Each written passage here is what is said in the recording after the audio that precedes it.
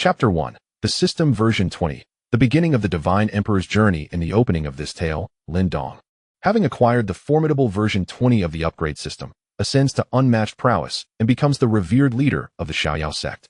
He takes on a disciple with the chaos sword body and summons 4 formidable guardians of the sect, each at the realm of the great emperor. The sect is equipped with comprehensive facilities and an inexhaustible supply of resources, allowing him to dominate the myriad realms of the Eastern Domain, Qingzhou, and the Huaxia sect.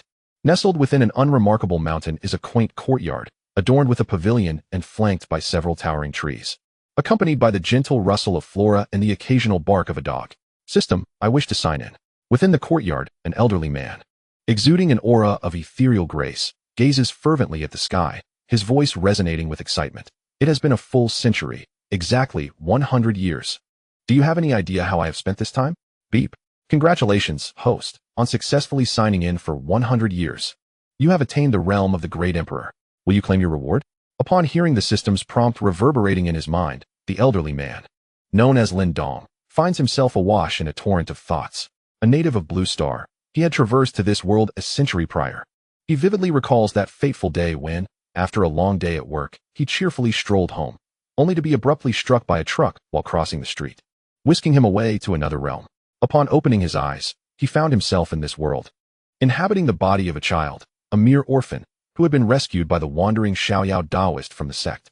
It was from this Taoist that Lin Dong learned the name of this vast land, the Tianwu continent, a realm teeming with myriad races, where the strong reign supreme, capable of traversing the heavens and earth, plucking the sun, moon, and stars from the sky, and shattering mountains and rivers with a mere gesture. The Tianwu continent is divided into 5 domains, and Lin Dong currently resides in the eastern domain of Qingzhou. Initially, he felt a surge of excitement, believing he had stumbled upon a prestigious sect, only to discover that the Xiaoyao sect was in decline, with the solitary Xiaoyao Taoist as its only member. His despair deepened upon testing his innate talent, revealing that he possessed none of the cultivation aptitude typically expected. While others who transmigrate into fantastical realms often find themselves accompanied by powerful systems, the scions of emperors, or favored disciples of sacred lineages, Lin Dong found himself bereft of any advantage, merely an orphan taken in by the wandering Taoist. Just as he despaired, however, the system emerged, albeit a lackluster one, requiring a century of signing in to attain the status of a great emperor. With no other recourse, he resigned himself to the process of signing in. Yet, a lingering concern gripped him. Despite being in a world of cultivation, ordinary mortals are still subject to the constraints of a 100-year lifespan. This thought brought to mind the Tai Chi and 8-section brocade techniques he had studied during his university years, practices steeped in the profound heritage of Chinese civilization. Their enduring legacy a testament to their inscrutable depth. Thus, alongside the Xiaoyao Taoist, he embarked on a journey of cultivation, mastering the 8-section brocade and Tai Chi in this foreign realm. Now, having reached the venerable age of 103, the day of his century mark arrives. In a fleeting moment of clarity, his scattered thoughts converge. I shall claim my reward, Lin Dong declares without hesitation. As the words fell, Lin Dong's aura surged forth like a rocket launch, continuously expanding, his cultivation breaking through at that very moment. Boom, boom, boom. The first level of Qi refinement, the first level of the King realm, the first level of the Sage realm, all ascended relentlessly until his cultivation finally reached the Emperor realm, at which point it gradually stabilized. Remarkably, Lin Dong's breakthrough did not attract anyone's attention, for the system had cloaked the phenomena and the emanating aura accompanying his ascension. At this moment, Lin Dong, standing still, transformed from an aged figure into a handsome middle-aged man, his attire flowing gracefully in the wind. In a fit of exhilaration, Lin Dong laughed heartily towards the heavens. Ha ha ha! 100 years. I have finally endured. Suddenly, in his excitement, he let out a fart. Within 3 seconds, another sound echoed forth, again emanating from Lin Dong, who, in a state of panic, realized that his cultivation seemed to be plummeting. It fell until it regressed to that of an ordinary person, his visage and hair reverting to their previous, aged state. Damn it! System, what is happening? What is this nonsense? Come out now. Beep. System anomaly. Beep. The system has collapsed and is detaching from the host. Detachment successful, Lin Dong. What the hell? Just from that little fart, my cultivation vanished. System, you deceitful contraption. You promised me the stature of an emperor in my youth. After waiting a century, only to be given hope, only to have it snatched away at the last moment. Yet, Lin Dong received no response from the system, as if it had never existed at all. As he spoke, Lin Dong's pupils dulled, and a wave of fatigue washed over him. He felt utterly drained. The exhilaration of moments ago was replaced by profound sorrow. Despite having practiced the 8 pieces of brocade and tai chi, both revered methods for cultivating the mind and body, he still could not withstand such a blow. Why treat me so cruelly? To give me hope, only to deliver a crushing blow of despair at the final hour. With his legs weakening, he sank to the ground. At that moment, an ethereal elder approached from the distance, appearing to be in his 50s or 60s, even younger than Lin Dong, with a gaze filled with compassion. This man was none other than Lin Dong's master, the Celestial Wanderer. In truth, the Celestial Wanderer had arrived moments earlier, observing from the shadows, witnessing the entire scene unfold. In his eyes, Lin Dong stood there with a face that shifted between joy and despair, laughing one moment and grimacing the next, mumbling incomprehensible words as though he were mad. Has this child perhaps succumbed to dementia? Indeed, his disciple had aged. Mortals could only live for a century. Yet Lin Dong had surpassed 100 years. The master stood in silence for a moment before realizing Lin Dong had collapsed to the ground. The carefree Taoist silently stepped forward, gently supporting Lin Dong to prevent him from collapsing. Observing his disciple, who appeared even older than himself, a sense of inexplicable sorrow welled up within him. Disciple, are you all right? He felt a profound ache for his student, deeply fearful of the prospect of outliving him. Lin Dong's current state left him feeling utterly powerless, intensifying his distress. Lin Dong lifted his head to glance at the carefree Taoist, shaking his head, and forcing a faint smile onto his face. Master, I am fine. All he desired was a quiet place to indulge in a little drink and bring an end to his dramatically tumultuous life. At that moment, a familiar system notification echoed in Lin Dong's mind, but this time the voice bore a more human touch. Ding. System version 20 successfully bound. Ding. Esteemed Huaxia citizen. Thank you for your patience. This system, now in version 20, is at your service. The sudden emergence of the system voice caught Lin Dong off guard. Huh? He tentatively inquired. Is that you, system? Ding. I am here. Ding. This is a brand new system. The previous one, due to its incompetence, has been recalled to headquarters and dismantled. Upon hearing the system's response, Lin Dong felt a surge of relief, nearly overwhelmed with joy. Well done. Once he regained his composure, he recalled the mention of version 20 and wondered about its differences from the previous one. He then asked, what features does this version 20 possess? It wouldn't require me to sign in for 100 years again, would it? By the way, how will you compensate me for the 100-year signing I previously endured? He had no desire to endure another century of signing. After all, how many centuries could one truly experience in life? Moreover, he was on the brink of death. Ding. As a distinguished Huaxia citizen, the previous system's errors have caused you displeasure. Hence, you will be compensated with rewards a billionfold. Ding. This system has upgraded to version 20, designed to help you establish the foremost power in the myriad realms. Each time you accept a disciple and expand your influence, you will receive substantial rewards. Lin Dong was filled with excitement. A billionfold compensation? What realm did that entail? The thought of not having to sign in was liberating. Accepting disciples was a straightforward endeavor.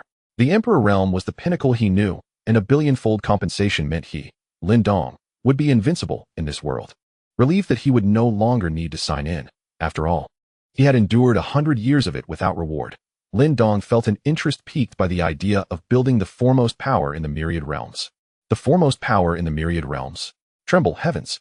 The carefree sect is here. However, he did not intend to establish a sect. He recalled his master's words, expressing a desire for the carefree sect to endure through their lineage. Though he felt powerless then, with newfound strength at his disposal, he would naturally accept the position of sect leader. He was determined to re-establish the carefree sect in the eyes of the world, guiding it to reach its zenith. Congratulations to the host for triggering a billionfold critical hit, thus receiving a corresponding reward of equal magnitude in compensation, elevating to the realm of the Divine Emperor. Would you like to claim it? Ding. Congratulations, host, you have received a novice gift package. Would you like to open it? Without hesitation, Lin Dong replied, claim it. Open it.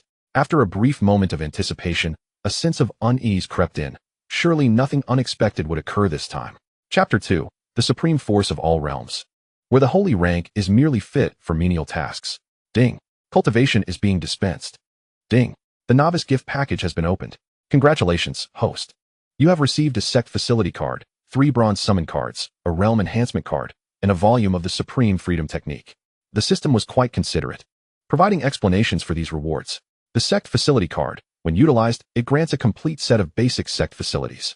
The bronze summon card, it allows for the random summoning of a formidable emperor-level expert. The Realm Enhancement card. The user can elevate their cultivation by one major realm, with the note that there are no issues of superficial cultivation. The Supreme Freedom Technique, an exclusive method of the Freedom Sect. It embodies the principle of transforming myriad paths into one, capable of reaching the pinnacle of the ultimate realm. Note, it is suitable for practitioners of any attribute, without rank, and is a growth-oriented technique. Before Lin Dong could examine the other rewards and their descriptions, a surge of breakthrough energy erupted from within him. Boom. Lin Dong, previously an ordinary mortal devoid of any cultivation, instantaneously ascended to the realm of a king. The aura that leaked from him sent the nearby Taoist of freedom flying 100 meters away, landing in a rather undignified manner. Witnessing this scene, the gloom in Lin Dong's heart dissipated, and he couldn't help but smile, enveloping his master in a gentle aura for protection. He then settled into a meditative position, and in the next moment, his aura surged once more, seemingly without any hindrance, propelling him from the king realm straight to the divine emperor realm. Remarkably, this time no trace of his energy escaped, as Lin Dong had instructed the system to prevent any inadvertent harm to the surrounding flora. Simultaneously, Lin Dong felt an immense torrent of information crashing into his mind like a tidal wave. This information was of paramount significance, encompassing knowledge of cultivation in these realms and combat techniques. The system infused this information into Lin Dong, enabling him to grasp it instantaneously, ensuring he would not be ignorant despite his newfound power. Moments later, Lin Dong slowly opened his eyes, instinctively clenched his fists, and murmured, "So, this is the divine emperor realm?" At that moment, Lin Dong had reverted to a youthful appearance. However, unlike before, his once black hair had transformed into flowing silver locks, dramatically altering his aura. He appeared even more strikingly handsome, his gaze profound as an abyss, clad in black attire that billowed elegantly. His silver hair cascading like a celestial being, devoid of any trace of energy, seemingly as mundane as an ordinary person. How handsome is he? One need only glance into a mirror to comprehend. Lin Dong gradually rose to his feet, his pupils reflecting countless stars. He released a subtle sense of awareness, and in an instant, he surveyed the entirety of Qingzhou. At this moment, in his eyes, all living beings were mere ants. He waved his hand towards the vastness of the cosmos, causing countless lifeless stars to shatter and be reborn. Is this the sensation of the powerful? He found himself somewhat entranced by this feeling, reflecting on his former self, weak and feeble, unable to even govern his own life. Lin Dong could not help but sigh. Truly, there is no road that heaven has closed off to man, the ups and downs of life. From this moment on, he vowed to seize control of his own destiny. No one could take his life from him, not even the heavens themselves. At that moment, a voice filled with trepidation and frailty reached Lin Dong's ears, interrupting his thoughts. "Disciple, is that you? Are you well?" The carefree Taoist stood not far away, leaning on his cane and supporting his frail back. He looked at Lin Dong with a hint of apprehension. Moments ago, Lin Dong had begun to laugh foolishly, and when he attempted to carry him back to the room, he was unexpectedly sent flying 100 meters away. The aura emanating from Lin Dong rendered him utterly unrecognizable, and he appeared rejuvenated. The Taoist felt a pang of worry, uncertain if Lin Dong was still his good disciple. Could he have been possessed by some ancient monster? Lin Dong found this scene amusing and replied with a light smile. "Of course, I am your good disciple, more genuine than gold itself." As he spoke, he paused momentarily before continuing. "In truth, your disciple is an unparalleled powerhouse." Hearing this, the carefree Taoist's heart trembled.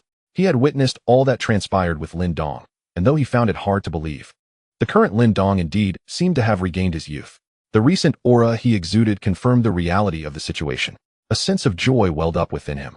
He was relieved that Lin Dong would not perish. Yet, an inexplicable discomfort surfaced in his heart. Tears streaming down his face, he exclaimed, "Good, good, good. Regardless of what kind of powerhouse you have become, as long as you are well, then I can rest easy." He had heard tales of strong beings who, in pursuit of higher realms, chose to immerse themselves in the mortal world. Perhaps his disciple was following a similar path. Just as Lin Dong was about to speak, the system's notification chimed in his mind once more. Ding.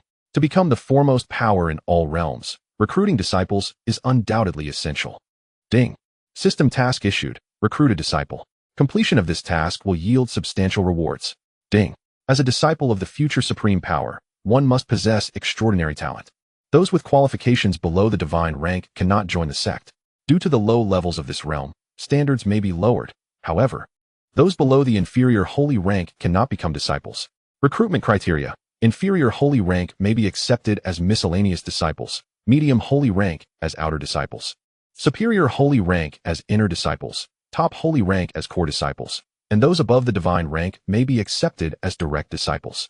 Lin Dong was momentarily taken aback. Were the requirements for recruiting disciples truly this stringent? With his current cultivation level, unifying the Tianmu continent was a trivial matter, let alone dominating the star realms. However, to ascend as the foremost power in the myriad worlds, it was imperative for the sect to have disciples. He was acutely aware of the circumstances of this world. The distinctions among the holy ranks, lower, middle, upper, and supreme qualities, corresponded to the realms of saint, great saint, holy king, and quasi-emperor. Those endowed with such qualities would, barring unforeseen circumstances, undoubtedly ascend to become formidable beings of those realms. It must be noted that the strength and spiritual energy of Qingzhou, where he resided, were among the lowest in the eastern domain, leaving one to ponder the number of prodigies it harbored. The most potent force in Qingzhou was the Qingxian sacred land, whose strongest member was merely a great saint. Holy rank qualifications were such that even the ancestors of the sacred lands would rise from their coffins to take in such prodigies as their disciples, with the potential to become the holy son of the sacred land. In contrast, within his own Xiaoyao sect, one could only aspire to be a mere errant disciple. In these times, finding a disciple was quite a challenge. As Lin Dong pondered this, the system notification chimed once more, ding. A prodigious disciple with divine rank qualifications is approaching. Please proceed promptly to accept him as your direct disciple. Lin Dong was momentarily taken aback. Pleasantly surprised by this stroke of fortune, an individual with divine rank qualifications had indeed appeared. It was as if he had just been granted a pillow to rest his head upon while dozing off, and now had the prospect of a direct disciple who could potentially develop into a being of emperor-level prowess. Although Lin Dong considered divine rank to be merely average, in this continent, such qualifications were indeed a rarity, akin to finding a gem among billions. He could not help but chuckle, suspecting that this individual might be a child of destiny. Following the usual narrative, this person should currently be on the run. Deciding to investigate, he realized that if he delayed, it might be too late, and the opportunity could vanish. As he turned to explain the situation to his master, he found himself alone, unable to locate his mentor's presence. What could my master be doing? He mused. No matter, I shall proceed to accept the disciple first. He resolved to inform his master of the situation post-acceptance and intended to share the extreme Dao Xiaoyao Sutra with him, fostering their mutual cultivation towards the pinnacle of martial arts. In an instant, he vanished from Xiaoyao sect. At the foot of the mountain, a striking young man clad in white, wielding a sword, was being relentlessly pursued by two spectral figures. One of the ghostly figures ominously stated, "Yi Changsheng, someone has placed a bounty on your life at my bloodslaughter pavilion. You might as well surrender. It will be futile to flee to the ends of the earth. My bloodslaughter pavilion will find you." The other spectral figure, growing impatient, interjected, "Old ghost Luo, why waste breath on a dead man?" Meanwhile, the young man in white was desperately shifting positions, evading the attacks from behind. His complexion was grim, blood trickling from the corner of his mouth as he murmured through gritted teeth, "How dare they? Who seeks to take my life? They must not allow me, Yi Changxing, to live. Otherwise, I shall ensure they find no place to rest in death." Moments later, his complexion grew increasingly pallid, blood continuously spilling from his mouth, saturating his white attire. The hand gripping the sword began to tremble, and his speed diminished noticeably. Yi Changxing felt a surge of despair. If this continued, he would soon be caught. The outcome of such an encounter was all too clear. Contemplating this grim reality, he frantically searched his mind for any means of survival. Chapter 3. The Disciple of the Chaotic Sword Body. The terrifying tower of time and space. As Yi Changxing pondered, he realized there were no viable options to save himself. The only hope lay in the miraculous appearance of an extraordinary powerhouse who might recognize his potential, take him as a disciple, and come to his rescue. Yet, such a scenario seemed utterly implausible. Even storytellers would hesitate to suggest it. Ultimately, he resolved to adopt the most desperate of measures. In the next moment, his expression transformed into one of fearless defiance as he mused, "Very well, if death is inevitable, I might as well take a gamble. Perhaps I can take someone with me." With this thought, he abruptly halted, turned, and addressed the two ghostly figures pursuing him. "Since I am on the brink of death, might I know who sent you to kill me?" One of the spectral figures responded impatiently, "A dead man needs not know so much." Just as he charged within 100 meters of Yi Changsheng, poised to strike him down, the figure known as Old Ghost Luo stepped forward to intercept him. Old Ghost Luo cautioned, "Li Old Ghost, do not rush. Be wary of this lad's cunning." Li Old Ghost, visibly annoyed, retorted, "What is there to fear, Luo? You truly value your life too much." Although he voiced his disdain, he refrained from rushing in alone, instead silently moving to block Yi Changsheng's escape route. Old Ghost Luo regarded Yi Changsheng and said, "You must be aware of the rules of our bloodslaughter pavilion. You should contemplate how to meet your demise." The bloodslaughter pavilion, the most enigmatic assassin organization of the Tianwu continent, had existed for countless ages, with branches in every region and state. As long as one had the wealth, they could have anyone killed. Failure to do so merely indicated insufficient funds, necessitating a higher payment. It was said that a certain quasi-emperor once scoffed at the pavilion's professionalism, boldly proclaiming that within 3 days, they would fail to eliminate him. The following day, however, his estate was left with nothing but a headless corpse, the head gruesomely displayed at the bloodslaughter pavilion's entrance. This incident sent shockwaves throughout the realm, instilling fear in countless factions, and no one dared to question the pavilion's prowess thereafter. Realizing he could glean nothing further, Yi Changsheng prepared to engage in a final struggle against the two assassins. At that moment, however, a man suddenly appeared beside him, strikingly handsome, with flowing silver hair. He seemed to descend like a celestial being. This was Lin Dong. Where did this fellow come from? Old Ghost Luo furrowed his brow, having noticed nothing of the man's arrival, nor any trace of aura emanating from him. The sudden appearance of this individual instilled a sense of unease within him, a feeling derived from years of experience as an assassin. The old ghost, Li, upon noticing this, bellowed, "In the bloodslaughter pavilion, those who wish to avoid death should step aside." Lin Dong stood with his hands clasped behind his back, never once deigning to regard the two men before him. His profound gaze fell upon Yi Changsheng, and he spoke in a calm tone, "Young man, I perceive remarkable potential in your bones and extraordinary talent. Your future is limitless. This place, being the foothold of my carefree sect, indicates a fateful connection between you and us. Would you be willing to join my carefree sect and become one of our disciples? Such a display of prowess. Could it be that you are indeed an unparalleled force?" Yi Changsheng was momentarily taken aback. Even the best actors would not dare to perform such a scene. Indeed, a formidable being had appeared, seeking to take him as a disciple. He then recalled Lin Dong's words. "Extraordinary talent? Is that truly the case? My ancestor has often remarked that I possess little in the way of innate gifts, and that in this lifetime, I might only attain the rank of a king. This person couldn't he possibly be a charlatan, could he? He didn't he quite seem like one." Suddenly, a spark ignited in Yi Changsheng's eyes, and he mused inwardly. Could it be that this person's arrival is the opportunity my mother spoke of? Realizing this, he understood he must seize the moment. With excitement, he exclaimed, "Senior, I wish to become your disciple." At that instant, the old ghost, Luo, glared menacingly at Lin Dong and warned, "Kid, I advise you to refrain from meddling. This is the bloodslaughter pavilion's affair." Lin Dong turned his gaze towards him, and with a mere glance, he effortlessly subdued both Luo and Li, rendering them immobile on the ground. Terror gripped the two as they lay there, exchanging shocked glances, both recognizing the gravity of their predicament. They had encountered a formidable adversary. In their hearts, they silently prayed that Lin Dong would show mercy, considering their affiliation with the bloodslaughter pavilion. Lin Dong coldly remarked, "When my sect speaks, do you think it is your place to interject?" He then redirected his attention to Yi Changsheng, smiling faintly as he said, "You shall deal with these two. Once you are finished, return to the sect with me." Lin Dong was quite pleased with the ease of accepting this young man as a disciple and held high hopes for him. Yi Changsheng, still in a state of shock, was roused by Lin Dong's voice. He nodded, aware that the two would not divulge anything of value and that keeping them alive served no purpose. He stepped forward, drawing his sword, and with a swift motion, he severed their heads. Turning, he respectfully bowed to Lin Dong, declaring, "I pay my respects to my master." "Very well. Let us depart for the sect," Lin Dong replied, beginning to walk ahead, while Yi Changsheng hurriedly followed in his wake. In Qingshan City, there stood an unremarkable tea house, which was, in fact, the renowned blood slaughter pavilion's branch. In a secret chamber, an elderly man sat in a chair, facing a middle-aged man. The elder gazed at the shattered soul tablets before him, his countenance dark and brooding, as if he were on the verge of erupting, while the middle-aged man remained silent, saying nothing. The elderly man was none other than the leader of the Qingshan branch, known as the Blood Shadow Old Ghost. After a brief moment, he suppressed the fury that surged within him. Had the mission failed? Not even able to eliminate a mere specter. The middle-aged man lowered his head, afraid to respond. The elder continued, his voice laced with anger. "What use are you to us? What remains of our blood-killing sect's dignity? How shall we explain this to the Yi family?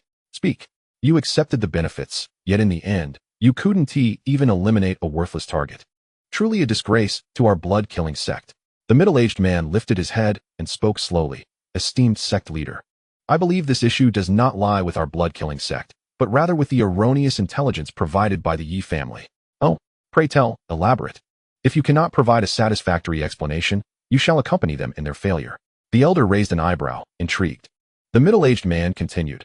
According to the intelligence from the Yi family, Yi Changsheng is at the 8th level of the Qi condensation realm, and he was alone when he ventured out. The two individuals I dispatched are elite assassins from our branch, both at the 9th level of the Qi condensation realm. Given their combined prowess in stealth and assassination, not to mention that Yi Changsheng is merely an 8th level practitioner, they could easily dispatch someone at the 9th level, let alone a mere Qi condensation 8th level individual. From this information, there are only two possibilities, the first being that the Yi family provided incorrect intelligence, and the second being that someone intervened along the way. I lean towards the first possibility, believing that Yi Changsheng concealed his true cultivation level, leading the Yi family to mistakenly assume he was merely at the Qi condensation level and thus relay false information. The error from the Yi family has resulted in significant losses for our blood-killing sect, and they need not offer any explanation. Rather, due to this erroneous intelligence, they must compensate our sect with substantial resources. Upon reflecting on this, he couldn't help but feel quite clever for arriving at such a conclusion. Hearing this, the elder's eyes sparkled with newfound interest, casting a look of approval toward the middle-aged man. Very well. The losses sustained by our blood-killing sect due to the Yi family's blunder must be compensated tenfold. You shall handle this matter. Yes, esteemed sect leader. Enough. You may withdraw. Notification, congratulations, host, on successfully taking on a disciple. Task rewards have been issued. Please check. Notification, congratulations, host, on acquiring a bronze-level summoning card. Notification, congratulations, host, on obtaining a sect facility, the Time-Space Tower. Time-Space Tower. Each level within the tower has a different flow of time. The first level has a flow rate 100 times that of the outside world, the second level 200 times, with endless time and abundant spiritual energy. One can comprehend the aura of heaven and earth, the laws, and the great principles, and be transported to different rooms for cultivation. Note, cultivating within this facility allows one to enjoy a multiplied flow rate. The aging of bones and lifespan will align with the outside world, without any exponential increase or decrease. The bronze-level summoning card is indeed a remarkable artifact, a true embodiment of power. As Lin Dong walked ahead, he reviewed the rewards for accepting disciples. Previously, he had been preoccupied with a breakthrough and had not had the opportunity to examine the details or earlier rewards, leaving him somewhat in the dark regarding the capabilities of this summoning card. Upon reading the description, he felt a surge of excitement. A bronze-level summoning card could summon beings of the Emperor Realm? Such prestige is truly impressive. Moreover, these Emperor Realm beings are merely guardians of the sect. It seems that future summons are likely to exceed even that caliber. With such formidable allies at his disposal, traversing the Tianwu continent would become a breeze, alleviating the necessity for him to intervene in every situation. He could simply enjoy tea in the courtyard, bask in the sun, and embrace the life of a grand figure. Before long, Lin Dong and his companion arrived at the courtyard of the Xianyao sect. Yi Changsheng surveyed the seemingly unremarkable courtyard, which bore little resemblance to that of a sect and was devoid of life, save for a solitary dog. He found it hard to believe that this was the sect he had joined, the Xianyao sect. Suddenly, a black dog resembling a Siberian husky emerged from the courtyard, barking at Yi Changsheng. This little black dog had been discovered by Lin Dong at the entrance of the courtyard, which he had adopted for companionship. It provided him with a reason to take leisurely walks. Lin Dong addressed the dog, approaching it to stroke its head. Hey there, this is not a stranger, so stop barking. The dog, obediently allowing Lin Dong to pet it, affectionately nudged against his leg. All right, go play for now. We'll take you out another time. With that, the dog happily scampered off to play. Suddenly, Yi Changsheng pondered a possibility. Could it be that the Xianyao sect was a hidden sect? Intrigued by this thought, he quietly inquired, Master, are we the only two in the sect? What about the elders? Our sect has yet to emerge into the world, and thus the others have not awakened. In the days to come, they will gradually return, Lin Dong replied with an air of nonchalance. This statement was the result of careful consideration. He anticipated that the system would reward him with numerous summoning cards, allowing him to summon countless powerful beings, thus avoiding unnecessary complications. Yi Changsheng nodded inwardly, recognizing the signature approach of a hidden power. Observing the young man, Lin Dong couldn't help but smile. Perhaps he was relieved to avoid being misled, finding solace in his own thoughts. Lin Dong continued, Since our sect has accepted you as a disciple, it can be said that the Xianyao sect has already begun its emergence into the world. Thus, it is time for an upgrade. With a thought, he communicated with the system, requesting a sect construction card. ensuring that the quaint courtyard would remain intact. Chapter 4. Rebuilding the Xianyao Sect, Summoning 4 Emperor Guardians. Ding.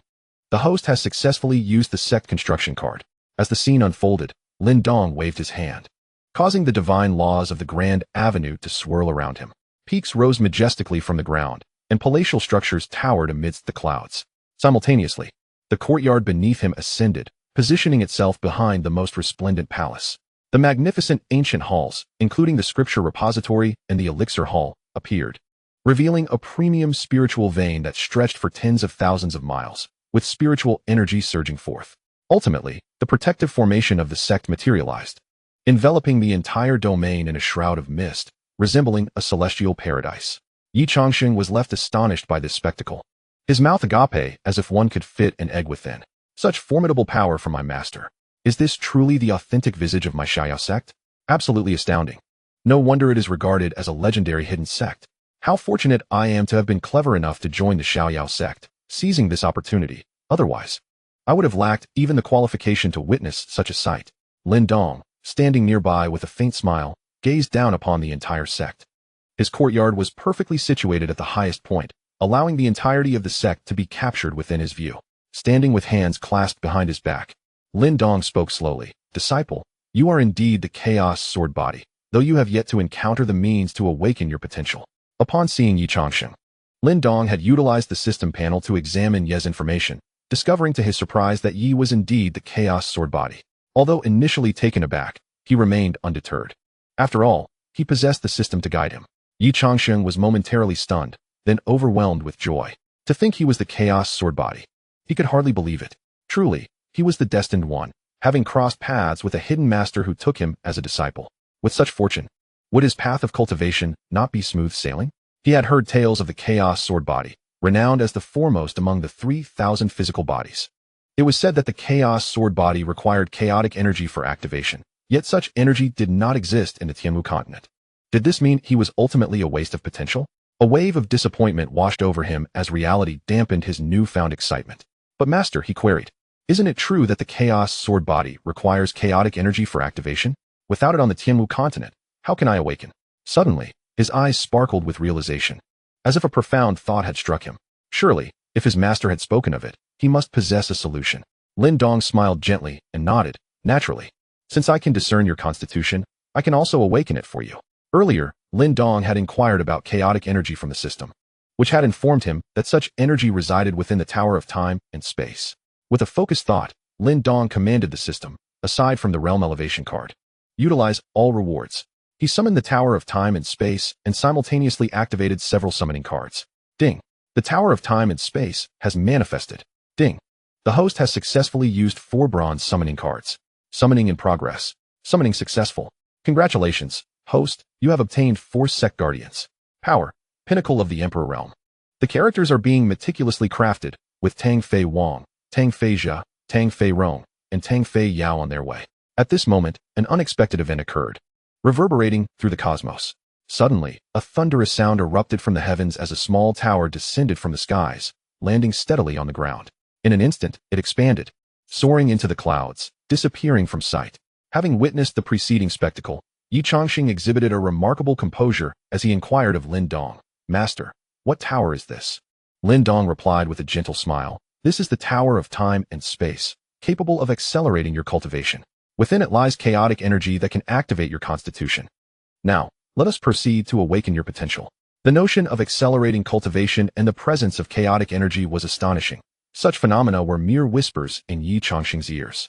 The privilege of accelerated cultivation was typically reserved for hidden sects and supreme forces, accessible only to select formidable individuals and prodigies. As for the chaotic energy, a substance of such transcendence had long been thought to be lost, yet here it was preserved within the realms of the Xianyao sect. Could it be that the legacy of the Xianyao sect was indeed of immeasurable antiquity? How formidable! Perhaps only a hidden sect like the Xianyao could possess such profound heritage. With these thoughts, an overwhelming sense of pride surged within him. Before Yi Changxing could fully absorb this revelation, a new disturbance arose. At that moment, for terrifying auras emanated from the void. The instant these presences appeared, Lin Dong immediately shielded the entire sect. In a fleeting moment, Yi Changxing was so startled that he felt a chill run down his spine. Muttering in fear, What kind of powerful beings are these? Their aura is utterly terrifying. Lin Dong stood at the forefront, hands clasped behind his back, gazing slowly at the four figures approaching. Fear not, they are our own, he reassured Yi Changsheng. Our own? Have the powerful of our Xianyao sect returned? Yi Changsheng pondered, overwhelmed by the formidable presence, uncertain of the cultivation levels of these esteemed elders. Simultaneously, countless sects and powers were stirred, drawing the attention of formidable beings from various regions. Numerous strong individuals emerged from their secluded meditations, drawn towards Qingzhou. Could these four auras belong to emperors? How could four supreme presences manifest simultaneously? Was there a confrontation among emperors in the Eastern Domain? Or had four emperors simultaneously emerged in our Eastern Domain? This seemed implausible. Suddenly, in an instant, the auras dissipated, replaced by unfamiliar energies. Could it be that an ancient emperor from our Eastern Domain had awakened? Speculations arose regarding the impending Great Era. Was our Eastern Domain on the brink of reclaiming the glories of ancient times? In an instant, various sects were in turmoil, dispatching scouts towards Qingzhou to ascertain the situation. They hoped to avoid any unwitting provocations by their own imprudent disciples, for the consequences could be dire. From the void emerged four figures, all male. Three of the men were clad in identical attire, their appearances bearing a striking resemblance, suggesting they were brothers. A man clad in a white robe, possessing an unremarkable appearance, yet with beady eyes darting around, scrutinizing his surroundings, exuded a somewhat lewd aura. At that moment, four figures in the void halted simultaneously, kneeling on one knee in the direction of Lin Dong, and in unison proclaimed, I, the guardian of the Xiaoyao sect, Tang Fei Wang. Pay my respects to the sect master. Tang Fei, pay my respects to the sect master. Tang Fei Rong, pay my respects to the sect master. Outer sect elder. Duan Luda, pay my respects to the sect master. Is that the third young master of the Tang family? Lin Dong was momentarily taken aback upon hearing the names of three among them. Nevertheless, he maintained a composed expression and nodded slowly, though an unsettling feeling lingered. Very well. From now on, the sect shall be entrusted to your guardianship. Meanwhile, Yi Changsheng was struck with astonishment. This presence is 100-fold more terrifying than that of my family's ancestor. How can he merely be a guardian of the sect? What has become of this world? The events of the day left him utterly flabbergasted. The terror he experienced today surpassed all he had encountered in his lifetime combined. At that moment, the four figures exchanged glances, acknowledging one another. Suddenly, one of them pointed at Duan Luda and exclaimed, Who are you? Where has my fourth brother gone? Indeed, the four were brothers from the same sect, summoned together, yet upon arrival, they found their fourth brother missing. The man in the white robe gestured toward himself. Me? I am Duan Luda, outer sect elder. What is the matter? I too felt the call to return to the sect. He warned, You guardians better not act recklessly. Lin Dong was taken aback. It made sense now why things felt amiss. An unexpected sixth brother had infiltrated their ranks. System, is there a malfunction again? What is happening? Chapter 5. It turns out even dogs can be afraid of heights. Beep. System summon error. Tang Fei Yao is on the way. This Duan Luda is a supreme power, serving as compensation for the host. Supreme power refers to those who have previously entered the Emperor realm, but have inexplicably fallen to the semi-Emperor realm. Their strength, having once reached the Emperor level, is fearsome. Though not on par with an Emperor, they are unrivaled beneath one, hence the title of Supreme. Beep. System summon of Tang Fei Yao successful. He has manifested. Goodness, the system has erred again, but it seems to possess a certain sense of propriety. Lin Dong found the system amusing, far more entertaining than the previous one he had encountered. Observing the impending skirmish among the four, Lin Dong calmly interjected, Enough. Cease your quarrel. Tang Fei Yao shall arrive shortly. Upon hearing this, the individuals immediately halted, bowing respectfully to Lin Dong. Yes, sect master. As they prepared to depart, a towering figure emerged from the void, exuding no discernible aura. This individual stood approximately 2.5 meters tall, with a robust and amiable appearance, his muscular physique imposing. This was none other than the tardy Tang Fei Yao. He turned to Lin Dong and proclaimed loudly, Tang Fei Yao. Pay my respects to the sect master. Lin Dong cast a glance at Tang Fei Yao, giving a slight nod. All right, you may go. This young man demonstrated a commendable sense of propriety, arriving with such understated demeanor, in stark contrast to the others who were brazenly ostentatious, eager for the world to recognize their presence. Yes, sect master. Tang Fei Yao turned to his three brothers, embracing one of them heartily. Fourth brother, why did you arrive so late? Eldest brother, second brother, third brother, I encountered some delays on the way. The four brothers engaged in jovial conversation as they descended together. Meanwhile, the elusive Lu De was stealthily glancing around before heading eastward. Lin Dong then turned to Yi Changsheng, speaking with a sense of gravity. Now, I can activate your physique. Are you prepared? With palpable excitement, Yi Changxing replied, Master, I'm ready. Let us begin.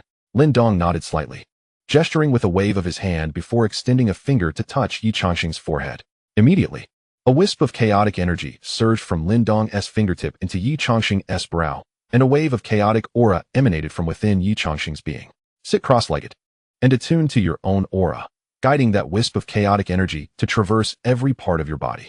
Your physique will be fully activated. He added, by the way, this is the exclusive technique of my Xiaoyao sect.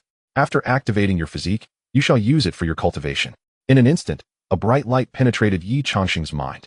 Yi Changxing nodded and promptly assumed a meditative posture, focusing intently as he gradually directed the wisp of chaotic energy.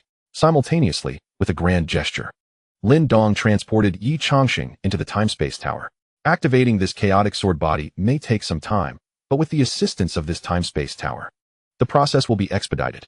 Henceforth, future disciples will cultivate with the vigor of a tiger, requiring less time, which should facilitate swifter development. As Lin Dong pondered, the system's notification echoed once more in his mind. Ding.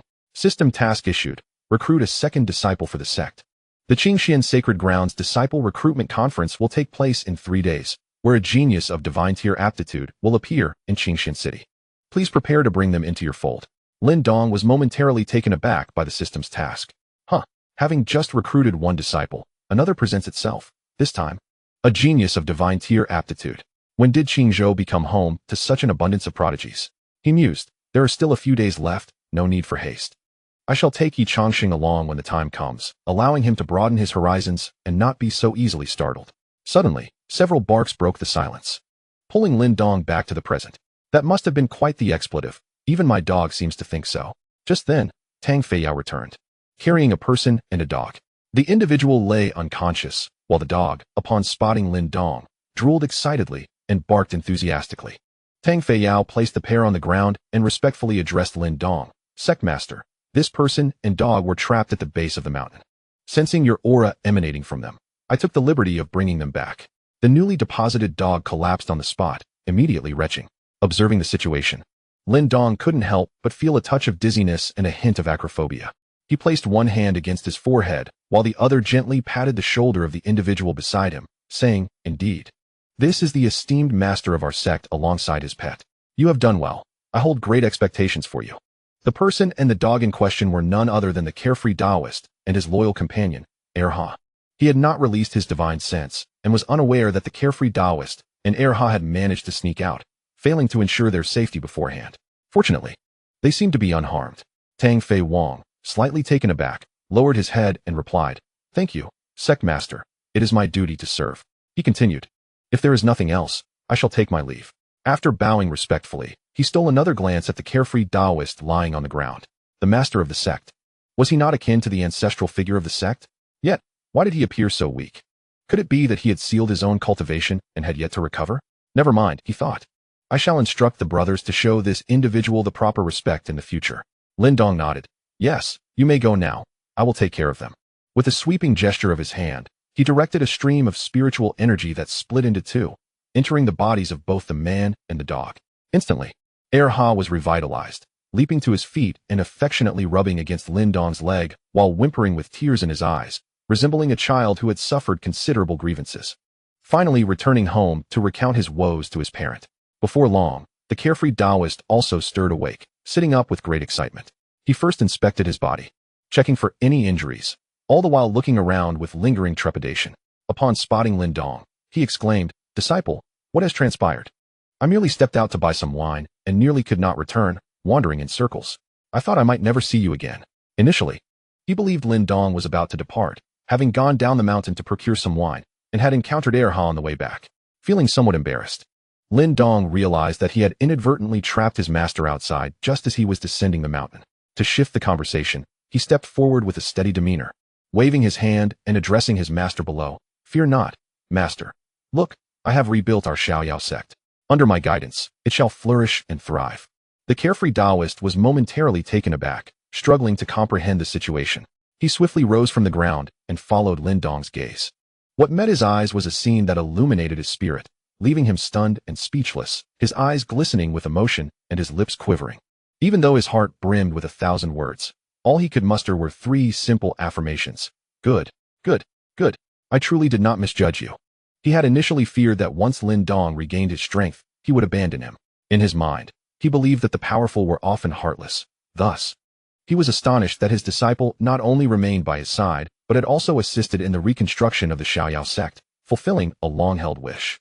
Beloved disciple, truly filial, you have exceeded all expectations as your master. Chapter 6. The Sacred Land welcomes new disciples. As Lin Dong observed his master in such a state, his heart stirred with emotion. Yet, being a man of stature, he found himself at a loss for how to comfort another man. In this unfamiliar realm, he had no kin, save for his master, the carefree Taoist, with whom he shared no blood ties. However, as the adage goes, once a teacher, forever a father. From childhood to adulthood, it was the carefree Taoist who nurtured him, treating him as his own child, occupying the place of a true father in Lin Dong's heart.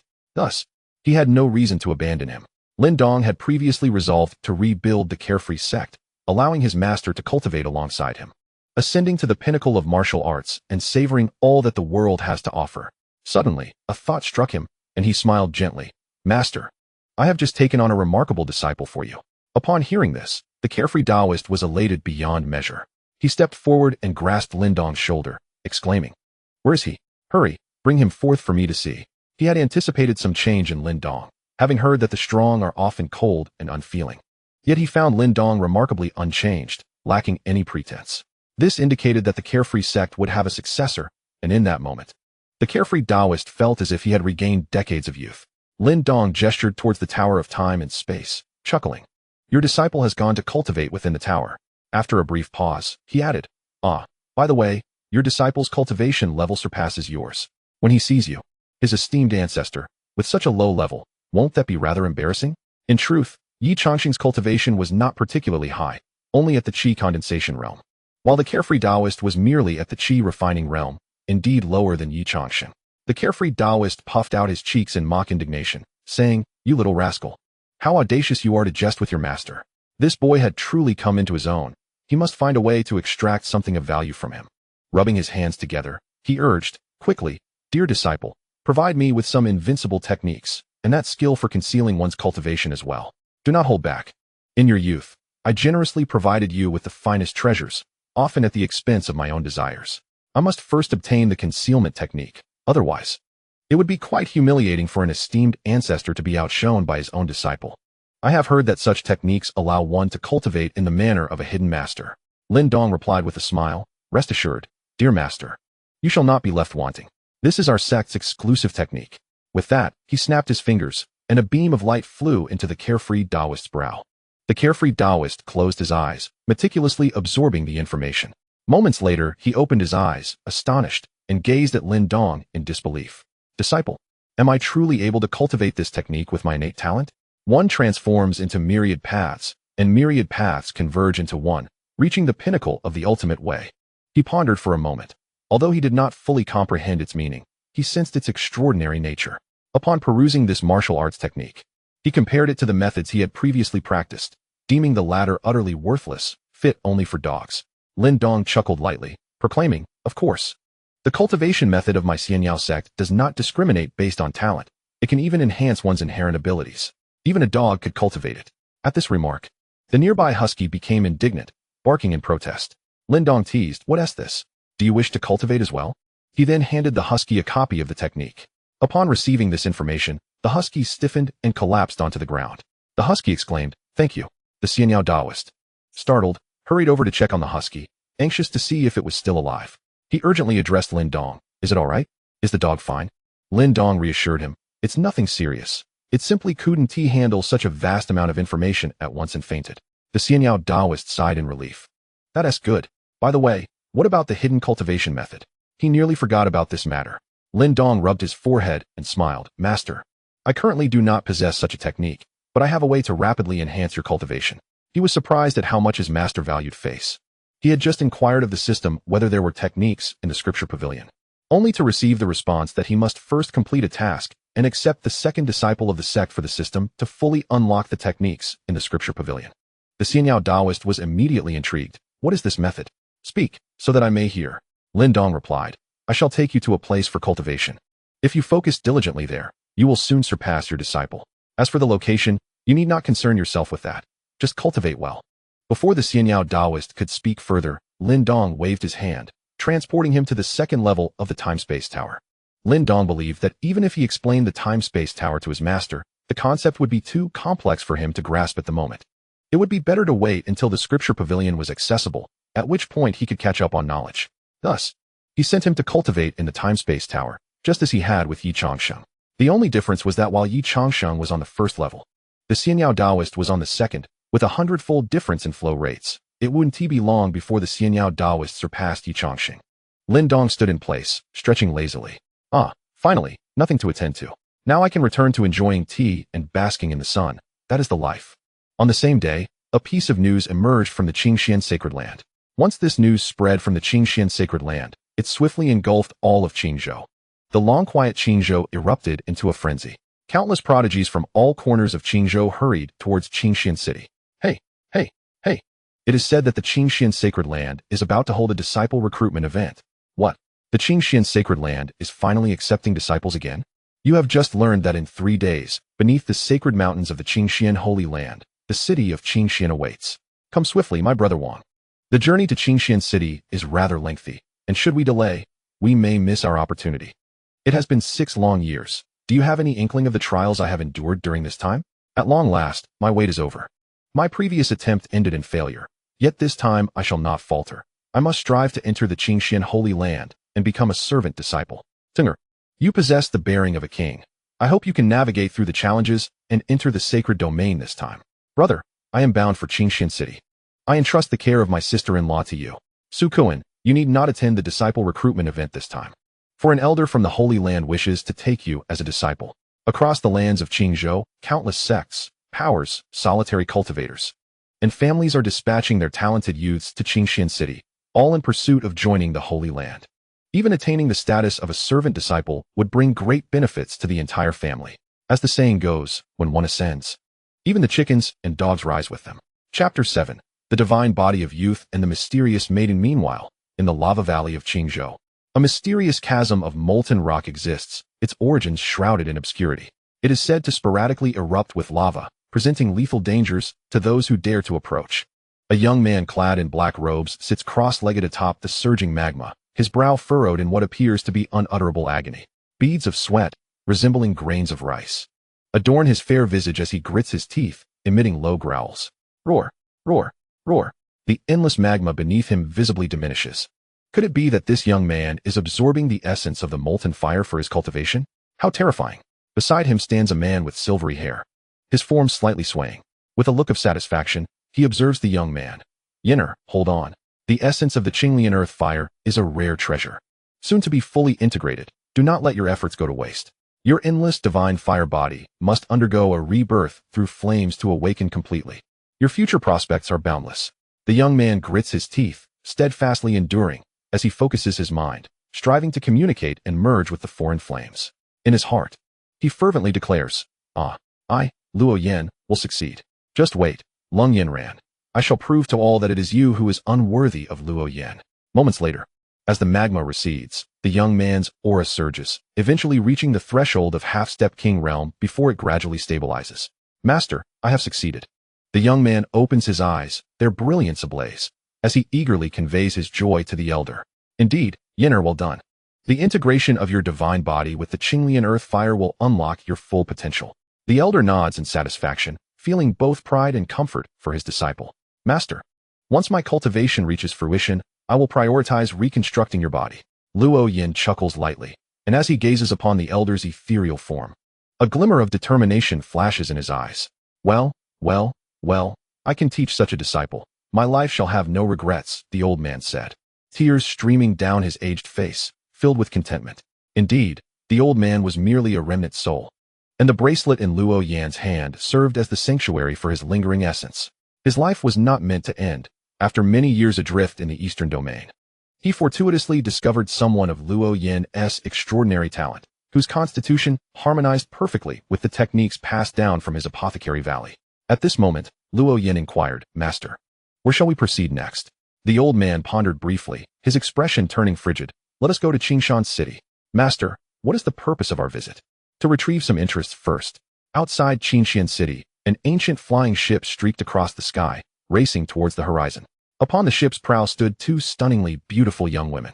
The girl in green, with lively and inquisitive autumn-like eyes, gazed curiously about. The other, with her long flowing hair cascading gracefully to her waist and adorned in a short white skirt that accentuated her exquisite figure, wore a serene and elegant smile that could rival the beauty of nature. Sister, may I ask why we have come to the eastern domains, Qingshan? The girl in green began, only to be interrupted by the girl in white. With a delicate gesture, the white-clad girl replied, Little Lien, how many times must I remind you? When we are outside, call me sister or miss, but not saintess. Oh, miss, why are we here in Qingshan? Shouldn't we head directly to the divine realm, as we are meant to broaden our horizons? The girl in white contemplated for a moment before responding.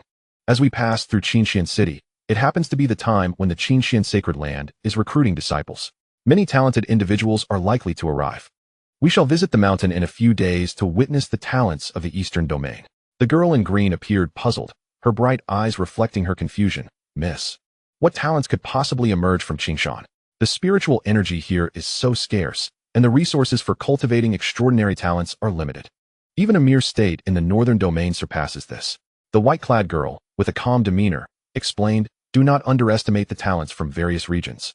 The continent is never short of exceptional individuals. Countless powerful beings have risen from humble beginnings to ascend to the pinnacle of the continent, gazing down upon the multitude. She paused for a moment before continuing. Take, for instance, the Empress of fragrant essence from the eastern domain. If we are fortunate enough to witness her unparalleled grace during our time here, it will not be in vain. Very well then, since you say so. I shall heed your instructions. Mississippi, all right. Let us first find a place to settle down. At the backyard of the Xianyao sect, Lin Dong stood with his hands clasped behind his back, surveying the desolate sect. The vast grounds lacked any signs of life. It was time to recruit some disciples. Lin Dong murmured softly. Two strands of divine consciousness emanated from him as he resolved to send out 2 guards to recruit disciples, targeting those with saintly qualifications, great determination, and excellent character. Master, a voice broke through Lin Dong's reverie. Lin Dong turned to see Yi Changsheng approaching from outside the courtyard.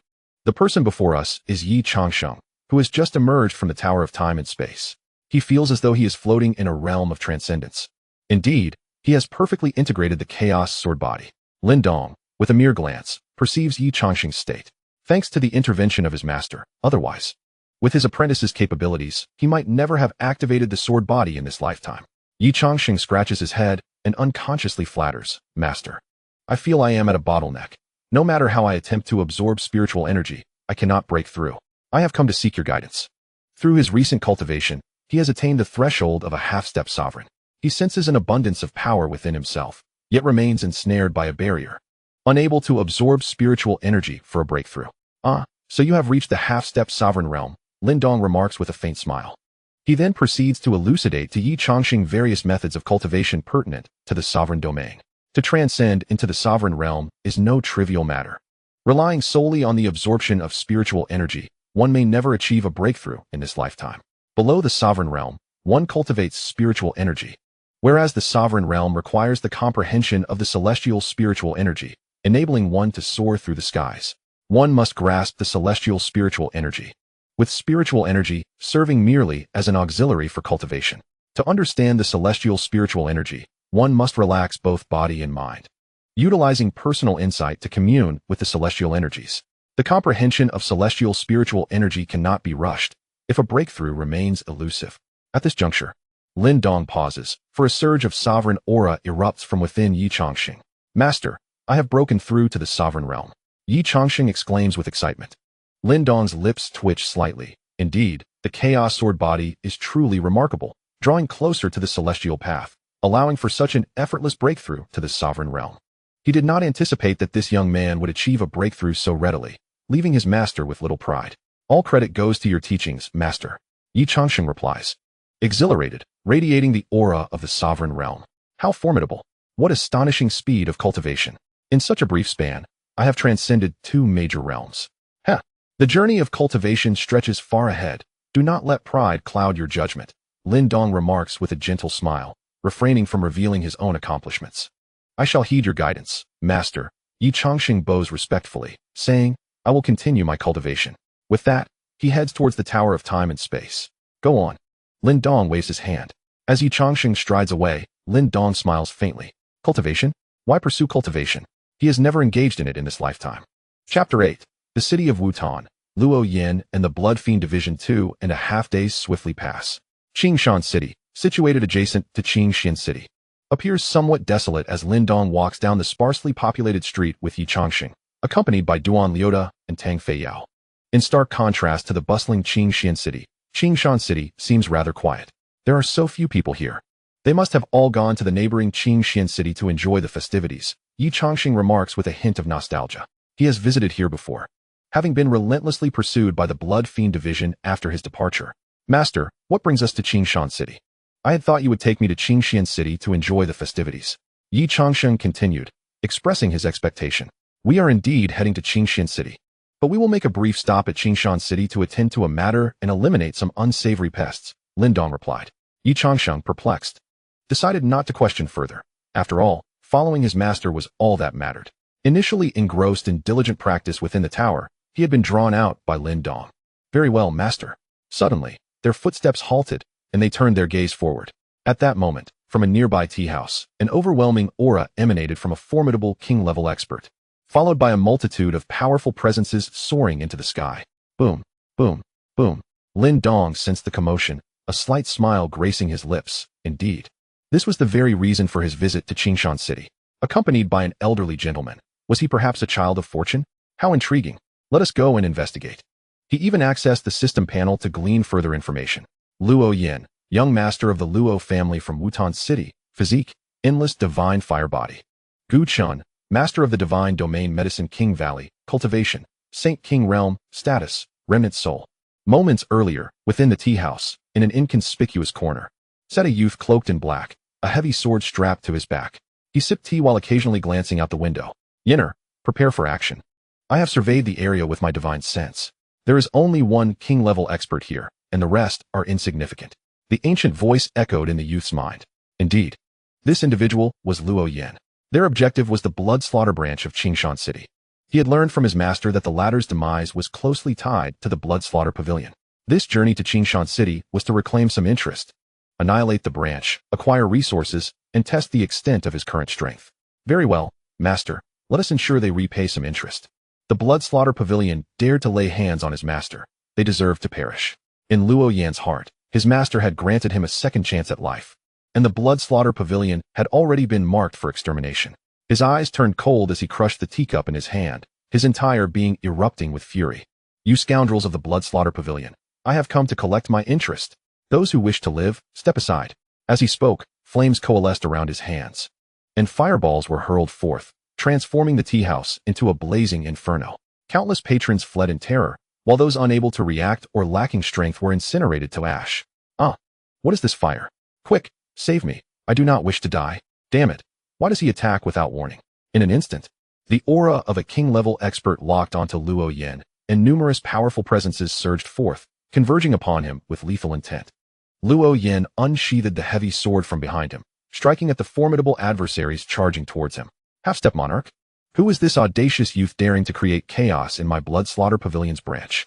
An exceedingly emaciated elder surged forth from below, positioning himself before Luo Yin. His gaze fixated on him as if he were a lifeless corpse. This elder was none other than the blood shadow old ghost. Yet, in the next instant, his pupils constricted sharply. Before him, Luo Yin resembled an invincible god of slaughter, drenched in blood. Each swing of his sword claiming the lives of several assassins from the blood slaughter pavilion. Even half-step monarchs could not withstand a single stroke from him.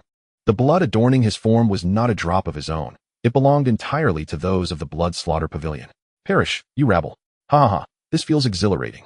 Luo Yin continued to wield his sword, exuberantly shouting. This cannot continue. If he keeps this up, my branch will be annihilated. Blood Shadow Old Ghost observed as his subordinates fell one by one, unable to contain his fury any longer. If blame were to be directed from above, he surmised that he would not escape unscathed. He was merely a figure who had ascended here through connections, and in the face of such calamity, it was unlikely anyone would come to his aid.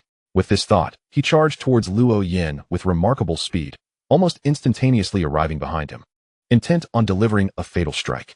Luo Yin raised his heavy sword and turned to defend. What is this? The old ghost can no longer hold back. Blood Shadow Old Ghost attacked fiercely, each move aimed at vital points. Boy, you are playing with fire. Have you considered the consequences of provoking my Bloodslaughter Pavilion? Luo Yan's spirit remained unyielding as he engaged in a fierce exchange with Blood Shadow Old Ghost. Ha ha. I am here to eradicate the scum of your Blood Slaughter Pavilion. Spare me the chatter. Today, either you perish or I do. Their confrontation reached a stalemate, yet unbeknownst to them, several figures had silently materialized in the surrounding void. Moments later, the elder began to falter, and Luo Yan severed his right hand. How can this youth be so powerful? Blood Shadow Old Ghost thought in dismay. Although he had ascended to the monarch level through sheer resourcefulness, he should not have been incapable of defeating even a half-step monarch. This was utterly absurd. In desperation, Blood Shadow Old Ghost activated his blood escape technique, shattering a jade pendant in his grasp, transforming himself into a cloud of blood mist, vanishing into the distance. Where he had shattered the pendant, a swirling mass of blood mist appeared in the sky. Not good. Yenner, flee quickly. This is a distress signal from the Blood Slaughter Pavilion. Powerful beings will arrive shortly. At that moment, Luo Yan heard the anxious voice of Gu Chen echoing in his mind. Master, are we just leaving? Luo Yan hesitated, a hint of reluctance in his voice. Depart now, or it will be too late. With that, Luo Yan ceased his hesitation and turned to flee.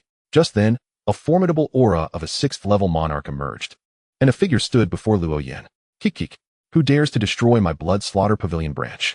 A young man approached, his pallid visage clad in a blood-red robe, his emaciated form resembling that of one drained of life's very essence. What should we do, master? A formidable warrior at the 6th tier of the sovereign realm. Luo Yan surveyed the stranger before him, sensing the predicament they found themselves in. Alas, it appears I have underestimated the situation. I did not foresee the presence of other formidable members of the Blood Slaughter Pavilion nearby. Disciple, relax your body. Allow me to pave our way to safety. Master, you mustn't. My decision is resolute. At that moment, the young man stirred, advancing menacingly towards Luo Yan.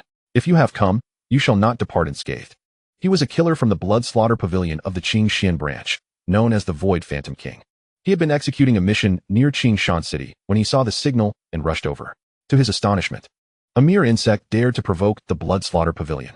Suddenly, a flash of sword light erupted from the void, striking towards the Void Phantom King. Chapter 9. The Intervention. The 6th emerges with a sickening thud. The unprepared Void Phantom King felt a blade slice across his chest, blood gushing forth, revealing the faint outline of bone beneath. A holy sword? Who dares to ambush me? The others were momentarily taken aback. How could there be other powerful figures concealed within the void? When did they arrive? Managing to elude their divine sense detection and remain hidden? Master. Luo Yan stood frozen, hesitant to act, repeatedly calling out to his master in his mind, yet receiving no reply. Who are they, and why do they come to my aid when even my master refrains from responding? The Void Phantom King hovered in the air, clutching his chest, the previous strike having been so swift that he narrowly avoided a fatal injury thanks to his assassin's reflexes. He felt a terrifying force within him, relentlessly assailing his wound, preventing it from healing and worsening his condition. Gathering his energy, he conjured a gigantic palm of spiritual force to strike. Cursed be it! Who dares to show themselves before me? 3 figures emerged, seemingly stepping forth from the river of time itself. With each step, the void trembled under their imposing presence. At the forefront stood a striking silver-haired youth, his eyes as profound as the abyss, exuding an aura of both otherworldly grace and malevolence.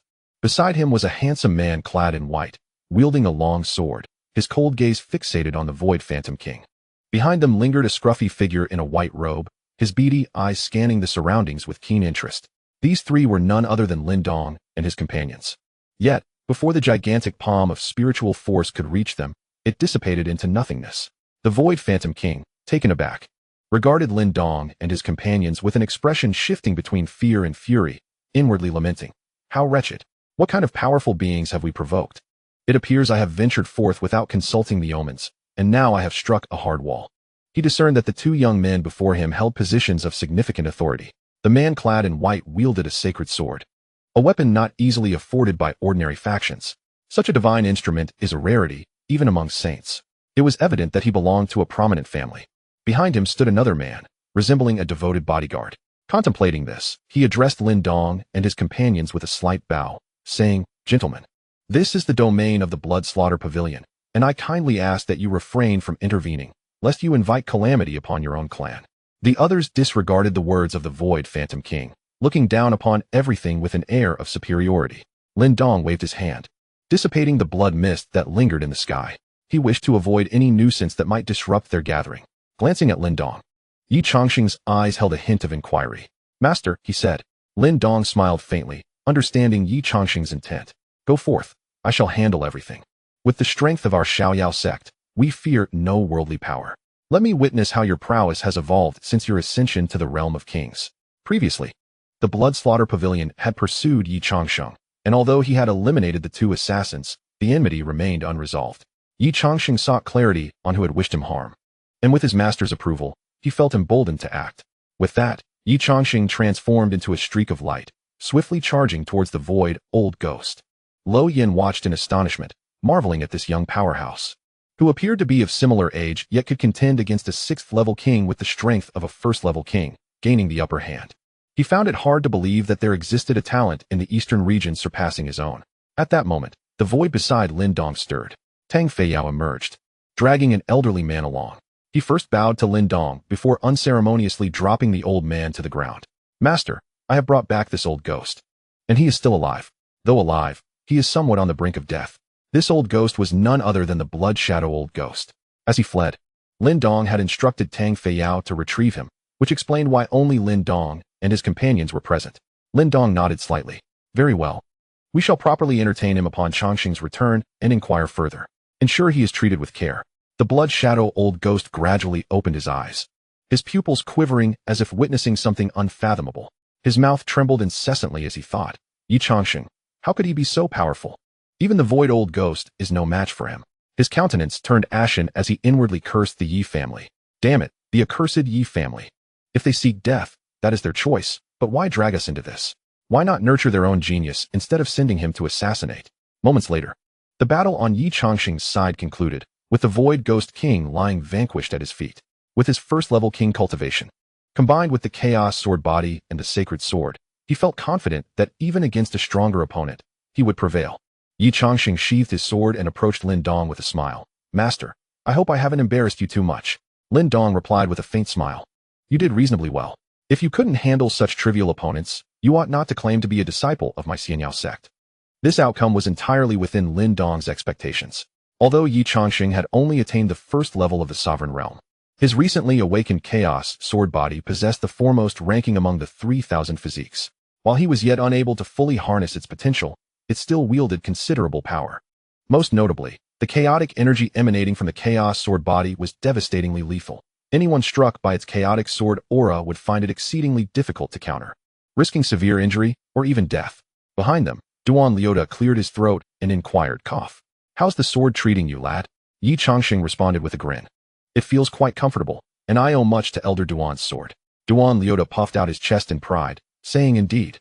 I often toss such holy weapons aside, as if they were mere refuse in my storage ring. I shall procure a few imperial weapons for you to use instead. This holy weapon is quite beneath me." Yi Chongqing asked, "Procure what?" Duan Liota replied, "Cough, nothing. You must have misheard." Was Duan Liota truly the sort to engage in petty thievery? He merely wished for those treasures to see the light of day once more. Lin Dong, amused by Duan Liota's antics, observed that he was hardly a serious man. He then interjected, "All right, let's return to the matter at hand." Duan Liota stepped forward and kicked the blood shadow old ghost, who lay feigning death on the ground, eliciting a yelp as the latter rolled several times in place. "Enough with the charade, old ghost. Speak. Who ordered you to assassinate Yi Chongqing?" A chilling aura suddenly radiated from Yi Chongqing, his gaze icy as he fixed it upon the fallen blood shadow old ghost. The blood shadow old ghost, sprawled on the ground with an expression of indifference, retorted, "In our bloodfiend pavilion, we have rules against divulging any employer's information." Lin Dong smiled slightly, gesturing for Duan Liota to showcase his skills. "Old Six, these two old ghosts are in your capable hands. Use whatever means necessary to extract the truth from him. As for why they wouldn't resort to soul searching, for formidable beings like them, that was indeed the simplest method. Yet, in the interest of adding some amusement to their lives, Lin Dong wanted them to experience something different. Wasn't the enjoyment of the process equally, if not more, important than the outcome? Duan Liota grinned slyly, instantly comprehending Lin Dong's intentions. "Hee. Rest assured, Sect Master, this is right up my alley. I guarantee a satisfactory resolution." He proceeded to drag the two away, for what was about to unfold might taint the Sect Master's vision. The Void Ghost King, bewildered, shouted, "I truly know nothing. I was merely passing through." Meanwhile, The blood shadow old ghost wore a scornful expression, as they had undergone professional training. Now that this matter is resolved, let us turn our attention to another issue. Lin Dong continued, his gaze gradually shifting to Luo Yin, who still stood nearby. Chapter 10. Core disciple Luo Yin receives abundant rewards. Yi Changsheng gazed at the scene before him, a sense of perplexity washing over him as he pondered Lin Dong's intentions. In truth, they had been present all along, yet Lin Dong had instructed them to remain concealed, thus they refrained from revealing themselves. Upon realizing this, Luo Yin was startled. Could it finally be his turn? He promptly bowed respectfully to the few individuals before him, expressing his gratitude with a hint of reverence. I am deeply thankful for your timely intervention, esteemed seniors. I am at a loss for how to repay you. May I inquire to which sect you belong? I shall certainly pay a visit in the future. Having heard the mention of the Xianying sect, he wondered if they were indeed its formidable members. Yet, what kind of power was the Xianying sect? Where was it situated? He had never encountered any mention of it before. Could it be a hidden sect? Lin Dong chuckled lightly and continued, there is no need for a visit. If you wish to express your gratitude, now is the time. Please, esteemed senior, be candid. Given the circumstances, I shall be forthright. My sect has descended from the mountain with the express purpose of inviting you to join us. Would you consider becoming a disciple of the Xianying sect? Upon hearing this, Yi Changxing finally grasped Lin Dong's intentions. Was he really seeking to add another junior disciple? He could only hope that this young man would not be foolish enough to decline his master's invitation. Should he refuse, Lin Dong would not hesitate to take action. From Lin Dong's words, he learned that he was currently the first disciple of the Xianying sect, as well as its elder brother. Luo Yin stood in stunned silence. You've come for me? Esteemed senior, surely you jest. Of course not. Luo Yin appeared somewhat troubled, remaining silent for an extended period.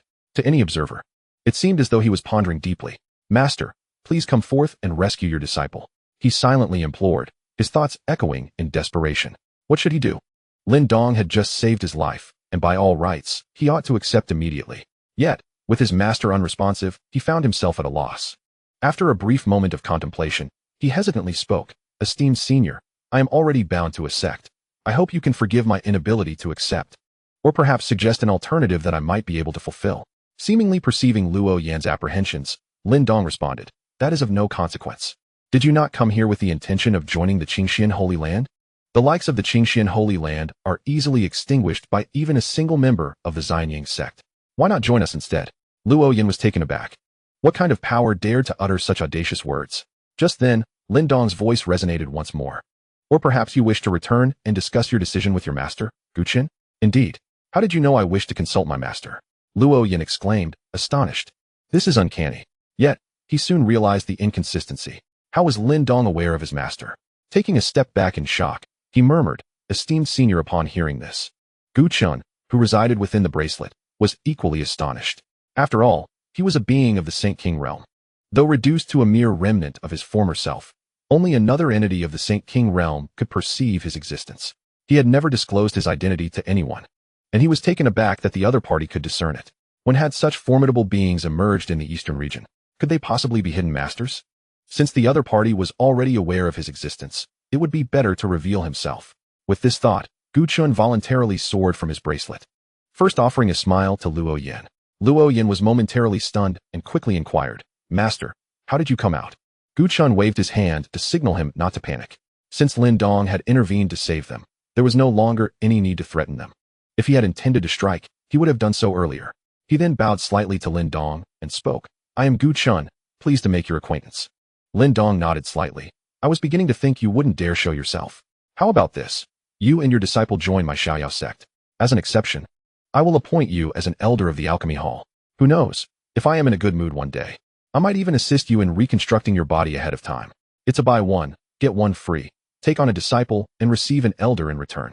As the Lord of the Medicine King Valley, your alchemical skills should be quite commendable. When you have more disciples, countless elixirs will be required. It's prudent to have an alchemist on hand to ensure a steady supply of potions. We aim to grant the disciples of the Xiaoyao sect the freedom of elixirs soon.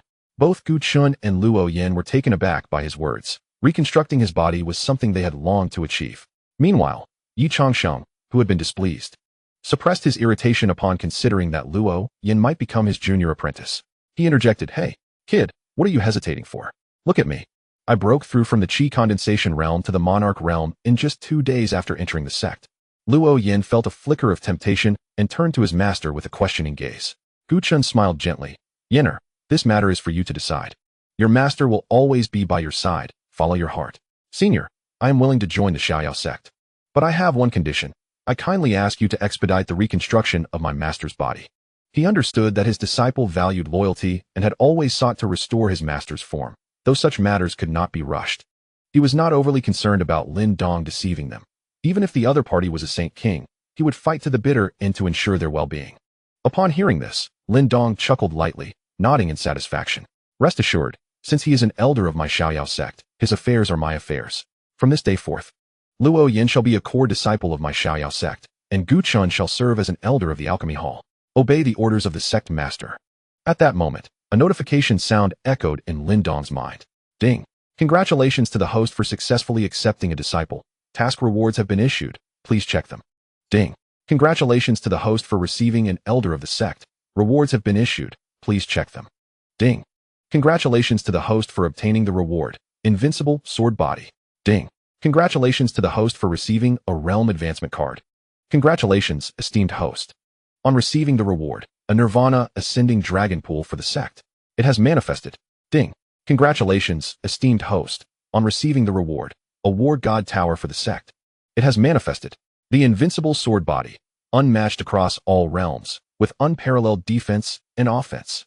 The War God Tower, within it lies a universe, filled with projections of countless invincible prodigies. Upon entry, one will encounter formidable opponents of comparable strength. Defeating them yields rewards. And one may also challenge those beyond their current level to enhance the disciple's combat prowess. The Nirvana Ascending Dragon Pool, a pool of water forged from countless heavenly treasures. Infused with the essence of true dragon blood, phoenix blood, and divine creation water, capable of refining the bodies of disciples, enhancing their constitution, and facilitating rebirth through nirvana. Note, suitable for anyone, regardless of their realm, adapting to the physical condition of the user. It is inexhaustible and will replenish itself automatically after use. Ding! Congratulations, esteemed host. On receiving the reward, a sect identity token.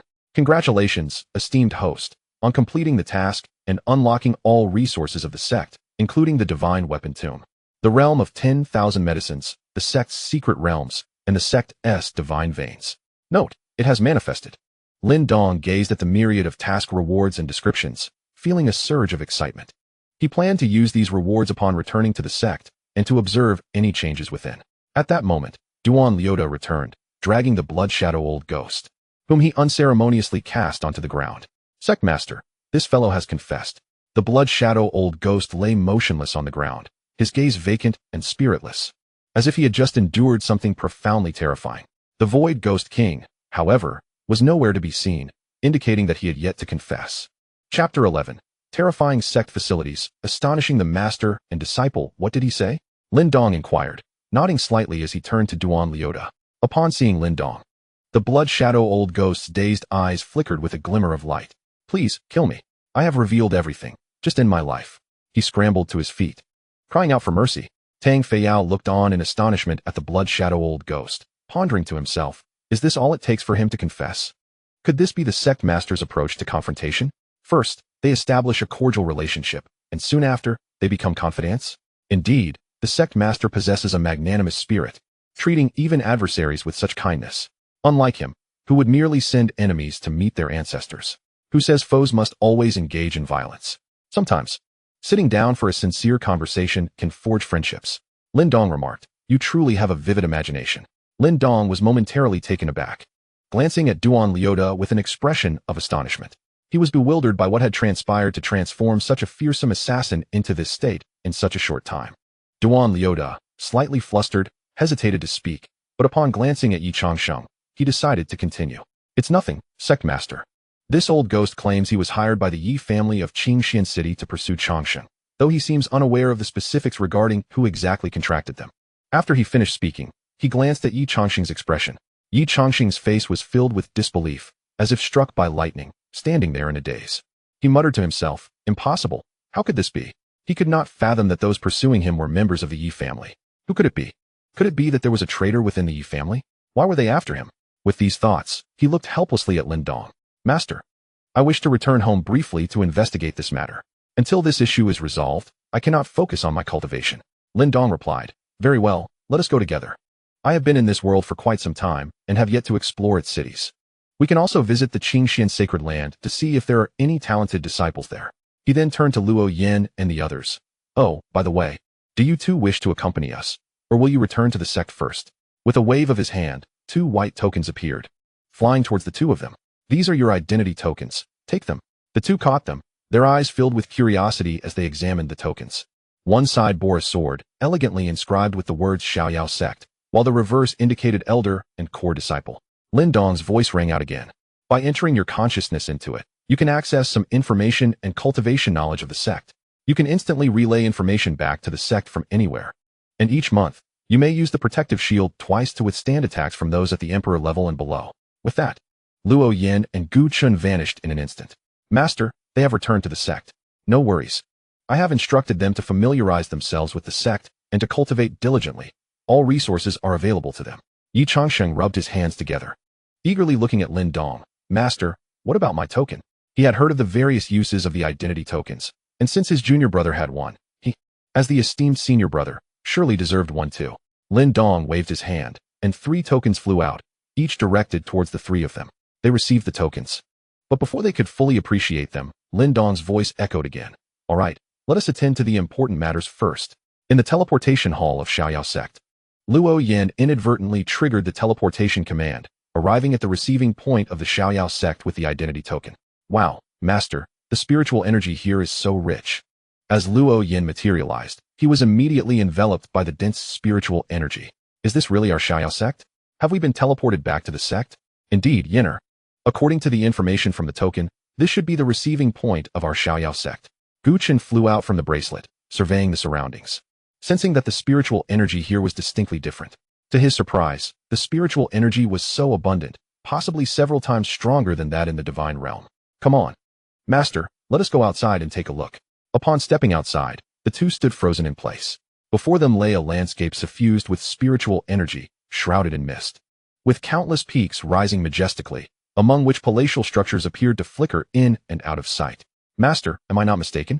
Luo Yin turned in confusion, seeing that Gu Chen did not respond. Master?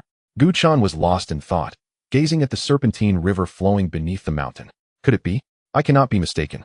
This is the aura of divinity. This river is a divine vein? My heavens.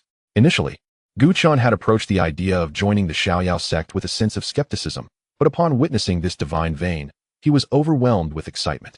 With this divine vein, not only is it possible to restore to one's peak, but reaching that legendary realm may also be within reach.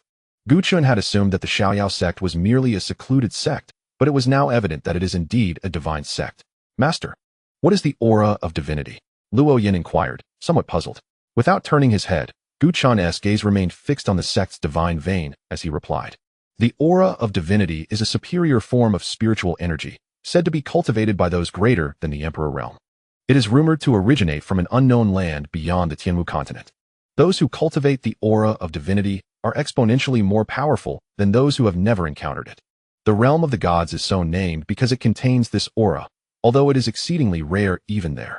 And the other 4 regions possess it in even more scant supply. Once, the aura of divinity was abundant in our Tianwu continent, but alas, it suffered greatly during the great cataclysm of antiquity. At this point, a complex look crossed Gu Chen's face. Master, what transpired during that great cataclysm? Luo Yin asked, bewildered. The invasion of the celestial demons. However, this knowledge comes solely from ancient texts. The deeper secrets remain unclear to me. Gu Chun continued, in the Tianwu continent, only those above the quasi-emperor level have the right to vie for the scarce aura of divinity in the realm of the gods. Even I have only heard of it in tales, never having possessed it myself. To break through to the realm above the emperor requires a substantial amount of divine aura. Unfortunately, the divine aura in the Tianwu continent is insufficient for such a breakthrough, which has led to the strongest being in Tianwu remaining at the emperor level. Yenner, I believe that with your talents, cultivating in such a sect will surely lead you to surpass the emperor realm in the future. Ah, surpassing the emperor. How terrifying. Master, could it be that we are exceptionally fortunate this time? Luo Yin exclaimed, his jaw dropping in astonishment. More than fortunate. Yenner, we have struck pure luck. To join such a divine sect, where the aura of divinity flows like a river, such resources could even allow a dog to reach the emperor level. We must hold tightly to this opportunity and remember to strive diligently. Do not bring shame to your master. Yes, master. Wait, could this tower be a divine artifact? And this, oh my heavens. Disciple, come quickly and support me. My legs are weak. Master, but aren't you merely a soul? How can your legs be weak? The two were utterly astonished, as if country bumpkins entering the city, overwhelmed by the various wonders of the Xiaoyao sect. Chapter 12. The Turmoil of the Yi Family.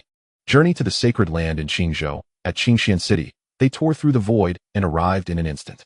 The city was now teeming with people. Lin Dong, Yi Changsheng, and Tang Feiyao strolled down the bustling streets. As for Duan Liuda, he had returned to deal with the remnants of the blood slaughter pavilion. Lin Dong retracted his consciousness, feeling a surge of satisfaction within. He had witnessed everything that transpired between Luo Yin and his companions at the sect. To his surprise, the rewards for accepting disciples were so bountiful this time. The sect's facilities were nearing completion, and even he, at his current divine emperor level, could cultivate within the sect, albeit with minimal effectiveness. The only thing lacking in the sect now was disciples.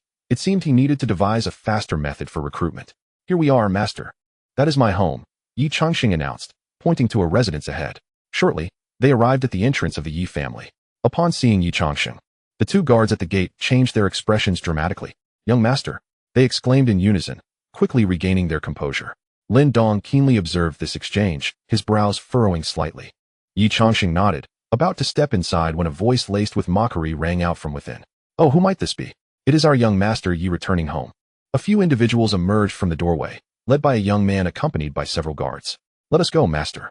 No need to pay them any heed. Yi Changxing suppressed his displeasure and intended to lead Lin Dong and the others through the entrance. Halt. Do you truly believe you are still the young master of the Yi family? The young man's voice echoed again, tinged with a hint of malice. Yi Changxing froze momentarily. Seize him. Without allowing him a moment to react, the young man continued.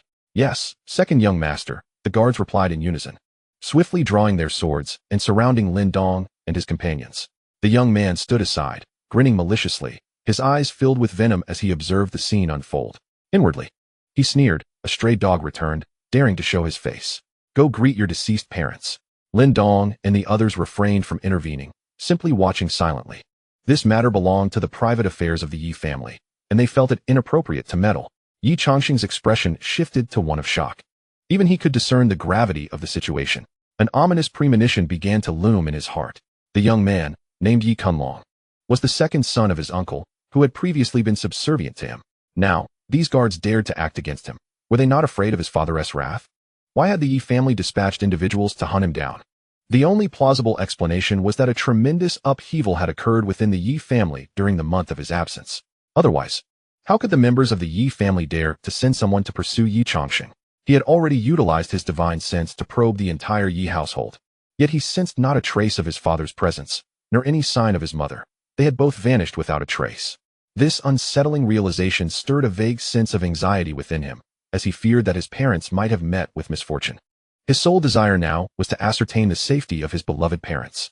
To uncover the truth, he could only extract answers from Yi Kunlong. With this thought, his gaze turned icy. With a swift motion, he drew his sword and struck. These two actions transpired in the blink of an eye, resulting in the immediate decimation of several guards. Yi Kunlong's smile froze in place. How could this be possible? To slay multiple Spirit Sea Realm guards with a single stroke? Unthinkable. Now it's your turn. Tell me, what transpired within the Yi family during this time?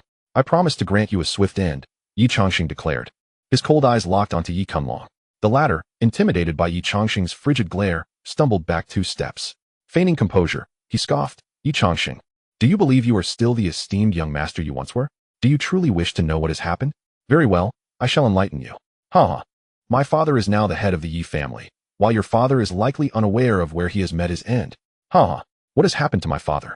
Yi Changxing's gaze turned frigid, laced with a hint of murderous intent. Yi Kunlong, sensing the urgency of the situation, felt a pang of panic. He had intended to further provoke Yi Changxing, but upon witnessing the lethal glint in his cousin's eyes, he felt an icy chill envelop him and retreated involuntarily. Your father, please. Don't act rashly. My brother is now a disciple of the Sacred Land's elder. If my father learns that you dared to harm me, he will undoubtedly seek retribution.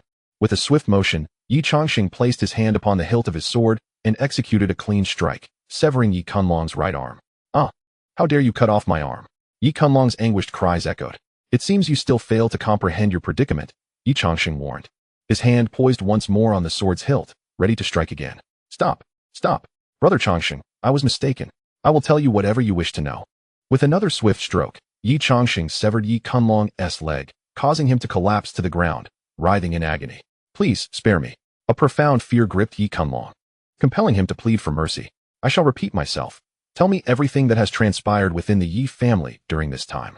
Brother Changxing, I am your cousin. Please, do not kill me. I will tell you everything. It turned out that during Yi Changxing's absence from home, the family had undergone numerous significant events. First, there is Yi Qinglong, who, due to his royal physique, caught the attention of the elders from the sacred land and was taken as a disciple, leading to a future filled with limitless potential. However, his second uncle, Yi Kunlong's father, rebelled and engaged in a fierce battle with his father, usurping the position of family head. Currently, his parents are missing and are likely in grave danger. Reflecting on this, a chill surged within Yi Changxing, and in a fit of anger, he eliminated Yi Kunlong with a single stroke of his sword. In his final moments, Yi Kunlong's eyes were filled with disbelief, unable to fathom that Yi Changxing truly dared to kill him. Meanwhile, the ancestral figure of their family silently observed this scene without intervening. Yi Changxing felt a pang of disappointment as he directed his gaze deeper into the estate, knowing that the ancestor of their family was watching everything unfold, yet remained inactive. With a heavy heart, Yi Changxing stood frozen in place. Why are you still dawdling? Lin Dong's voice rang out, breaking Yi Changxing's reverie. Suddenly, a spark of realization illuminated his eyes. Indeed, there was still the sect to consider. Previously, he might have hesitated due to the sacred land. But now he had joined the Xiaoyao sect. Master, did you truly mean that the Qingxian sacred land could be effortlessly annihilated? Yi Changxing scratched his head and inquired of Lin Dong, recalling his master's previous assertion. Of course, such beings can be extinguished with a mere gesture. Lin Dong chuckled in response. Master, I wish to pay a visit to the Qingxian sacred land. Yi Changxing scratched his head, confident in his ability to protect himself, and felt compelled to inquire about the whereabouts of his uncle and parents. At this moment, his second uncle and cousin Yi Qinglong were within the sacred land, enjoying its protection. In the days leading up to the discipleship conference, the sacred land hosted an exchange event for the forces of Qingzhou, and as a second-rate family, the Yi family naturally qualified to participate. Seeing Yi Changxing's demeanor, Lin Dong was well aware of his thoughts. I too must visit the Qingxian sacred land. I shall take you along.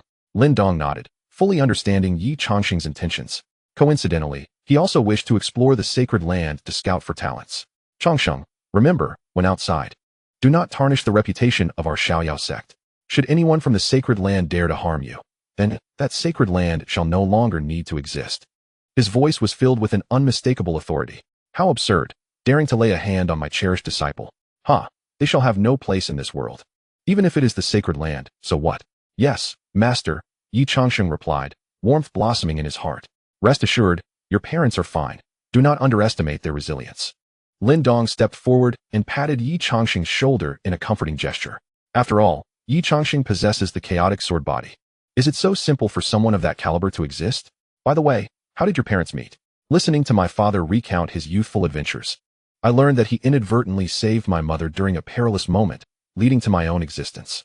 Indeed, this tale mirrors the classic narrative of a powerful figure or the daughter of a prominent family being pursued, only to be unexpectedly rescued, fostering an unforeseen bond, culminating in joy, and ultimately opting for a secluded life, yet being driven to desperation by unscrupulous individuals. Yi Changxing is indeed the chosen one of destiny. Come, I shall guide you forth. Very well, master. Chapter 13. The Saintess of the Lu family. I, Yi Changxing, challenged Yi Qinglong at that moment. Deep within the Yi family estate, an elder lifted his gaze, observing the unfolding events without intervening. Have I truly erred? Alas, age has caught up with me. He shook his head, closed his eyes, and murmured to himself. With Yi Changxing's father's fate uncertain, he refrained from action. Now that Yi Changxing has returned, whether he chooses to intervene or not tacitly acknowledges the situation, he did indeed show some favoritism towards the lineage of Yi Qinglong, for the latter possessed remarkable talent, having been accepted as a disciple by the elders of the sacred ground at such a tender age. In the future, he might very well lead the Yi family to greater heights, elevating them to a first-rate family in Qingxian City. At the foot of the Qingxian Sacred Mountain, the venue for the disciple recruitment event was bustling with a throng of eager individuals. Young men and women, brimming with anticipation, awaited the opportunity to ascend the heavenly ladder on the morrow, hoping to shine brilliantly and make their mark on the Qingxian heavenly ladder. Lin Dong, accompanied by two others, arrived at the base of the mountain, their figures ethereal as if they transcended the earthly realm. With such a multitude present, Is there not a single individual with saint-level aptitude? Lin Dong scanned the crowd with disappointment, shaking his head. Taking a step forward, he intended to ascend the sacred ground. But several young disciples from the holy site halted their progress. The leading male disciple spoke. Halt. Which sect do you represent? And do you possess an invitation from our sacred ground? Yi Changsheng, perplexed, responded, an invitation? We are from the Xiaoyao sect, here to seek someone. The young man waved his hand dismissively. Xiaoyao sect? What a minor force. I've never heard of it. If you wish to visit our sacred ground, you must present an invitation. Again, they encountered disdain from these uninformed disciples of a lesser sect, oblivious to the need for an invitation, daring to approach our holy mountain without the requisite qualifications. The young man continued, if you are here to participate, before he could finish, a force akin to a towering mountain descended upon him, leaving him breathless. Yi Changsheng, feeling vexed and eager to demonstrate his prowess, was preempted by the imposing figure of Tang Feiyao, who acted first. Lin Dong's calm voice resonated. Enough, Changsheng, Yao, they are merely ignorant disciples. There is no need to trouble them. A gentle force emerged, enveloping Lin Dong and the two others, their figures seemingly vanishing in an instant, as though they had never existed. The young disciples, filled with terror, gasped for breath, icy dread coursing through them. The aura of that elder was utterly terrifying. Their transcendent demeanor could only belong to a hidden powerhouse. Senior brother, should we report this to the sect? Such a formidable presence. What are we doing? The young disciples attempted to voice their thoughts, but nothing came to mind, as if the events had never transpired. Lin Dong and his companions had never been there. It was Lin Dong's casual act, erasing their memories of the three from their minds. Observing this scene, Yi Changsheng contemplated deeply. Changsheng, only by demonstrating sufficient strength can one earn their respect. The powerful can establish the so-called rules. If you possess overwhelming strength, you can disregard them altogether. Lin Dong's voice resonated as he patiently explained, such is the law of this world. Only those with formidable power can command respect. Indeed, master, Yi Changsheng nodded, pondering the implications of his words. Truly, his master was insightful. He suddenly realized that the so-called invitation to the Holy Land was merely the regulations of these forces. Possessing strength that transcends theirs naturally allows one to ignore such rules. Not only would others refrain from offending you, but they would also bestow ample respect. At the Qingxian Holy Land, atop the Qingxian ladder, there lay a vast plaza. At that moment, numerous individuals stood within the square, elderly men and middle-aged figures, accompanied by several young ones. Within the plaza were various arenas, where onlookers were riveted, watching the duels unfold. In one corner of the square, two striking young women stood gracefully, their beautiful eyes scanning the surroundings, igniting a fervor among countless men, as if they had been invigorated. At that moment, the woman in green remarked, Miss, we've been watching for so long and haven't seen a single worthy genius. I doubt even Xiaolian could compete. How about we leave? It's a rare outing, and who knows when the next opportunity will arise. The woman in white slowly shook her head, replying, let us not rush. Let's wait a few days. A few days for what, miss? Xiaolian turned to look at Lu Shuer, somewhat puzzled, only to find Lu Shuer gazing blankly in a certain direction. Following her gaze, Xiaolian saw the newcomer, so striking that her legs felt weak. Wow, he is so handsome. Three figures emerged from the ladder.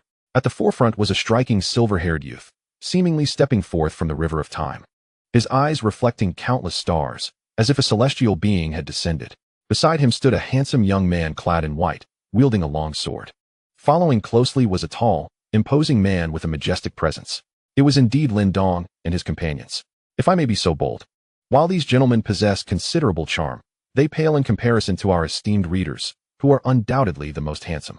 Lin Dong was momentarily taken aback. Turning his gaze towards the source of the voice, there stood two young ladies, one of whom was Lu Shuer, her eyes darting as she quickly averted her gaze, feigning nonchalance. Ah, miss, it seems you were admiring handsome gentlemen without inviting Xiaolian to join you. Xiaolian teased, her tone laced with playful reproach.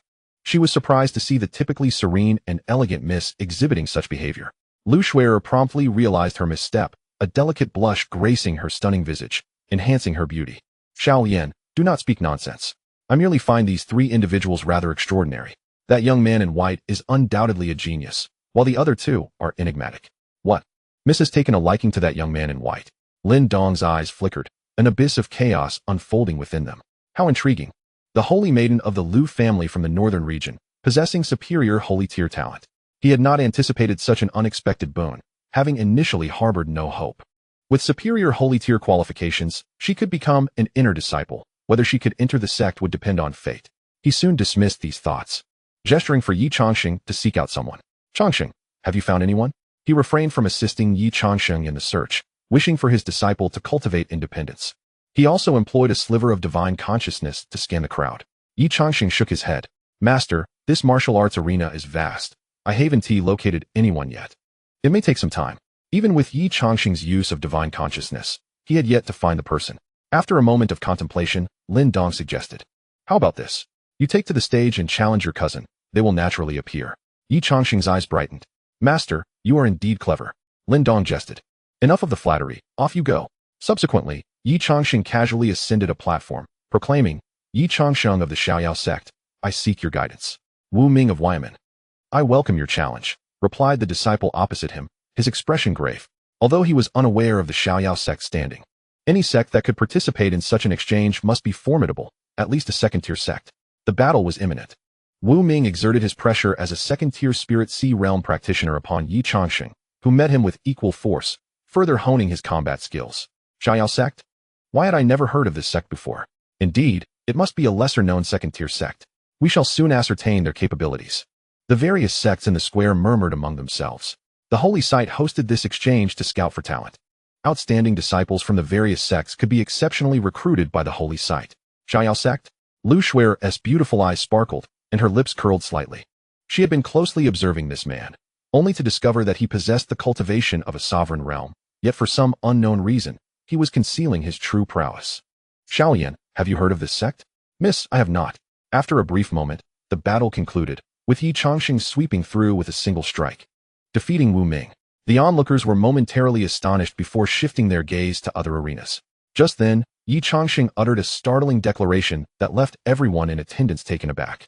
I, Yi Changsheng, challenge the disciple of the Holy Land, Yi Chenglong. Chapter 14. A single blow to overcome Yi Chenglong. The deceitful crowd. What? Did I mishear? This lad dares to challenge a disciple of the Holy Land? They wondered if he truly believed that defeating Wu Ming rendered him invincible. Bold enough to confront a disciple of the Holy Land. I see this boy as nothing more than a foolish clown, likely attempting to draw attention from the Holy Land to secure an entry. The crowd buzzed with chatter, though most merely scoffed, doubting that Yi Changsheng could best a disciple of the Holy Land, deeming his actions a mere ploy for attention. Countless individuals gathered around, blocking the area tightly. An elder's voice resonated through the throng. I am curious to see who dares challenge my disciple. The crowd respectfully bowed, clearing a path. 3 figures gradually emerged from the throng. The foremost was an elderly man clad in white robes, accompanied by a young man with strikingly sharp eyebrows and bright eyes. The last was a middle-aged man adorned in purple robes. The young man with the sharp eyebrows was none other than Yi Chenglong. The elder leading them was his master, an inner elder of the Holy Land as inferred from his attire. The middle-aged man was Yi Chenglong's father, Yi Tiansong, who was also Yi Changsheng's uncle. Yi Chenglong gazed at the platform and paused momentarily upon recognizing the person standing there. He exchanged a knowing glance with his father, both revealing a subtle glimmer of murderous intent in their eyes. They had not clearly heard who was issuing the challenge, only that someone dared to confront Yi Chenglong. To their astonishment, it was Yi Changsheng, the exiled dog returning to their doorstep. Yi Chenglong turned to the elder and bowed. Master, I shall accept the challenge and ensure that my Holy Land's reputation remains untarnished. Very well, go forth. The elder stroked his beard and nodded slowly. Yi Chenglong leaped onto the arena, casting a cold glance at Yi Changsheng and scoffing. I never imagined you could escape the clutches of the blood slaughter pavilion. You fled, yet dare return to seek your demise? Yi Changsheng remained silent, staring at Yi Chenglong without uttering a word. He could not fathom why, despite being blood relatives, they would resort to such enmity. Was there truly nothing that could be discussed amicably? Yi Chenglong continued. And who granted you the audacity to challenge me? At this moment, Yi Changsheng shook his head, his expression filled with disappointment. Why send someone to hunt me down, and what of my father? He was aware of the long-standing discord between his father and his second uncle, yet he never anticipated that his own uncle would resort to fratricide for the position of family head, turning against his father. Upon hearing this, Yi Chenglong scoffed disdainfully. Why pursue your demise? Yi Changsheng, do not overestimate your own worth. Your death is merely a secondary concern. You are but a lifeless being, unworthy of such knowledge. Instead, descend and join your parents. With that, Yi Chenglong unsheathed his sword, unleashing an overwhelming aura that enveloped the arena, emanating from his 8th level of the Spirit Sea realm. Xianling's sword art. He unleashed a streak of azure sword light, imbued with terrifying force, aimed directly at Yi Changsheng. Yi Qinglong's cold smile conveyed an indifference akin to gazing upon a corpse. He recalled that Yi Changsheng was merely at the qi condensation realm. With his own prowess at the 8th level of the Spirit Sea, defeating him would be a trivial matter. Is this boy truly a disciple of the Sacred Land? Indeed. He is exceptional, wielding royal-grade martial techniques, and yet his Spirit Sea aura feels no weaker than that of the pinnacle of the Spirit Sea realm. It is said that Yi Qinglong possesses imperial physique aptitude, having been admitted to the Sacred Land as an exception, and in such a short time has achieved this level of power.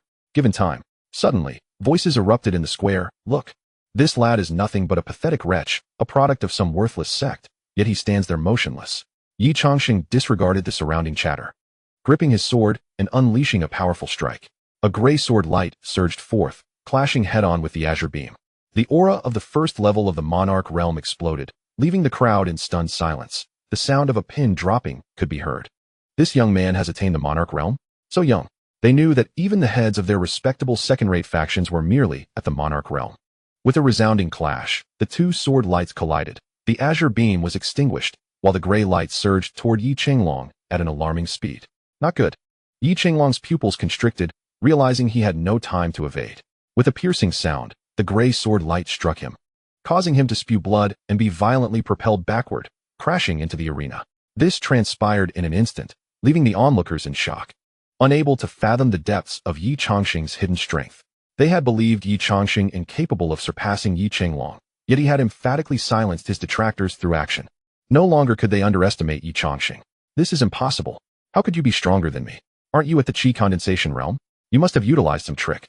This cannot be real. Yi Qinglong lay on the ground, his expression one of terror and disbelief. Yi Changsheng approached him. You couldn't even withstand a single strike. What kind of worthless disciple from the Sacred Land are you? And what about the rest of you? Care to step up for a contest? With that, he stepped forward, aiming a fierce stomp toward Yi Qinglong's chest, his gaze sweeping across the crowd. Without strength, one will be disregarded. While one may refer to him as Yi Changsheng, he will not tolerate any disparaging remarks about the Xiaoyao sect. Upon encountering his second uncle, he hesitated for a moment, a glimmer of murderous intent flashing in his eyes. Yi Changsheng had contemplated slaying Yi Qinglong, but ultimately restrained his impulse, deciding to spare him. Should his second uncle refuse to divulge the truth, Yi Qinglong still held value. Surely, he would not conceal anything for the sake of his beloved son. Yi Tiansong also sensed that chilling malice and felt a foreboding sense of dread. He could not ascertain whether Yi Changsheng would dare to act in plain sight of so many onlookers. He could not afford to gamble. This was his cherished son, and no misfortune could be permitted to befall him. With that thought, Yi Tiansong immediately admonished Yi Changsheng. Are you seeking death, Yi Changsheng? It is merely a martial competition. Yet you dare to strike with such ferocity. As he spoke, he cast a glance at the elderly figure beside him to gauge his reaction. The elder wore a grim expression, observing the unfolding events with indifference. Indeed, it was but a minor contest, yet this youth acted with such cruelty. I too believe that his actions were excessively vicious. Such a cold-hearted individual, if allowed to mature, would undoubtedly wreak irreparable havoc upon Qingzhou. The crowd in the square, witnessing this, quickly chimed in, each voicing their condemnation of Yi Changsheng, eager for his swift demise. Having finally found a chance to curry favor with the sacred ground, they were determined to seize it fiercely. As for the consequences of offending the Xiaoyao sect, with so many sects present, even the sacred ground must tread carefully. Would the Xiaoyao sect dare to act against them? Numerous factions maintain neutrality, unwilling to risk everything. A sect capable of producing such a young king-level prodigy could not be trifled with. They were not to be easily offended. Perhaps the onlookers, seasoned as they were, understood these dynamics, yet they paid little heed, clinging to a sense of reckless hope. And as for the prodigy? If snuffed out, can one still be considered a prodigy? Observing the discernment of the surrounding factions, the elderly figure in white nodded in approval. Very well. Having witnessed this man's ruthlessness and the cruelty displayed in the competition, I hereby decree his cultivation to be abolished, to prevent future misdeeds stemming from his potential strength. Does anyone have any objections? His aged and authoritative voice resonated throughout the arena, carrying an air that brooked no dissent. Very well. We hold no objections to the elder's decision. At this moment, a clear and melodious voice rang out across the square. I, Lu Shui, the saintess of the Lu family from the northern region, have objections to the elder's words. This individual has merely displayed his true capabilities and has shown no cruelty. The crowd fell silent in astonishment. There truly existed someone unafraid to defy the elder's decree. From the center of the square, a lady gracefully stepped forward. 3,000 strands of hair cascaded down to her waist, and she dons a white short skirt that exquisitely showcases her graceful and delicate figure. As she walks, her long, slender legs capture the attention of all. Lu Shuer could not bear to witness such a brilliant talent of the world being squandered, prompting her to intervene and offer salvation. Who is this woman? I have just heard of the Lu family from the northern region. Could it be the reclusive Lu clan? The elder in white was suddenly enraged, casting a cold gaze upon Lu Shuer. Humph, what northern region Lu family? In my Qingzhou territory, it is my Qingxian sacred land that holds sway. As he spoke, the oppressive aura of a venerable elder enveloped the scene, overwhelming Lu Shuer. Who would have thought there would be someone so fearless as to provoke their sacred land's authority within its own domain? Lu Shuer, bursting forth with the power of a peak monarch, barely managed to withstand the pressure, her countenance remaining unflinching as she coldly retorted, "Is this the manner in which your Qingxian sacred land conducts itself? So tyrannical and ruthless, merely for expressing a dissenting opinion. You dare to exert pressure upon me? I, Lu Shuer, shall remember this. In due course, my elders from the Lu family will pay you a visit." Yet, deep within, she silently regretted not bringing a protector along this time, which would have spared her such a passive predicament. The crowd gasped upon sensing Lu Shuer's cultivation level. Another peak monarch, and at such a youthful age. Most of the clan heads present could not claim even her level of prowess. They began to question their own paths, wondering if their years of training had been in vain. What has become of this world? The elder in white's expression darkened. As a distinguished elder of the inner sanctum, being publicly admonished by this young girl was a blow to his dignity. Humph. And what if you were the Lu family's sanctus? Even if the head of the Lu family were here, it would mean nothing. The affairs of my Qingxian sacred land are not for others to meddle in. I advise you to refrain from overstepping, lest you provoke me into taking action against you.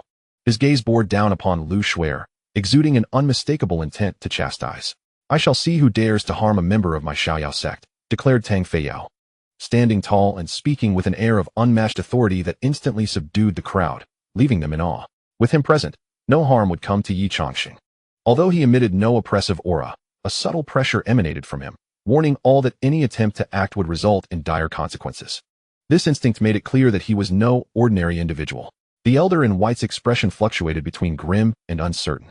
Where did such a formidable presence come from? Even he felt the weight of pressure. Could he be a saint? Before anyone could react, a distant voice echoed, "What is the meaning of this? Are you here to attack the disciples of my Xiaoyao sect?" The voice, though not loud, resonated with an air of authority that commanded respect and reverence. Lin Dong's figure emerged, tall and imposing, his gaze deep and indifferent, surveying the assembly with an air of dominion. He spoke with indifference. "The life of my disciple is of no concern to you." While he continued to observe from a distance, Yi Changxing found himself under siege. Indeed, as a child of destiny, he was targeted wherever he went. "Master, sect leader. It is them. Yes, they are together. He must have a plan." Upon seeing the two, Lu Shuer felt a heavy weight lift from her heart. The previous situation had been somewhat perilous, and not seeing their figures had compelled her to step forward in defense. The crowd wore varied expressions, some filled with reverence, others with relief, and some with terror. They were taken aback by the formidable background of this young man, protected by two powerful guardians. Fortunate that she had refrained from speaking out, lest she offend such might. Others were filled with dread at having provoked such potent beings. The elderly man in white regarded Lin Dong, his heart uncertain. "Sir, this is my sacred ground." Before he could finish, Lin Dong interjected, "Old man, if I cannot defeat the young, I shall take on the elder. Do you think to oppress me, believing my sect to be without defenders?" Lin Dong's demeanor was cold and detached.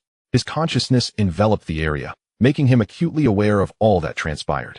Since this old wretch sought to kill his prized disciple, he would allow him to experience the anguish of witnessing his favored disciple perish before him, powerless to intervene. He would learn what it meant to be oppressed by power, the pain of losing a disciple. "Changsheng, leave Yi Qinglong to his fate. He is of no further use."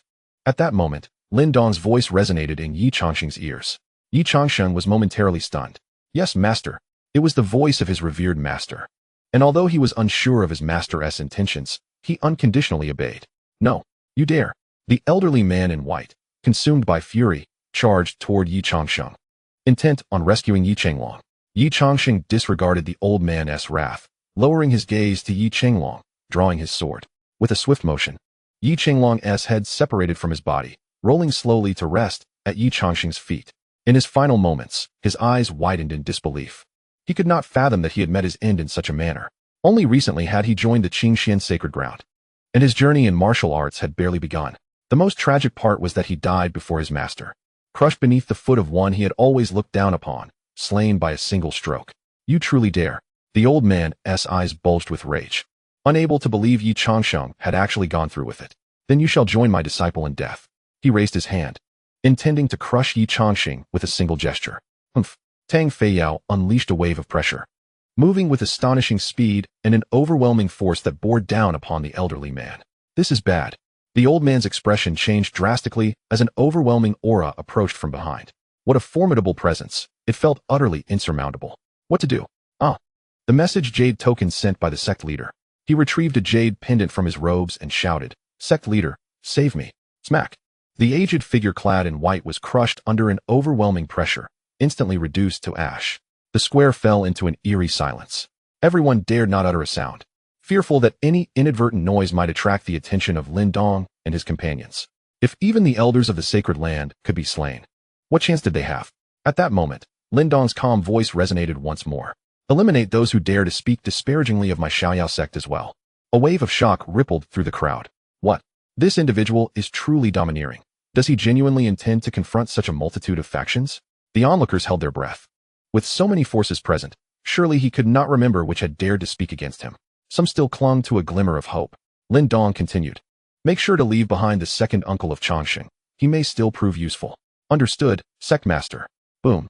As Tang Feiyao prepared to act, a terrifying aura emanated from the heart of the sacred land. It was the unmistakable presence of a being at the saint level. Halt! Who dares to cause a disturbance within my sacred land, bold enough to strike against our elders? A voice of authority echoed throughout the sacred land and even across Qingzhou. Joy surged in the hearts of the crowd. Excellent! A powerful figure from the sacred land has intervened. They were saved. With a saint-level expert in play, what could the Xiaoyao sect possibly do? Lin Dong raised his gaze, a subtle smile playing on his lips. He had indeed ensnared a formidable catch. As anticipated, the tales of his past life held true. Strike one to send many scattering. This act served not only to establish his dominance, but also to prepare for the official emergence of his sect. Bang, bang, bang. Countless individuals in the square burst apart, their souls scattering and leaving no trace behind. In their final moments, they wore smiles, as if death held no significance for them. Those who remained standing, powerful figures from various factions, trembled in fear. They were grateful they had refrained from mockery. It was a blessing to have survived another day. Damn it. If you do not provide my sacred land with an explanation today, you shall join them. At that moment, a voice filled with righteous authority echoed from afar. That of a middle-aged man. Chapter 16. Pressuring the sacred land. An unexpected turn. The crowd looked up towards the distance, where countless dark figures approached rapidly. Upon closer inspection, they were numerous silhouettes soaring through the air, accompanied by a wave of terrifying auras. Leading them was a middle-aged man, whose appearance, attire, and imposing presence indicated he was the lord of the sacred land. Following closely were several elders, middle-aged individuals, and younger disciples, all hastening to assist upon hearing of the disturbances within the sacred land. Lu Shui's beautiful eyes flickered with curiosity. She wondered how they would respond. Humph. How dare they speak so arrogantly? Tang Feiyao's eyes widened like bells as he noticed the approaching figures from the sacred land. Just as he prepared to act, Lin Dong interjected, "Io, leave some alive." Understood, Sect Master. He was filled with furious wrath, an overwhelming aura of terror instantly pervading the air, as the fearsome imperial might bore down upon the approaching members of the Holy Land. How audacious, to so brazenly insult our Holy Land. Just a fleeting moment, and the people of the Holy Land found themselves utterly devoid of strength, crashing violently to the ground. The earlier grandeur had vanished. They were now prostrated on the earth, utterly immobilized. What manner of power is this? Lu Shui's delicate lips parted slightly, her astonishment rendering her speechless. With merely a hint of pressure, a single sage was rendered incapable of retaliation. It is noteworthy that even her father was merely a sage-level power.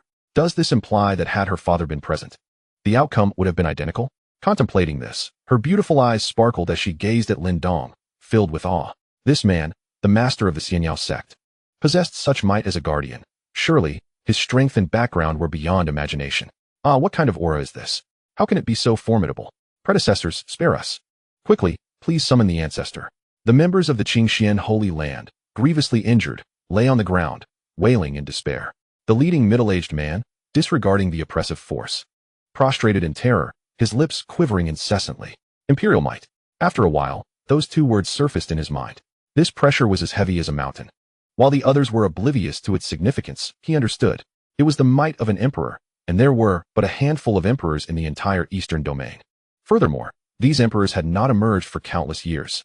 Having visited the divine realm, he had been fortunate enough to witness the grandeur of an emperor. Never did he expect that the people of the Qingxian Holy Land would be so blind as to provoke such a formidable figure. Fate seemed to conspire against their holy land. Holy Master, you must devise a plan, or should we summon the ancestor from his coffin? Indeed, I do not wish to perish. Holy Master, please, summon the ancestor. The members of the Qingxian Holy Land clamored, each urging for the ancestor to emerge from his coffin. In their hearts, the ancestor was invincible. It is futile. Even if the ancestor were to emerge, death would still be inescapable. The Qingxian Holy Master shook his head in resignation, having surrendered all hope. The people of the Holy Land were filled with confusion, unable to comprehend the Holy Master's meaning. Could there truly be matters that their ancestor could not resolve? After all, he was a powerful figure of the Great Sage Realm. Yet, they were unaware that in the presence of an emperor, the Great Sage Realm was less than an insect. At this moment, their so-called ancestor was also pressed within his coffin, unable to move under the weight of the oppressive force. Just then, the Qingxian Holy Master heard footsteps and looked up to see Lin Dong and his companions approaching. Lying on the ground like a mass of mud, he felt utterly powerless. With a bitter tone, he spoke, "Predecessors, I am unaware of how our Qingxian Holy Land has offended you. We are willing to make amends. If that is not acceptable, we are prepared to become your subordinate faction. I implore you, spare these innocent disciples." He found himself at a loss, fervently hoping that the esteemed elders would show mercy and spare the innocent disciples of the Qingxian sacred land. The onlookers were perplexed, questioning why the Holy Master displayed such humility, for they were indeed of venerable sanctum. "Holy Master, why do you demean yourself so? If it comes to it, we shall perish." "Indeed, Holy Master, we..." "Silence. Do you comprehend the gravity of the individuals we are confronting?" The crowd, taken aback and bewildered, acquiesced to the commands of the Qingxian Holy Master and fell into silence. Let me elucidate your fate." Lin Dong, a man of reason, approached them with a commanding presence, gazing down upon them. "Your Qingxian sacred land is truly tyrannical. Are the lives of your disciples innocent?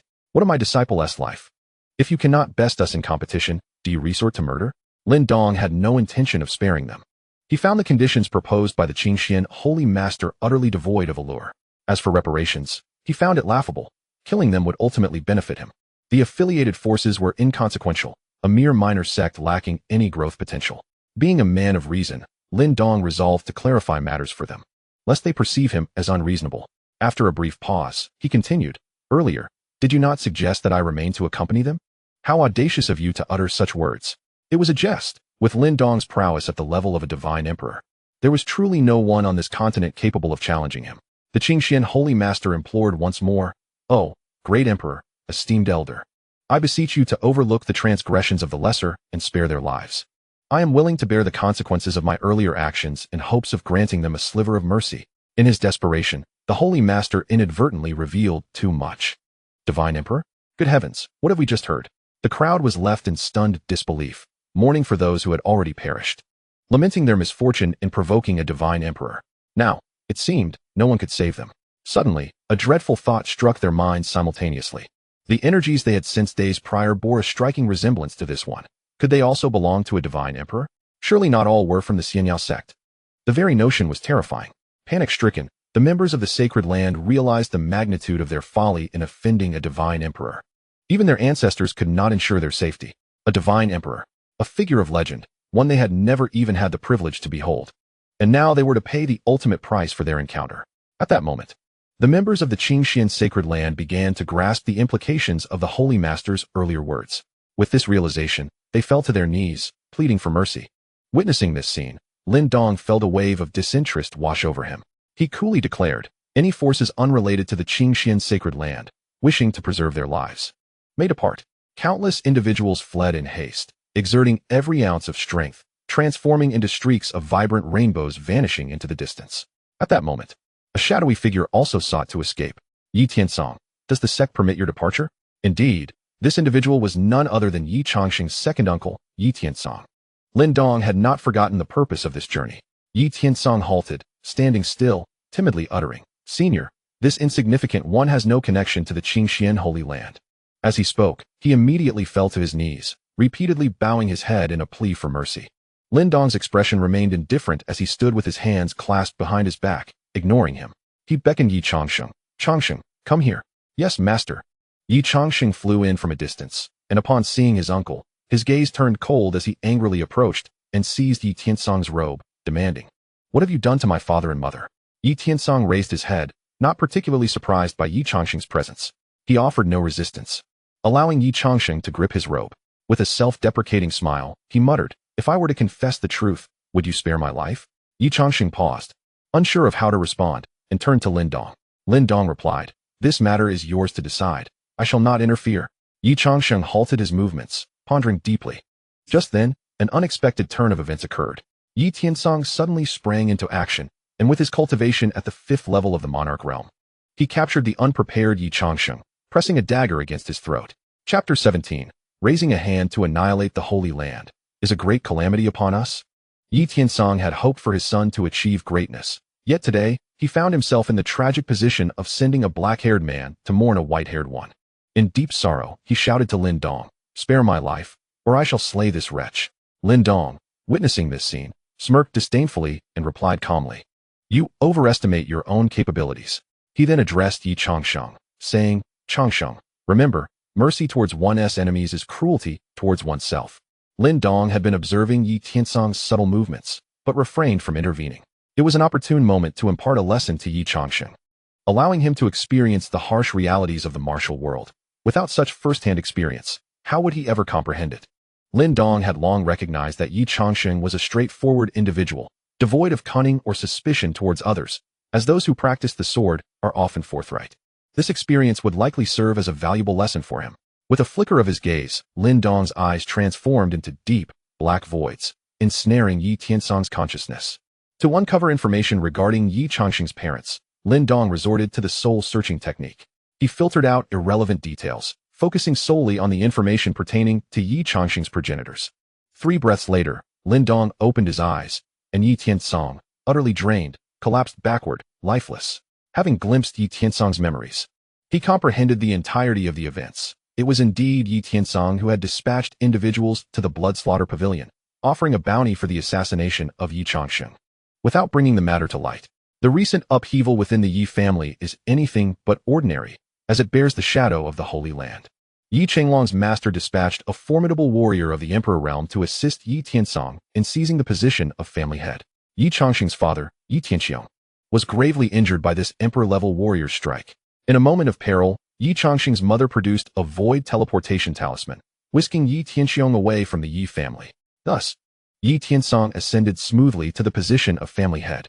Meanwhile, the ancestral figure of the Yi family, Yi Jintian, possessing only half-step Emperor realm cultivation, could only watch silently as events unfolded. Lin Dong conveyed all of this to Yi Changsheng. Upon learning that his parents were safe, a cloud of gloom lifted from Yi Changsheng's heart, uplifting his spirits considerably. However, he momentarily had no desire to return to the Yi family. At that moment, Lin Dong addressed Yi Changsheng with utmost seriousness. "From now on, never let your guard down, regardless of the circumstances. It is only because I am by your side that you remain unharmed. Otherwise, you would not even know how you might perish out there." Hearing this, Yi Changsheng recalled the recent events with a shiver of fear. Indeed, had it not been for his master, he might never have seen him again. This marked the second time his master had rescued him. "Remember, my presence will not always be with you. You must face the future on your own." "Yes, I shall heed your teachings, master." "Very well, our business here is concluded. Return to the sect and devote yourself to your cultivation." "Yes, master. I will diligently train and not disappoint your expectations." Yi Changsheng clenched his fists. This ordeal had deepened his understanding of the significance of strength. Had he possessed formidable power at present, none of this would have transpired, and his parents would not be lost to him. He silently vowed that upon returning to the sect, he would devote himself to rigorous cultivation, yearning for immense strength. Everything he possessed now was granted by Lin Dong, and he resolutely swore to repay Lin Dong in kind, willing to brave any peril for the sect. At that moment, Lin Dong turned to Tang Feiyao and said, "Yao, I leave the rest in your capable hands. Our sect desires that no one from the Qingxian Holy Land survives beyond today. Those who insult us and dare to harm our disciples have no reason to exist. Changsheng, let us depart." Lin Dong beckoned Yi Changsheng to leave with him. "Yes, master." Suddenly, just as he was about to depart, Lin Dong recalled Lu Shuer. With her saint-level aptitude, she possesses commendable potential. What means might we employ to recruit her into the sect? Having already accepted 2 male disciples, a female disciple would balance the energies nicely and be a pleasant sight. Oh yes. First, let us bring her to the sect under some pretext. Changsheng, that young lady just now came to your aid. Why not extend an invitation for her to visit our sect? Upon this thought, Lin Dong spoke to Yi Changsheng. That might not be appropriate, master, Yi Changsheng replied, scratching his head in embarrassment. No matter, go ahead. Upon hearing this, Yi Changsheng approached Lu Shuer, clasped his hands in salute, and said, Changsheng stands before you. Grateful for your noble assistance today. As a token of my appreciation, I invite you to visit my Xiaoyao sect. Would you be willing to accept this invitation? Lu Shuer was taken aback, not expecting that her unintentional act of support would result in such an invitation. Since the young master extended his heartfelt offer, she graciously accepted, stating, in that case, I shall not impose. She quickly regained her composure, her demeanor refined. Her purpose in coming to the eastern region was to experience its splendor, and thus she readily agreed, filled with anticipation about what the Xiaoyao sect might be like. It was astonishing to think that a formidable emperor-level expert, an invincible presence on the Tianwu continent, could only serve as a guardian within such a sect. What kind of sect was this that dared to treat an emperor in such a manner? Could it be the ancient divine sect? What about the 2 individuals she had encountered? What realms did they belong to? Suddenly, Tang Feiyao stood aloft above the Qingxian sacred land, raising his hand to unleash a colossal palm of laws that enveloped the entire sacred ground, crashing down with tremendous force.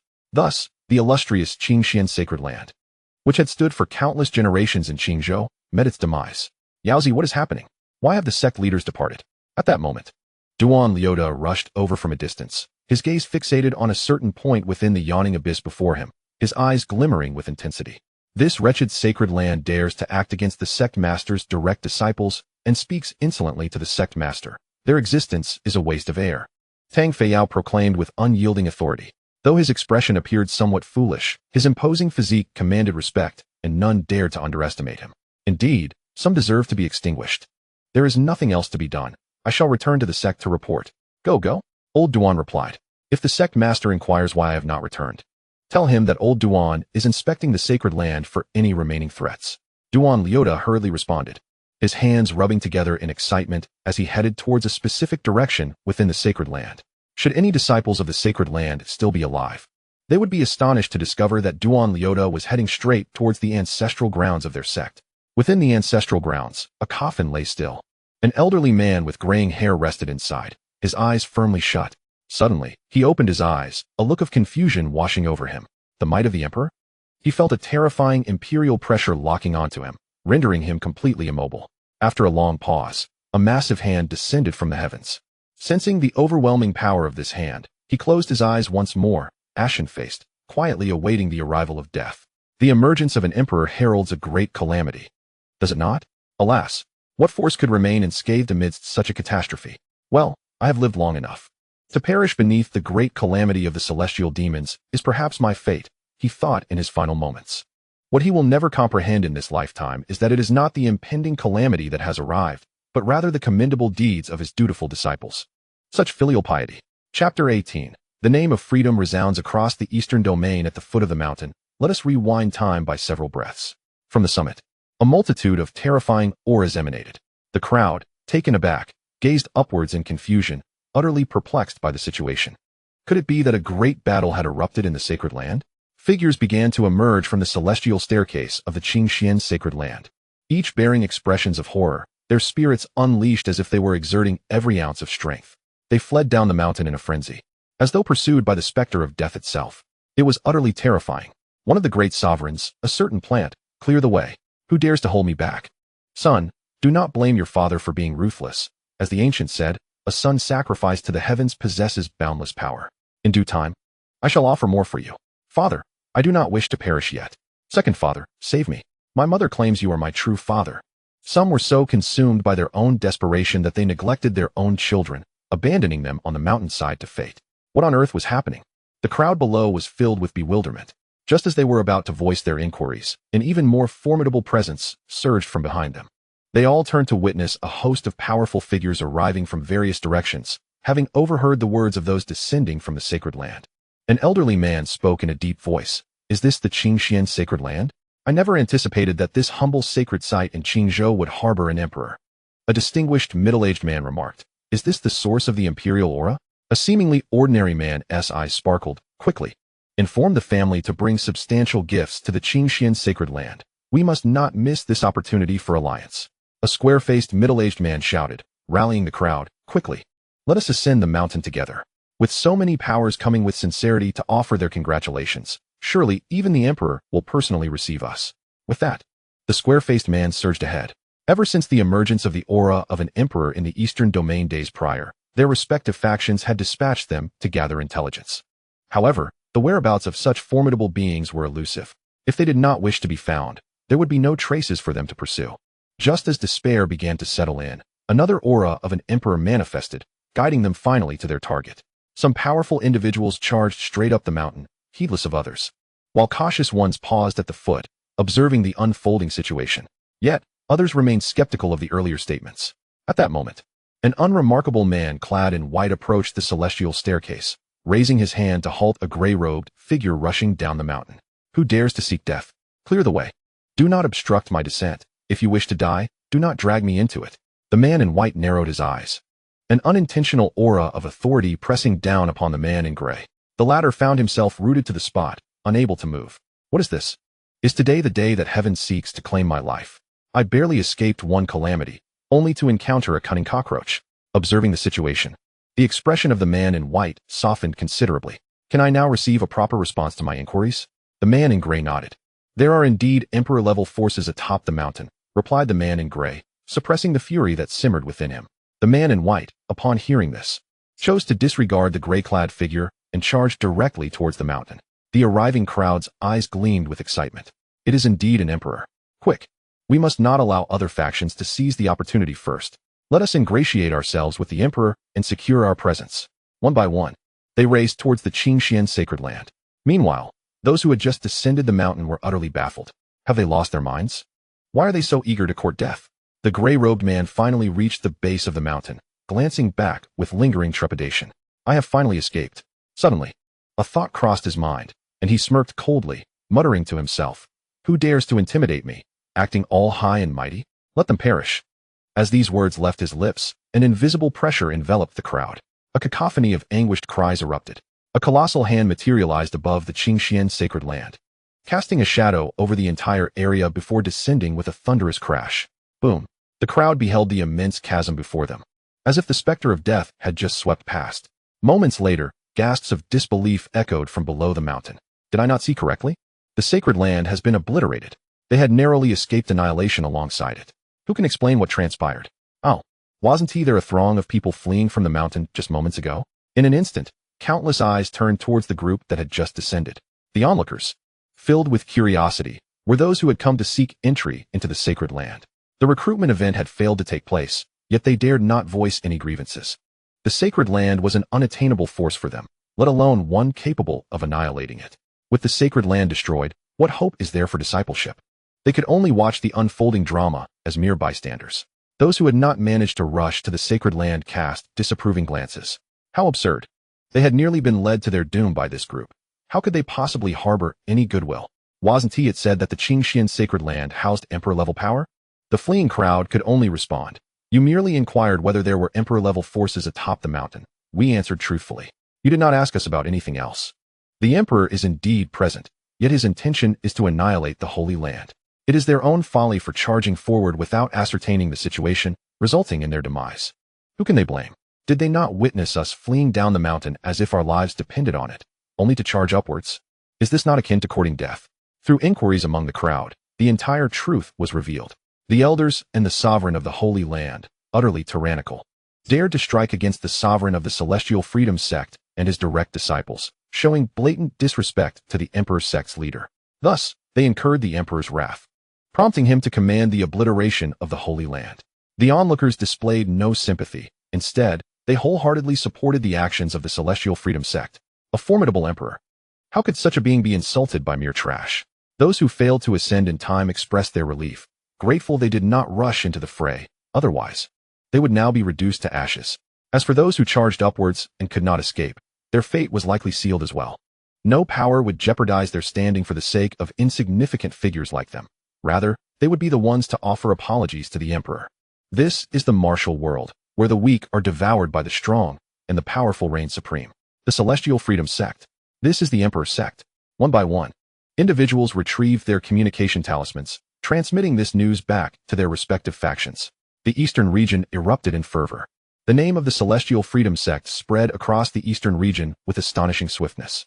Leaders of various factions hastily dispatched envoys to inquire about the whereabouts and nature of the Celestial Freedom Sect.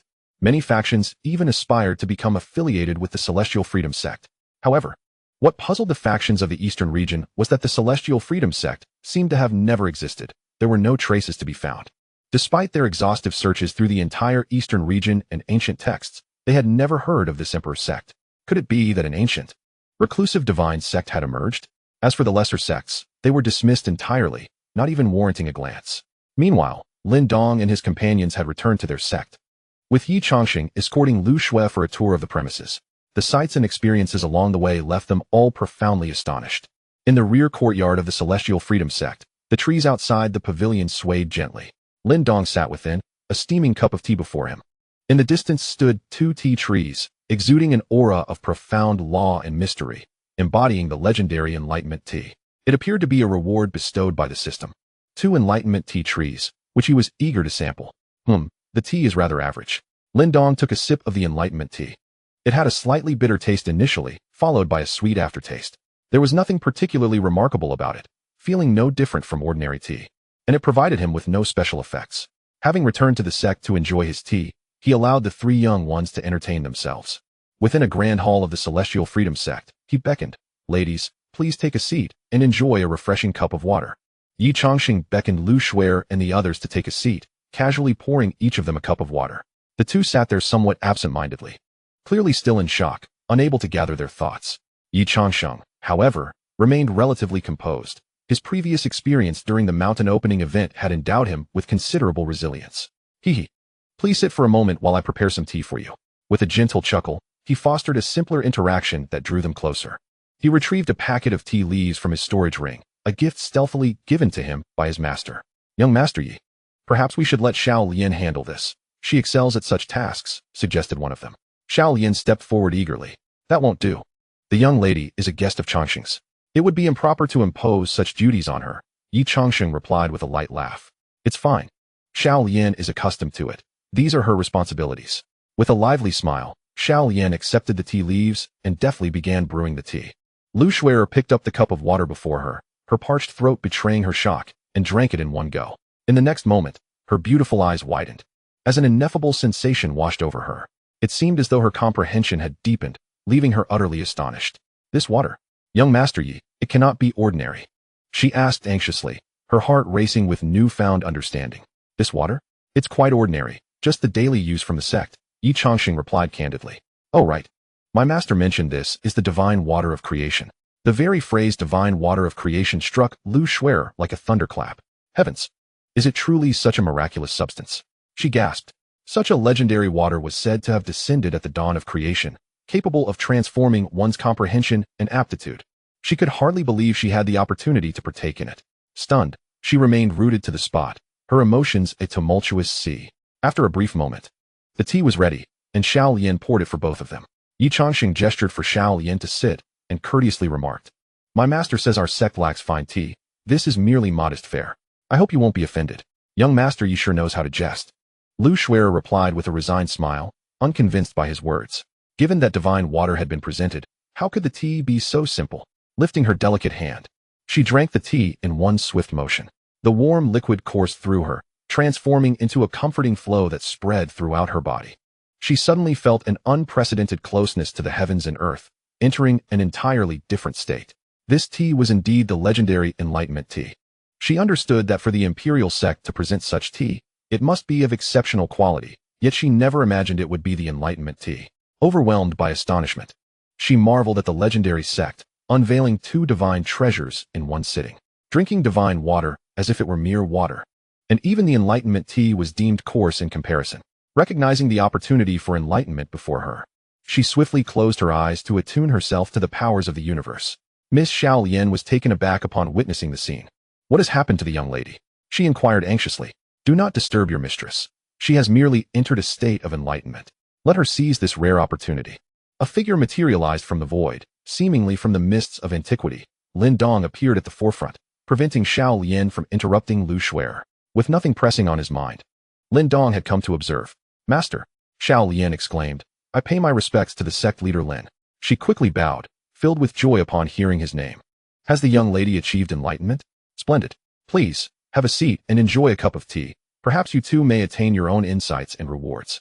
Nodding without hesitation, Xiao Lian took a cup and drank it in one gulp, instantly entering a state of enlightenment herself. Yi Changsheng observed this spectacle with great curiosity. Lacking knowledge of the tea ceremony, he had yet to savor the flavor of the tea. Could it be that Master S tea possesses some extraordinary quality? Contemplating this, he lifted the cup and drank deeply as well. It was his first experience with this beverage, and an ethereal sensation enveloped him. "Changsheng, close your eyes and attune your heart to the universe," came Master S' voice. He unconditionally obeyed Lin Dong's command, promptly closing his eyes and focusing inward. Lin Dong, seated in the principal position, leisurely sipped his tea. The reactions of the others did not surprise him. The enlightenment tea held no power for him at his level. Yet it was an invaluable treasure for Yi Changsheng and the others. Moments later, Lu Shuer's aura began to surge, reaching the initial stage of the monarch realm. However, her energy showed no signs of halting, progressing toward the second stage of the monarch realm. With a wave of his hand, Lin Dong isolated Yi Changsheng and Xiao Lian in a separate space, ensuring they would not disturb Lu Shuer during this critical moment. Simultaneously, the extraordinary reactions of Yi Changsheng and Xiao Lian led to a rapid escalation in their cultivation levels. Only after Lu Shuer reached the seventh stage of the monarch realm did her aura gradually stabilize. After a brief interval, she opened her beautiful eyes, sparkling with delight. Seeing Xiao Lian also in a state of enlightenment filled her with joy. "I am Lu Shuer, and I extend my reverence to sect leader Lin. I am profoundly grateful for your generosity in providing us with such a precious divine object. I feel truly honored." Rising, she performed a solemn bow towards Lin Dong. Seated in the foremost position, "I humbly express my gratitude for your warm hospitality." While this item may hold little significance for a powerful figure like Lin Dong, for them, it was an unparalleled opportunity. Just a sip of the enlightenment tea had propelled her from the pinnacle of the monarch realm to her current state. The reputation of the enlightenment tea was indeed well-deserved, coveted even by those of the sacred realm, a divine object with the potential to benefit emperors. Should those powerful beings discover how Lin Dong utilized it, they would likely exclaim in outrage at such extravagance. The enlightenment tea was a treasure of inestimable value for individuals of their caliber, and only by comprehending more of the laws of power could one ascend to another level. "There is no need for courtesy, dear lady. It is merely a humble offering of simple tea." Lin Dong, with a calm demeanor, gently supported Lu Shuer with a wave of his hand. Lu Shuer stepped aside, quietly awaiting her turn. At that moment, thoughts of her father and grandfather crossed her mind. How wonderful it would be to bring them something. If they could break through, they would no longer have to worry about their injuries. The detestable heavenly demon clan. As these thoughts lingered, her earlier joy transformed into sorrow. "Does the young lady harbor some concerns?" Lin Dong inquired, noticing the fluctuation in Lu Shuer's emotions. After a moment of silence, she mustered her courage and asked, "May I inquire whether your esteemed sect possesses any Dao enlightenment tea that could be available for purchase?" She gazed at Lin Dong, her beautiful eyes shimmering with hope. "If it is what the young lady requires, it would be no trouble for our sect to gift you some," Lin Dong replied with an air of nonchalance. They were mere acquaintances. Yet Lu Shuer was willing to offend the sacred land to assist them. A small token of tea was insignificant. Moreover, they would be allies in the future. "No, sect leader Lin, that is far too precious," Lu Shuer quickly declined. "This humble girl can accept your kindness, but I cannot accept such a gift." The quantity of Dao enlightenment tea was beyond her means to purchase. "In our sect, Dao enlightenment tea is merely a commonplace item. Consider this bag a gift for you," Lin Dong said, waving his hand as another large bag of tea appeared before Lu Shuer. She stared at the bag, her eyes reflecting uncertainty. Suddenly, a thought flickered through her mind, and she resolutely declared, "This item is of utmost importance to me, and I have compelling reasons to accept it. However, I have no means to repay you. I would be willing to remain by your side as a maid for the rest of my life in gratitude for your immense kindness, sect leader Lin." Lin Dong was momentarily taken aback, not having anticipated such a response from Lu Shuer. His intention was merely to accept her as a disciple of the sect, not to take her into his household. A maid is unnecessary, but what? Lu Shuer's gaze dimmed slightly, yet still held a glimmer of hope. "However, if you were to join my Xiaoyao sect and become one of our disciples, this tea would be presented to you as a welcoming gift." Lu Shuer gasped in astonishment. "Sect leader Lin, With my qualifications, can I truly join the Xiaoyao sect? Lin Dong smiled softly. With your superior quality of the saint level, you can indeed become an inner disciple of our Xiaoyao sect. The saint level is classified into lower, middle, upper, and exceptional grades, corresponding to various ranks within the sect: miscellaneous, outer, inner, and core disciples. Your upper-tier saint level qualification naturally qualifies you for the inner circle. Sect leader. I am eager to join the Xiaoyao sect. Lu Shuer exclaimed with overwhelming joy, hastily inquiring further. Upon witnessing the extraordinary wonders of the Xiaoyao sect, she had believed she would never have the opportunity to join. To her surprise, she was eligible to join the Xiaoyao sect, an opportunity that was undeniably monumental for her. Well, there is no significant ceremony. A grand bow to the sect will suffice for your formal initiation, Lin Dong remarked, smiling at Lu Shuer. The ancestors of the Xiaoyao sect were long gone, and by the time it reached his master, it had become a mere title, leaving him no choice but to proceed in this manner.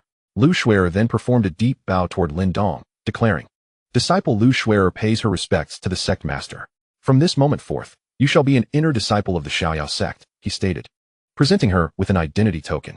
Once your senior brother Changsheng completes his breakthrough, he will guide you through the training grounds of our sect. Lin Dong gently helped her to her feet with a wave of his hand. It was quite unexpected how serendipitously she had become a disciple. Fate truly is wondrous. Since you are now a disciple of the Xiaoyao sect, feel free to request assistance from the sect whenever necessary. Our esteemed members will surely come to your aid. He continued, this enlightenment tea is a gift for your initiation. With a flick of his wrist, a token and a package of tea gracefully floated before Lu Shuer. Understanding her need for the enlightenment tea, he presented it without hesitation, as she was now his disciple, and he felt no need to inquire about the reasons. Sectmaster. Thank you so much. I shall undoubtedly strive for the sect's glory. Lu Shuer expressed her gratitude with a bow, warmth flooding her heart. She was taken aback by the sect master's generosity as she clutched the two items tightly. Lin Dong was pleased to have welcomed Lu Shuer into the sect. Beep. Congratulations on successfully recruiting a disciple. Task rewards have been issued. Please check your inventory. Beep. Congratulations. You have obtained a silver-level summoning card. Beep. Congratulations. You have received a reward, a realm advancement card. Note, you already possess 3 unused cards. Beep. Congratulations. You have received a reward, a small world of the sect. Silver-level summoning card. Can randomly summon a powerful being ranging from true god to ancient god levels. Small world of the sect. A space independent from the universe. Infinite in scope, capable of housing various sect facilities. Facilities in other worlds will function as avatars, yielding identical effects. Disciples may teleport using their identity tokens. Once recognized by the host, it can be summoned at will. He was pleased to receive his rewards as promised by the system. Upon reviewing the rewards, he realized there were still some he had yet to utilize and resolved to find time to do so.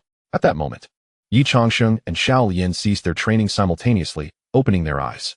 With excitement, Yi Changsheng exclaimed, Master, I have broken through to the Emperor realm. Xiao Lian joyfully flew toward Lu Shuer to congratulate her. Yi Changsheng had advanced from the King realm to the 4th level of the Emperor realm, while Xiao Lian had reached the 8th level of the King realm. Lin Dong was not particularly surprised. Ever since Yi Changsheng had broken through to the King realm, he had known that the young man approached cultivation as effortlessly as one would eat or drink. Due to Yi Changsheng's chaotic sword body being profoundly attuned to the heavens and the earth, his cultivation progresses with almost no hindrances. In contrast, Xiao Lian, limited by her innate talent, has only managed to ascend to the realm of the monarch. While commendable, it still falls short, lacking the prowess of your junior sister. Lin Dong nodded thoughtfully and then gestured towards Lu Shuer, for he had not intended to diminish Yi Changsheng's spirit, yet he had inadvertently revealed himself. Lu Shuer stood gracefully, offering a slight bow to Yi Changsheng. Junior sister greets elder brother. Yi Changsheng gazed at Lu Shuer, momentarily taken aback. When did this young lady become my junior sister? He glanced at Lin Dong, admiration gleaming in his eyes, astonished at how swiftly their master had acted. As Lu Shuer blinked her beautiful eyes, she found this elder brother somewhat endearing. Indeed, Shuer is now your junior sister. All right, if there's nothing else, you may leave and take your junior sister to familiarize herself with the sect. Your cultivation levels are quite comparable, allowing for mutual sparring. Lin Dong chuckled, waving his hand to indicate they should depart, and then vanished from sight, leaving Yi Changsheng and the others in the grand hall, exchanging glances. Let us go? Elder brother will show you around. Yi Changsheng broke the silence, though he felt somewhat uneasy about suddenly acquiring a beautiful junior sister. Nevertheless, he believed that familiarity would grow with time, as affection often blossoms with the passing of days. In the Eternal Realm, upon returning to the small courtyard, Lin Dong directly claimed dominion over the sect's miniature world, naming it Eternal Realm. He reappeared in the backyard of the Eternal Realm. The facilities here bore a striking resemblance to those of the sects on the Tianwu continent, indicating that everything present here also existed in the Tianwu sect. However, the structures here were more majestic, imbued with an air of mystery, surrounded by boundless expanses. Lin Dong found himself quite fond of this place. Wishing only for a bit more vitality, he resolved to seek out some small creatures to infuse this realm with liveliness. System: fuse with the invincible sword body. Ding. Invincible sword body fusion in progress. 99 success. A sharp sword aura emanated from his being, and his divine emperor-level cultivation sword, surrounded by countless piercing sword energies. Normally, such an extraordinary physique would attract heavenly retribution. However, Lin Dong was currently beyond the universe, thus shielded from such fate, and even upon returning to Tianwu, he would remain unaffected. After merging with the invincible sword body, Lin Dong felt an overwhelming power surging within him, an innate sense of invincibility blossoming. He turned his focus inward to his dantian, where a small sword floated, a sword embryo. This was the accompanying sword embryo of the invincible sword body, destined to evolve alongside its master. Yet, at this moment, the sword embryo was not fully formed and required the absorption of its master's essence and numerous resources for nurturing. Once fully realized, it would instantaneously reach the same realm as its master. This sensation was undeniably exhilarating. Lin Dong swiftly reclined in the grand armchair, crossing his legs and closing his eyes, basking in the warmth of the sun. Oh, how delightful it would be if a lovely maiden were to come and offer me a massage. This thought led him to recall the graceful figure of Lu Shuer. Yet he believed she was ill-suited to be his attendant, simply due to her lack of prestige. As a formidable divine emperor and the leader of the Xiaoyao sect, he deemed it only fitting to have an empress of equal caliber, one who was not only powerful but also exceptionally pleasing to the eye. With this notion, he nodded to himself. However, such a figure was absent from the Tianwu continent, prompting him to consider the possibility of hiring a few empresses for his massages. If that proved unfeasible, a few empresses of the Great Emperor realm would suffice. He recalled having recently acquired a cultivation card, but he felt his current strength was adequate for the time being. He was exceedingly powerful at present and had no intention of using the cultivation enhancement card until he departed from the Tianwu continent. Thus, he resolved to utilize the summoning card instead, curious to see what caliber of powerful being he might summon. System: activate the silver tier summoning card. Ding. The host has successfully used the silver tier summoning card. Summoning in progress. Summoning successful. Congratulations, the host has summoned the inner elder of the sect, Situ Feng, with a cultivation level of peak ancient god realm. Oh, what delightful fortune, to summon such a powerful entity right away, a peak being from the silver tier summoning card. Lin Dong found himself quite pleased with his own luck. In his previous life, fortune had seldom favored him. Even scratch-off tickets had yielded nothing but losses. Who would have thought that now luck was on his side? Could it be that his ascent to power had drawn forth such fortuitous energy? At that moment, a figure descended from the void, emanating an overwhelming presence. The individual was a middle-aged man clad in a blue robe, with long hair cascading over his shoulders, exuding an air of remarkable valor. A blue long sword was slung at his left hip, while a token denoting his status as an inner elder of the Xiaoyao sect hung from his right side. Inner Elder Situ Feng, I greet the sect master. Elder Situ, the duty of safeguarding the sect on the Tianwu continent is entrusted to you. Go forth. Yes, sect master. I shall not disappoint you. After Elder Situ departed, Lin Dong closed his eyes once more, continuing to recline in the grand armchair as he contemplated the future development of the sect. System: is the flow rate of the time-space tower only effective within the tower itself? After a moment, Lin Dong abruptly inquired. Ding. Response to the host. The time-space tower can alter the flow rate of the entire eternal realm. The maximum flow rate has been unlocked, reaching 1,000 times the normal rate.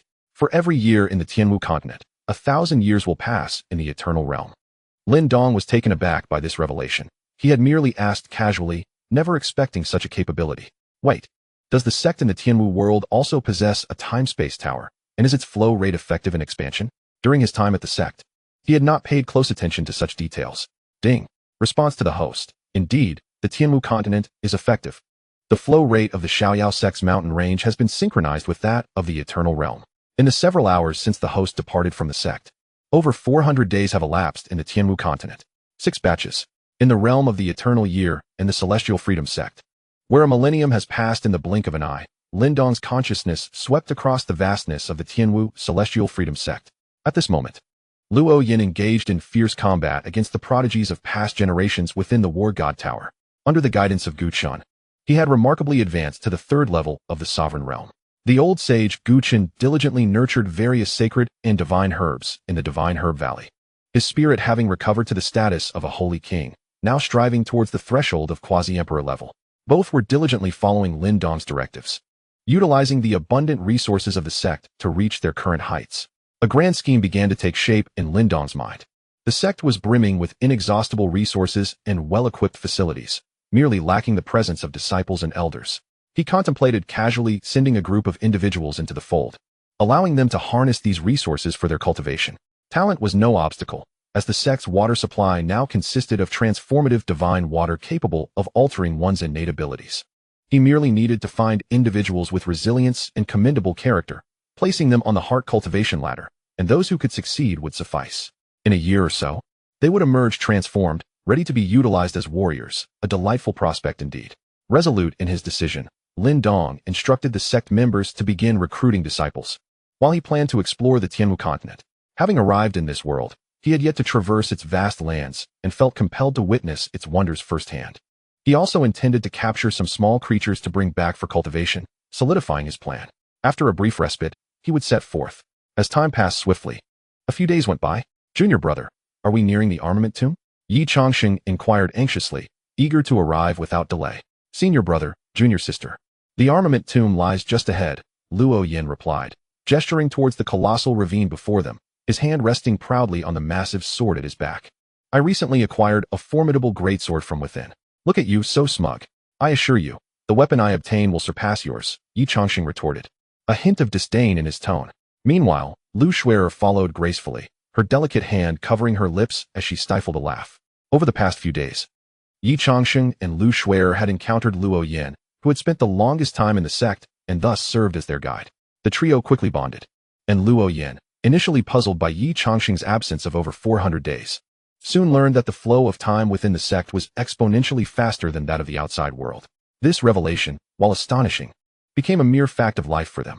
In those few days, the three explored numerous locales within the sect, now making their way to the armament pavilion. As for Shaoyan, she had requested Tang Feijia to escort her back to the northern region, bringing with her the enlightenment tea to heal her family's patriarch and ancestors. Through Luo Yin, they learned that the armament tomb housed countless weapons, available only to those deemed worthy. The acquisition of a weapon is entirely dependent on fate and cannot be forced. When Luo Yin arrived, he came into possession of a divine weapon of considerable rank, which effortlessly severed Yi Chongxing's sacred weapon, leaving both of them in awe. They urged Luo Yin to lead them to see if they too might have the chance to obtain a divine weapon. In the distance lay an immense valley, filled with countless weapons protruding from its depths, emanating an intangible pressure. However, this overwhelming force was enveloped by the grand formation of the divine weapon tomb, leaking only a trace of its essence, thereby inflicting no harm. Were it not for this protective barrier, the three of them would have been swiftly obliterated given their current strength. Such terrifying pressure. The rank of these weapons must surely exceed that of sacred weapons. Are these all imperial weapons? My heavens, how many could there possibly be? Lu Shuer gasped, her delicate hand covering her lips in astonishment. Both Yi Chongxing and Lu Shuer sensed the formidable aura, akin to that of their sect's guardians, confirming the presence of imperial weapons without a doubt. As for why Luo Yan's imperial weapon did not radiate imperial might, it was simply due to his current ability, which could not even unleash a fraction of its power. Yi Chongxing forcefully suppressed his own astonishment, mindful of his position as the eldest disciple, determined not to lose face before his junior siblings. Well, this is entirely in line with the reputation of my carefree sect, he declared, placing his hands behind his back in a pose reminiscent of a sage, exuding an air of composure akin to Lin Dong.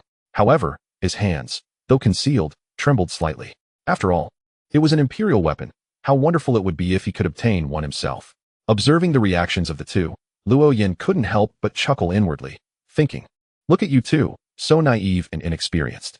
He pointed towards a grand formation on the right side of the valley and said, Senior brother, junior sister, you may take turns unleashing your aura or physical prowess. Junior sister, you go first, and I shall follow behind. Since senior brother insists, then I shall take the lead.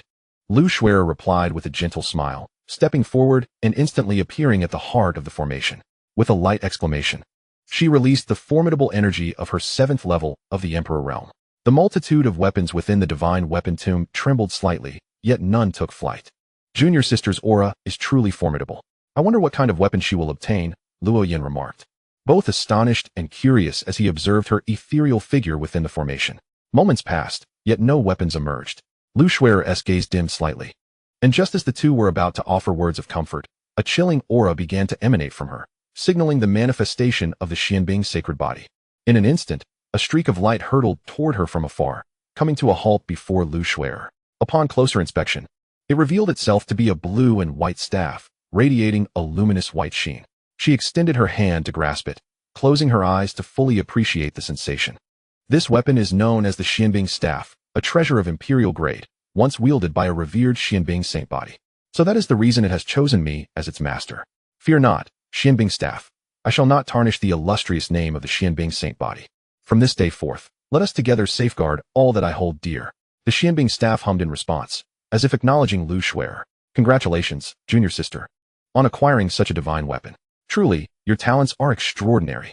After a round of praise, it was Yi Chongqing's turn to step forward. He swiftly positioned himself at the center of the grand formation, emanating the aura of the chaotic sword body. In an instant, countless divine swords buzzed to life. Soaring into the sky, spiraling above, their clamor deafening, radiating immense brilliance. My heavens! What kind of constitution does my senior brother possess to summon such a multitude of swords in reverence? Lu Shuer murmured, her lips slightly parted. Previously, I could only sense that my senior brother was extraordinary. There was an aura about him that felt threatening. Luo Yin shook his head gravely. They both understood that Yi Chongsheng, being accepted as a direct disciple by the sect leader and becoming the elder brother of the Xiaoyao sect, was certainly remarkable. At that moment, a presence identical to Yi Chongqing's emanated from the depths of the divine weapon tomb. A streak of light flashed by, instantly entering Yi Chongqing's dantian. Chapter 22. The Divine Weapon, Chaotic Sword. The heavenly fragrance empress Yi Chongqing was taken aback. He had not even discerned what that entity was before it darted inside him. He quickly turned his focus inward and discovered a small sword quietly suspended within his dantian. What is this? This is the companion sword embryo of the chaotic sword body. However, since your chaotic sword body awakened postnatally, your sword embryo lacked the nurturing of chaotic energy and thus could not be born. At that moment, Lin Dong's voice resonated within Yi Chongqing's mind. This sword embryo is yours to command, and it shall become your companion sword embryo. Once this embryo takes shape, it will reach the level of a divine weapon. The chaotic sword embryo, accept this information, and you shall comprehend what I mean. Suddenly, a surge of information flooded into Yi Chongqing's mind, detailing aspects of the chaotic sword body. Moments later, he opened his eyes, exclaiming in delight, my goodness! It is indeed the chaotic sword embryo. Through the information provided by Lin Dong, he had grasped the concept of the chaotic sword embryo. Ha ha ha! I, Yi Chongqing, am destined to shake the universe. Initially, he had come seeking a reliable sword, but to his astonishment, he had acquired a divine weapon of his own destiny. The emergence of this sword embryo invigorated him immensely. Senior brother, are you all right? At this moment, Lu Shuer's voice, tinged with concern, broke through. Yi Chongqing turned to the two who had approached him, their expressions filled with curiosity as they regarded him. I am perfectly fine, dear junior sisters. Why do you all look at me with such expressions? Yi Chongqing was momentarily taken aback, unable to comprehend the situation. Lu Shuer was the first to speak, saying, just now, a streak of light entered your body, and you stood there unresponsive. No matter how we called you, you remained motionless. And now you've suddenly returned to us. Indeed, brother, you caused both Shuer and me considerable concern. If it weren't for the sect leader assuring us there was no need to worry, we would have roused you ourselves, Luo Yin added with a tone of exasperation. It was then that Yi Chongqing realized the extent of their worry. He hastily shared the fortunate news of acquiring the chaotic sword embryo with them. Their astonishment deepened upon hearing this revelation. They had anticipated that Yi Chongqing would be remarkable, yet they never imagined he possessed such a prodigious constitution. This was the foremost physique among the 3,000 Dao bodies. In the shadows, Duan Liudo watched with wide eyes, utterly captivated. Imperial weapons. These are indeed imperial weapons. And even divine weapons beyond them. Alas, I, old Duan, lack the capability. Otherwise, I would allow you all to witness the light of day once more. He had visited this place a couple of days prior, managing to awaken only one imperial weapon. Upon hearing the commotion, he returned, only to find that these disciples of the sect had acquired imperial weapons. He flexed his claws, relieved to have obtained the breaking boundary imperial claw, capable of dismantling any grand formation. Regrettably, during his last visit to the sacred land, He had come away empty-handed. It was all due to that reckless Yaozi, who obliterated the sacred land, leaving him with nothing to show for it. Next time, he must take the initiative. In the eastern domain, within an ancient and ornate hall, a stunning woman clad in a blue short skirt sat at the head of the table. Her figure was alluring, her face flawless, and particularly striking were her long, slender legs, which captivated the gaze. This woman was none other than the renowned heavenly fragrance empress. She slowly opened her beautiful eyes and spoke. Huaxia, have you discovered the identities of those 3 individuals? Her melodious voice resonated throughout the hall, replying to the empress. The information regarding the 3 from the Xiaoyao sect remains unknown, though some have witnessed their true forms. Shortly thereafter, a maid approached, holding several scrolls. Huaxia had them sketched. These are their portraits for your review, empress. As she spoke, the maid unfurled the first scroll, revealing the likeness of a young man. The heavenly fragrance empress focused her gaze upon him. This young man had a strikingly handsome face, sharp brows, and bright eyes, dressed in white as pure as snow. He was tall and wielded a long sword. He possessed a certain charm, appearing youthful, likely a disciple of the Xiaoyao sect. The maid simultaneously opened the remaining 2 scrolls. The other 2 individuals included one with silver hair and dark attire, while the other was a robust figure. Their stature and attire were somewhat obscured. Ah, Huaxia, you underestimate the formidable beings of this world. A great emperor of such strength cannot be easily depicted. Only if he consents or has a karmic connection with the artist can his likeness be rendered. The voice of the heavenly fragrance empress resonated once more, tinged with a hint of helplessness. The maidservant glanced at the portrait, her expression suddenly alarmed, and hurriedly knelt to admit her fault, trembling as she spoke. It was a moment of negligence on my part. I beseech the empress to administer punishment. It is of no consequence. This is not your fault. You may leave now. The heavenly fragrance empress waved her hand, signaling her to depart. Curse that celestial demon clan. They have been stirring restlessly of late, engaging in mysterious machinations.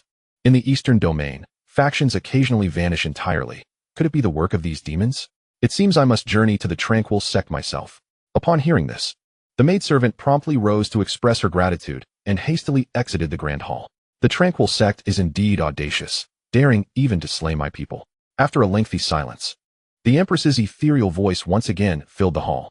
Reclining upon her chair, she gently caressed her forehead with her delicate hand, her fair and slender legs exposed to the air, murmuring softly, "In these times of upheaval, how many days of peace can my Tianwu continent expect?"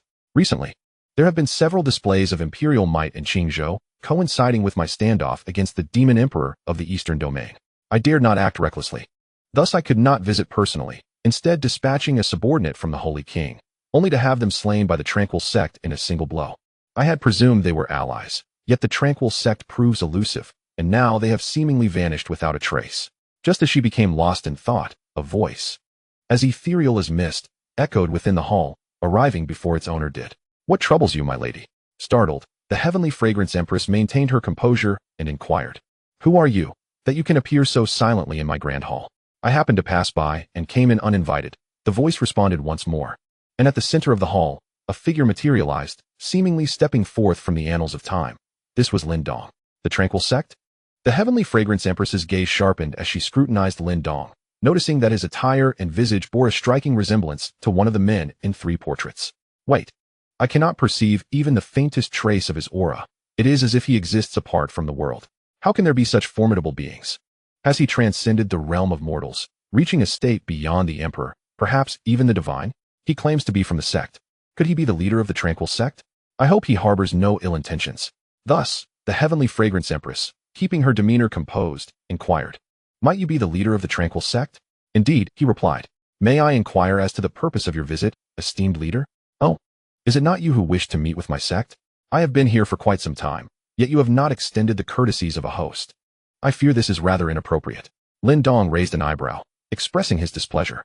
Before the heavenly fragrance empress could speak again, he casually found a chair and sat down. "I shall summon someone to bring tea," he declared. "Bring tea for this young master." The empress gazed at Lin Dong with a hint of confusion. Was this young master here to discuss matters concerning the demon clan? She tentatively inquired. Lin Dong was the only man in this world she could not decipher, leaving her uncertain of his intentions. The demon clan? Those few little demons? They are hardly worthy of my sect's intervention, Lin Dong scoffed, exuding an air of dominance. A mere elder from my immortal wanderer sect could effortlessly obliterate them with just a wave of his hand. The empress's eyes narrowed. His arrogance was astonishing. He deemed even the demon emperor beneath his notice. Her curiosity about the immortal wanderer's sect deepened. It was not that Lin Dong was merely boastful. He possessed the capability to back his words. Although currently, his sect had only one formidable inner elder, Situ Feng.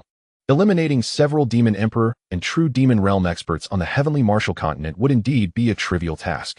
However, if it involved the unknown demon clan from the mysterious land, it was likely beyond Situ Feng's current abilities. As for the likes of the easily dismissed steward elder Duan Leota, he was not worth considering.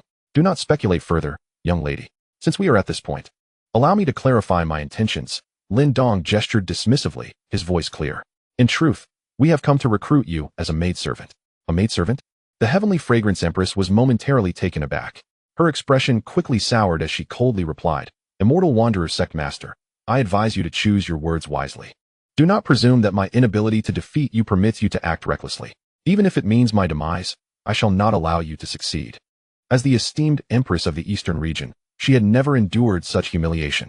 Someone, escort this individual out. Ah, my dear lady, do not be hasty. You will find my subsequent words quite intriguing, Lin Dong replied with a mysterious smile, shocking her with his next statement. Do you not wish to recover from the hidden injuries you bear? The empress's heart raced at his words. How did he know of her concealed injuries? Could he possess a solution? Yet, maintaining her composure, curiosity ignited within her as she sought to uncover Lin Dong's intentions. The terms I offer are irresistible, Lin Dong stated with an air of confidence. To clarify the requirements of being my maidservant, I assure you, it is not as you might imagine. Your role would simply involve serving tea, fetching water, and providing massages. Lin Dong gazed at the heavenly fragrance empress, noting a slight softening in her demeanor. Yet she remained reticent. He continued, as for the terms presented by my sect, it is rather difficult to elucidate them here. It would be far more enlightening for you to experience them firsthand. Only then will you understand whether what I claim is indeed something you cannot refuse. For you, this presents an extraordinary opportunity. After you behold it, you shall comprehend the magnitude of what I speak. Now, having conveyed my thoughts, allow me to escort you to a certain location. Without waiting for the heavenly fragrance empress to acquiesce, Lin Dong waved his hand, and they vanished from that place, reappearing in the serene courtyard of the carefree sect. Release me, you scoundrel. What do you intend to do? The heavenly fragrance empress exclaimed, her countenance pale as she struggled, resembling a kitten ensnared in a grasp. As she surveyed her surroundings, a wave of realization washed over her, rendering her momentarily speechless. Spiritual energy? Laws of the universe? My heavens, such an abundance of spiritual essence and cosmic laws. Where am I? She turned to Lin Dong, her beautiful eyes reflecting disbelief. Is this paradise? Does such a place truly exist in the Tianwu continent? This is the base of my carefree sect. If you were to serve as my attendant, you would have the opportunity to cultivate here, and I assure you, my words hold true, Lin Dong replied with a slight smile, speaking nonchalantly. The heavenly fragrance empress, momentarily dazed, pointed to herself. I can cultivate here? Indeed, Lin Dong affirmed with a nod. Upon hearing this, her heart soared with joy, her face blossoming with delight, as if a myriad of flowers had come into bloom. However, Lin Dong remained oblivious to her exuberance. That is splendid, she exclaimed. With such rich spiritual energy and divine laws for cultivation, her injuries could surely mend, and there was a chance for her to advance further in her cultivation. Curse that demon emperor. Once I break through, I shall see how you meet your demise. Suddenly, a thought struck her. But being an attendant means. She clasped her shoulders, adopting a charmingly coy demeanor as she looked at Lin Dong. You won't engage in any improper conduct with me, will you? Lin Dong chuckled lightly, his expression one of virtuous integrity as he regarded the heavenly fragrance empress. Rest assured, a woman of your ilk is not of interest to me. Allow me to clarify our arrangement, he continued, observing her nod attentively. We are now in a contractual relationship. You will manage all aspects of my daily life, such as serving tea, washing feet, and providing massages. After 5 consecutive days of work, you may enjoy 2 days of rest. With a working duration of 7 hours each day, the remaining time is yours to allocate as you wish, whether for cultivation or returning to your faction. Do you consent? 2 days off? You must not take this lightly. She thought to herself, this is a genuine deal. Should she refuse, he would simply find another, and others would be eager for such an opportunity. Lin Dong pondered briefly, reflecting on his past life, then turned his gaze back to the heavenly fragrance empress. Curious about her response. I agree, she replied hastily. By the way, what is your name, my lady? For so long, Lin Dong remained oblivious to her name. As for the system panel, he found it too tedious to open. It was far simpler to inquire directly. The young woman introduced herself as Tianxiang, stating that the sect leader could simply call her by that name. Tianxiang? Lin Dong shook his head. Everyone calls you Tianxiang. I wish to be different from them. Then I shall be called Chuanxiang, he proclaimed, standing with hands clasped behind his back, a satisfied nod accompanying his words. He mused about whether he might eventually gather all 4 seasons, spring, summer, autumn, and winter, to have them alternate in their duties. Tianxiang's lips twitched at the thought of such a ridiculous name.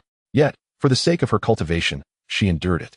Forcing a smile, she responded, "Thank you, sect leader, for bestowing me with a name. I shall heed your commands." He handed her a token, saying, "This is your servant's token. It contains information about the Xiaoyao sect and allows you to enter and exit at will. Additionally, this manual is titled Divine Massage Technique. Practice it diligently, and you may use it to provide massages for the sect." A token and a book flew into her hands, and Chuanxiang quickly caught them. "Thank you, sect leader," she said. Lin Dong nodded, preparing to take his leave. "Well, I have no further business, so I shall step out for a while. You may focus on your cultivation here." He paused, as if recalling something. "Oh, by the way, I forgot to mention that the flow rate here is 1,000 times that of the Tianmu continent. Therefore, you need not worry about any significant events occurring outside. You may cultivate here for a good while before my return." Chuanxiang was taken aback. Before she could voice her thoughts, Lin Dong vanished from her sight. What? 1,000 times the flow rate? She found it hard to believe, even questioning whether her ears had betrayed her. As an empress, the prospect of accelerated cultivation seemed unfathomable. Though there are many formations and treasures in the world that can hasten one's cultivation due to the presence of time laws, such mechanisms are typically effective only for the weak of lower realms. For someone of her caliber, such effects would be negligible. Yet now Lin Dong claimed that she could experience a flow rate 1,000 times greater, leaving her utterly astonished. She had no doubt about the veracity of Lin Dong's words, as she sensed no reason for him to deceive her. The aura of divine laws in this place was so dense, and Lin Dong, as the sect leader, possessed unfathomable strength. She had already tested her own abilities and realized that, in his presence, she lacked even the qualification to resist. Reflecting on this, she found herself somewhat speechless. After all, she was a dignified empress. She could hardly believe that she would one day find herself as another's servant. However, serving Lin Dong was not a source of shame for her. Instead, it represented an extraordinary opportunity that she must grasp tightly. Bored, she began to peruse the martial technique Lin Dong had given her, her beautiful eyes suddenly fixating on the text. Gasp! A divine-level martial technique. A rank even higher than the imperial-level techniques. She had not anticipated that the sect leader would casually offer her a divine-level technique, albeit one of an auxiliary nature.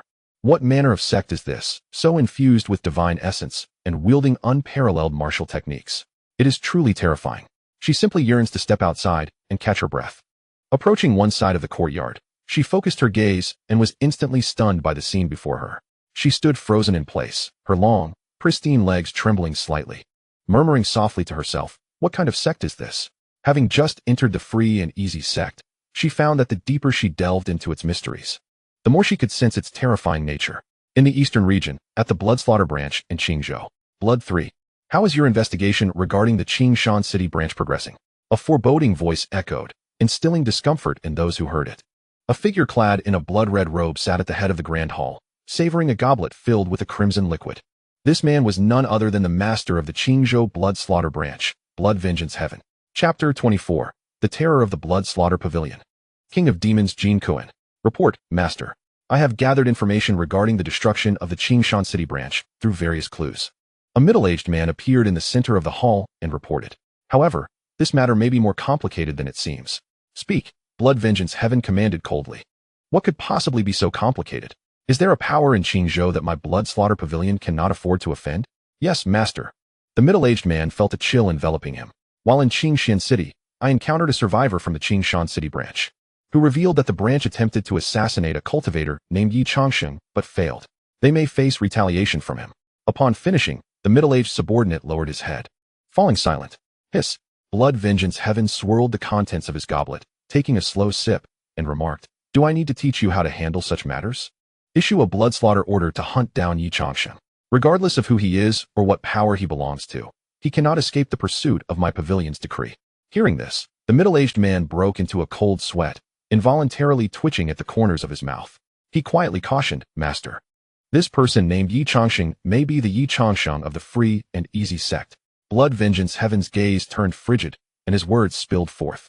"Those who offend my blood slaughter pavilion, I care not for their so-called free and easy sect." Suddenly, his tone faltered, the chill in his eyes replaced by profound fear as the goblet slipped from his grasp. The free and easy sect. Was it not the illustrious imperial sect that had recently risen to fame? How could it be that these wretched fools have offended a disciple of the imperial sect? This is dire. He has entangled himself in karmic retribution. In an instant, a sense of impending doom enveloped him, and he gazed in terror towards the heavens. It was as if he glimpsed an unforgettable scene through the endless void. A towering figure stood firm, treading upon the ashes of the galaxy, his magnificent form supporting a celestial expanse. This man was none other than the outgoing King Tang Fei. Those who insult my free and easy sect shall face annihilation. Tang Fei's expression was one of utter indifference, his gaze icy and devoid of warmth, as he uttered a single word that sealed their fates. With a powerful strike, he traversed the vast expanse of space, delivering a devastating blow that obliterated the entire encampment. The silence of the void was shattered by the sound of tearing fabric, echoing a sense of dread.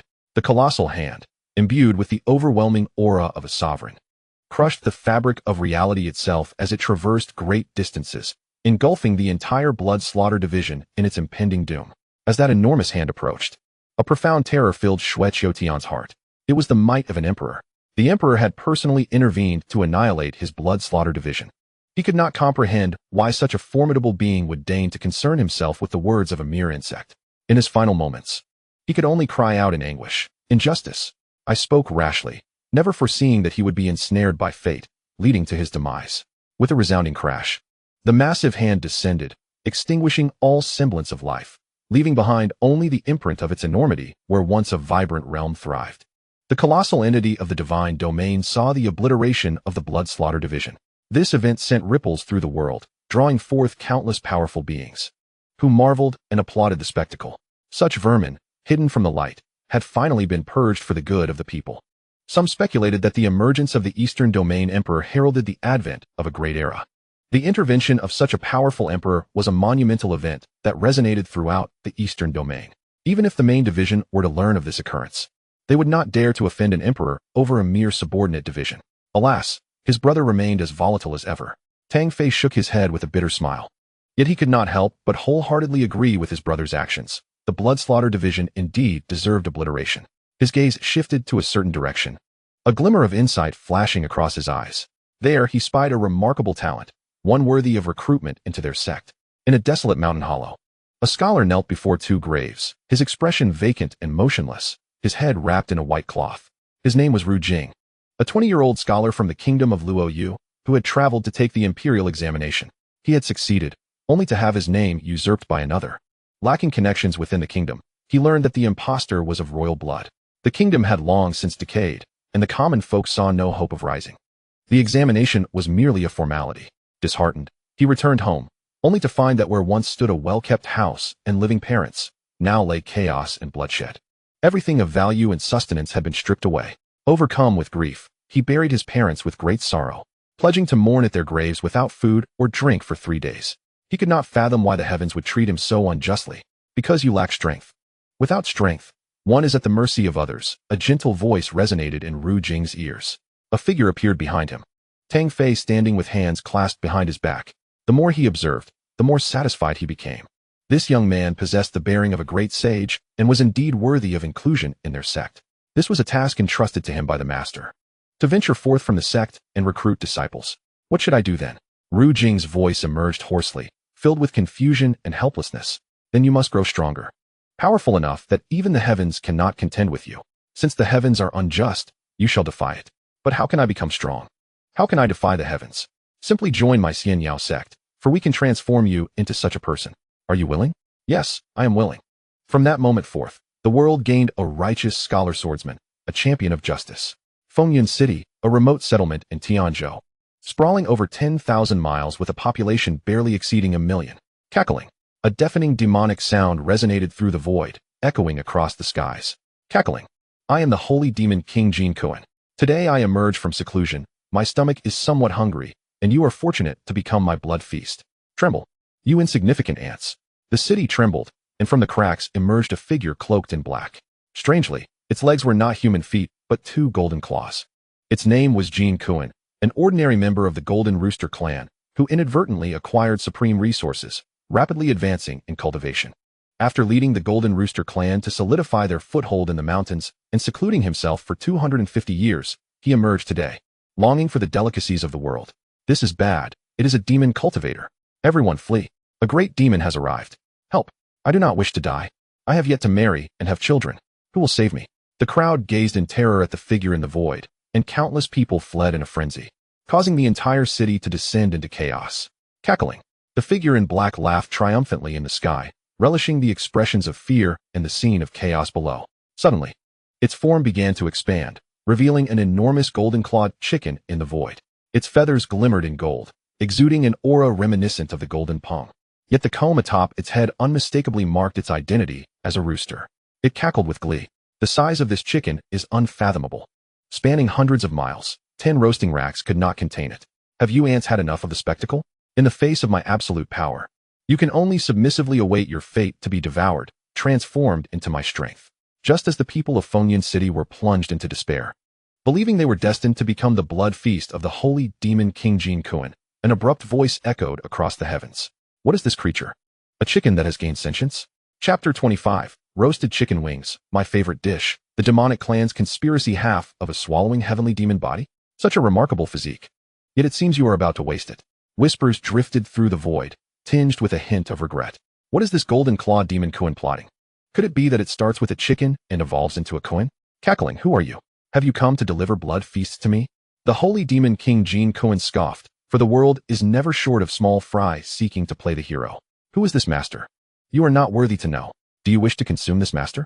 Lin Dong scoffed disdainfully, stepping forth from the void like a celestial being. His figure ethereal and indistinct, rendering his true visage invisible to all. Very well, I shall escort you on your journey. With a cold snort, Lin Dong unleashed a torrent of crimson essence from the body of the demon Saint Jin Kuan, who was utterly devoid of any power to resist. Oh, why is my cultivation plummeting? The demon Saint Jin Kuan felt his power diminishing continuously, his countenance stricken with terror, and he turned to Lin Dong, beseeching, Senior, spare my life. I, Jin Kuan, was wrong. I shall henceforth live a humble life. The demon saint cried out in agony, kneeling before Lin Dong in desperation. Lin Dong's gaze remained indifferent as he elegantly waved his sleeve, binding Jin Kuan to the city wall. Esteemed guests, this demon has been subdued by my hand. Should he survive the next 3 days, he shall perish thereafter, his soul scattered. You are free to vent your frustrations. With these words, Lin Dong took a step forward and vanished into the void. He had merely passed through, intervening upon witnessing the scene. The matter of apprentices had already been entrusted to the 4th young master of the Tang family, as he sought to explore the continent for a brief while. He entrusted a man named Shi with the Crimson Essence and a tome of the Devouring Heaven Demon Art, a selection made by Tang Pharaoh from among various candidates. This individual exhibited commendable talent in the art of blades, and with this enhancement, he would become a formidable ally for the Huaxia sect in vanquishing all adversaries. We express our gratitude to the celestial being for his intervention. The citizens within the city bore expressions of profound gratitude and veneration, kneeling in thanks to Lin Dong, who in their eyes had descended like a deity, rescuing them from peril. Hurry, I must flay this demon 1,000 times, otherwise my deep-seated hatred cannot be quelled.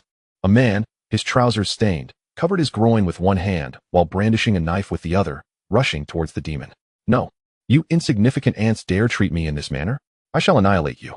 A multitude surged forward to express their wrath, eager to flay his tendons and drain his blood. They were astonished to witness the demon's wounds healing spontaneously. Is this what that esteemed individual referred to as 3 days of immortality? What an incredible power. Lo and behold, it has transformed into a chicken wing. Such a large chicken wing. One man severed Jin Kuan's hand, which instantaneously morphed into a gigantic chicken wing, while the hand regenerated anew. Brother, could you spare that chicken wing for me? I desire to roast it, exclaimed another. Do you truly enjoy it? So do I. Go and fetch it yourself. The surrounding cultivators, seeing this, began to set up a barbecue, initiating a self-service roast. Since he wishes to consume us, let us feast upon him in his presence. Ah, demons! You wretched fiends, do not touch me. Jin Kuan howled in anguish, perceiving the crowd as akin to malevolent spirits. Little did he realize, he had once been far more terrifying than they could ever be, but the tides of fortune had turned. Please, I beseech you, spare me. The chicken is rather dry, but you wouldn't understand. It is simply that this bird is too old. The chicken feet are as tough as iron. Impossible to chew or savor. With so many options available, why would one choose chicken feet? Ah, do not touch there. Hee hee. Indeed, fortunes ebb and flow. Jin Kuan, the demon saint, was in utter torment, watching the crowd barbecue, their cries of anguish echoing, tears streaming from their mouths. The wails resonated throughout the city, enduring for 3 days and nights. Ultimately, he departed this world with a look of liberation. Regrettably, the aroma of the barbecue was so enticing that he never had a chance to taste it. In a nameless valley, a thunderous sound reverberated as countless spiritual energies surged forth, creating massive cavities in the surroundings, with boulders crashing down, producing resounding booms. Within the valley, several young practitioners at the first level of Qi cultivation pursued a youth at the body refinement stage, shouting threats. Hurry, capture this brat, and render him powerless for his previous arrogance. Heh, Qin Tian, weren't you quite arrogant in your body refinement stage? Why can't you even break through to the Qi cultivation level now? Indeed, Luo Gu is right. Now you scurry away like a dog. Ha ha. The youth at the body refinement stage, bloodied and silent, continually swung his fists to fend off the attacks. The 4 or 5 young practitioners surrounded him, relentlessly assaulting from a distance, not allowing him a moment to retaliate. Unarmed and unable to reach them, how could he possibly prevail? He felt a deep-seated frustration. Why was it so challenging to break through the body refinement stage? Why were those who had once been his subordinates now able to bully him? The sacred body of battle? Lin Dong materialized in the void of the valley, raising his hand with a flourish. The continent still harbors quite a few prodigies. He had been traveling without much thought, simply collecting those who caught his eye. In an instant, the young practitioners reverted back to the body refinement stage. My spiritual power is gone. How is that possible? Ah, there's a ghost, run. No, something strange about this kid. Me too. I shall leave first. In a panic, the youth shouted, as one of them hastily fled. Ah, damn you, Qin Tian, how dare you? At that moment, a cry of agony pierced the air. Seeing the others revert to the body refinement stage, Qin Tian charged like a ferocious beast, tearing off one boy's arm. Quick, flee. We at the body refinement stage are no match for that scoundrel. We must separate and escape. Upon witnessing this, the boys hurriedly scattered in all directions. Ah, what the hell? There's a wall. Ah, me too. I'm stuck. Ghost. As they took a few steps, it was as though they collided with an invisible barrier, finding the space before them utterly empty. Ah, Qin Tian caught up, delivering a series of punches that shattered the insides of one young man. Qin Tian, you madman. Everyone. Together. He is injured. How can he defeat us all? Indeed, if we do not act soon, we shall fall one by one to his relentless assaults. Witnessing this, the others surged towards Qin Tian, transforming the valley into a primal arena of combat, where the struggle was raw and visceral. Moments later, the valley was drenched in blood, strewn with dismembered limbs, with only one figure standing resolutely amidst the carnage, Qin Tian. He teetered on the brink of collapse, his body soaked in blood, yet he remained upright, bolstered by an unwavering will. Indeed, my sect has not misjudged you, echoed Lin Dong's calm voice throughout the valley. Qin Tian, I thank you for your timely intervention. Qin Tian hastily bowed in gratitude. Might I ask, esteemed elder, if you would take me as your disciple? I, Qin Tian, pledge my life to serve you without complaint. He sensed that a powerful presence had aided him from the shadows. Otherwise, he would not have survived to confront this throng of fledgling adversaries. Just as he was about to kneel in gratitude, a gentle force supported him. Very well, from this day forth, you shall be a disciple of my Xiaoyao sect. Lin Dong gestured to steady Qin Tian, a smile gracing his lips as he nodded. This child is indeed worthy of instruction. It is fitting to accept him among my disciples today. Since I am in a celebratory mood, I shall also accept one more as an inner disciple. Alas, his aptitude may be lacking, so let him first enter the sect, with hopes of elevating him to inner disciple status in the future. Upon receiving Lin Dong's approval, Qin Tian was overwhelmed with excitement. Thus, the Xiaoyao sect gained a new warrior, known as Qin Tian, a combatant who would defy heaven and earth, bowing only to Lin Dong. Meanwhile, the demon clan was concocting a grand conspiracy. Chapter 26. Undercurrents of turmoil. Lin Dong of the earthworks in the divine domain, within the realm of the demon clan. The sky was shrouded in a tumultuous crimson aura, as the entirety of this vast land was dominated by the demon clan, with other races merely their livestock. At this moment, in the grand hall of the demon palace, an imposing edifice, countless powerful beings of the demon clan had gathered, deliberating on matters of great significance.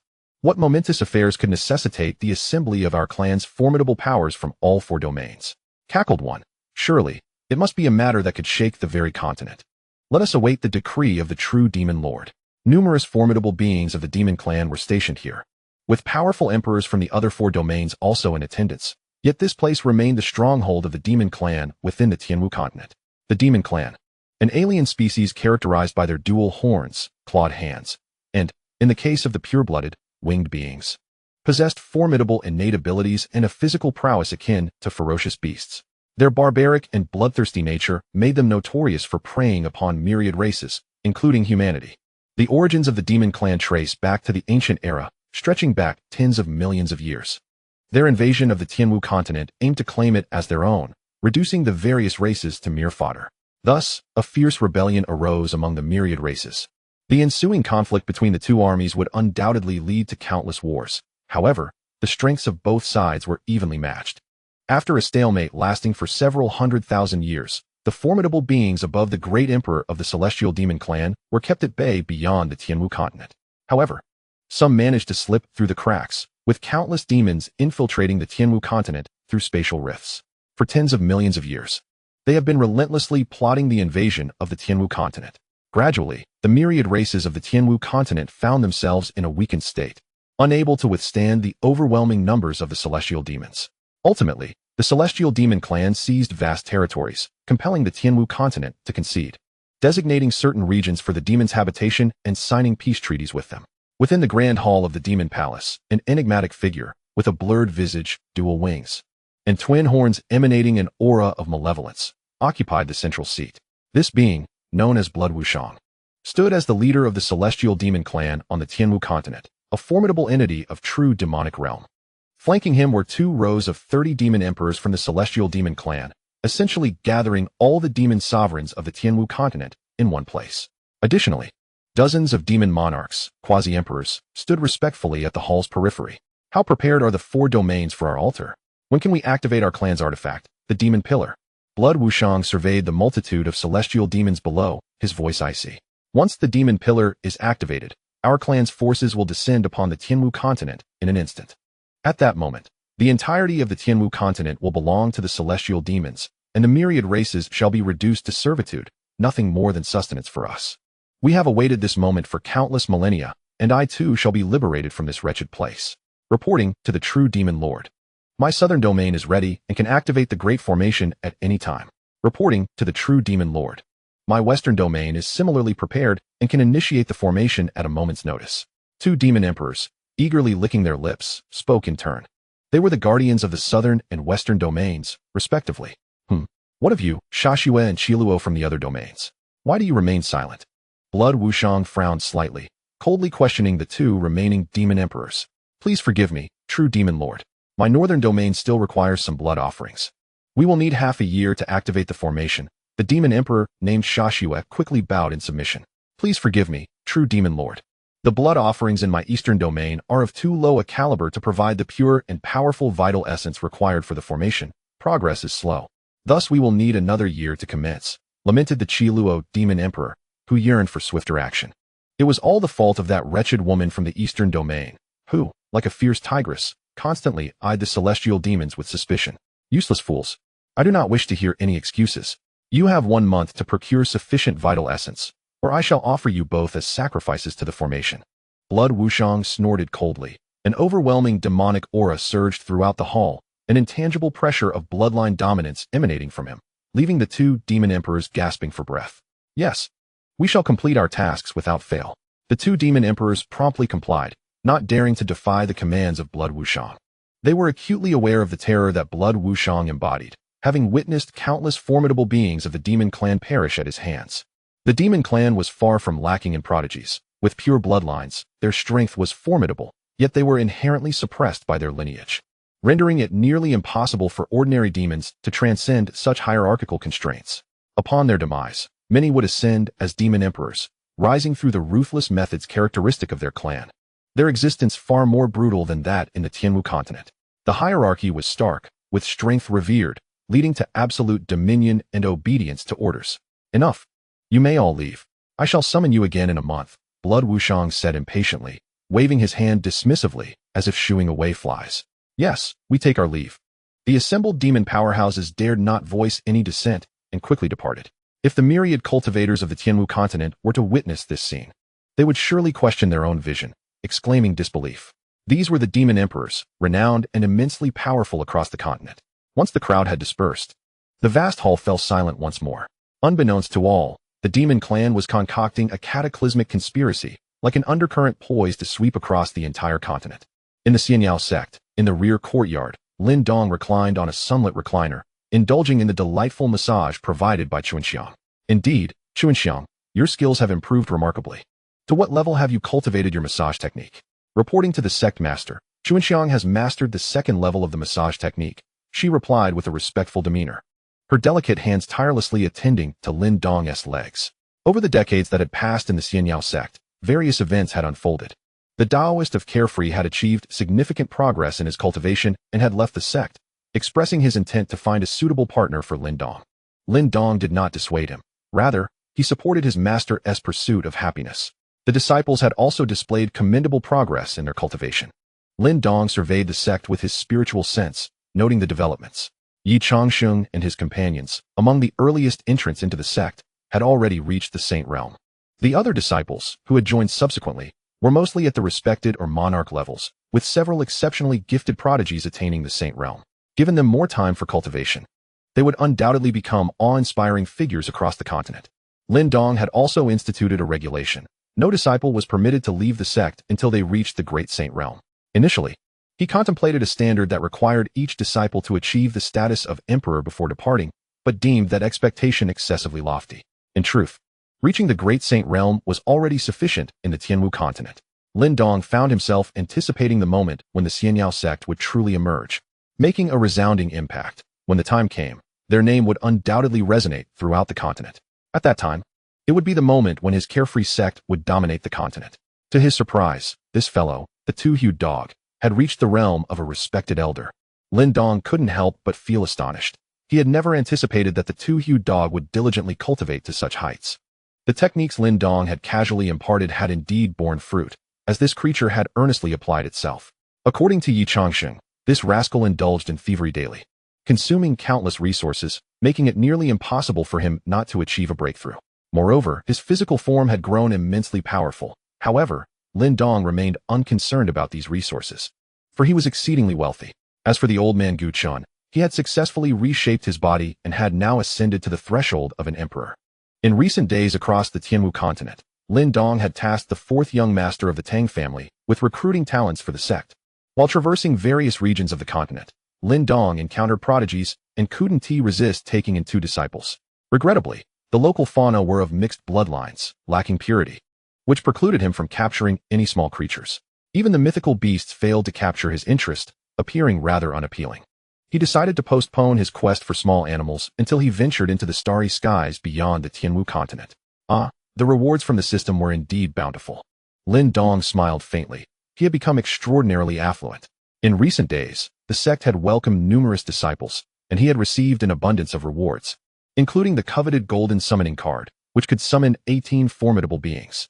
The system had bestowed upon him countless accolades. He possessed over a dozen realm enhancement cards and several summoning cards, along with an uncountable array of other rewards, leading him to worry whether the system still had any treasures left to offer. The cards bug was undeniably delightful. Lin Dong relished this state of abundance. He was no longer anxious about resource issues. He could not help but admire himself for nearly treating the system as his personal treasure trove. The rewards he received, which held little value for him, were deposited into the sect's treasury. The talented individuals collected were managed by the fourth young master of the Tang family. Those who met the requisite qualifications would be accepted as disciples, while those who fell short were sent to a secret base he had established in the eternal realm, where they could diligently cultivate in hopes of one day entering the carefree sect. After completing his travels across the continent, Lin Dong returned to rest, while the subsequent prodigies were gathered by the fourth young master. With such exquisite beauty by his side, a normal man would have surely fathered numerous offspring by now.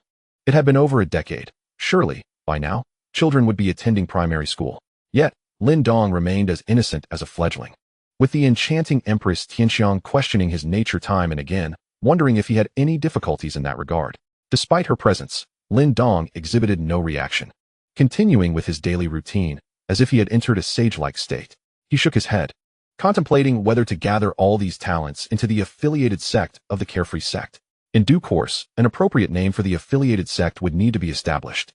What name should I choose? Perhaps Fried Sky? Alas, it is too perplexing. Never mind. I shall first employ the summoning cards. System, utilize 6 bronze summoning cards, 6 silver summoning cards, and 6 gold summoning cards. Gold summoning cards, capable of randomly summoning a formidable being ranging from the Divine King to the Divine Emperor realm. Ding. The host has successfully used 6 bronze summoning cards. Summoning in progress. Success. Congratulations to the host for acquiring 6 Sect guards. Duan Yuanji, He Ming, Tang Yun, Luo Tianwei, Mo Yen, and Han Changyu. Strength. Peak of the Emperor realm. Ding. The host has successfully used 6 silver summoning cards. Summoning in progress. Success.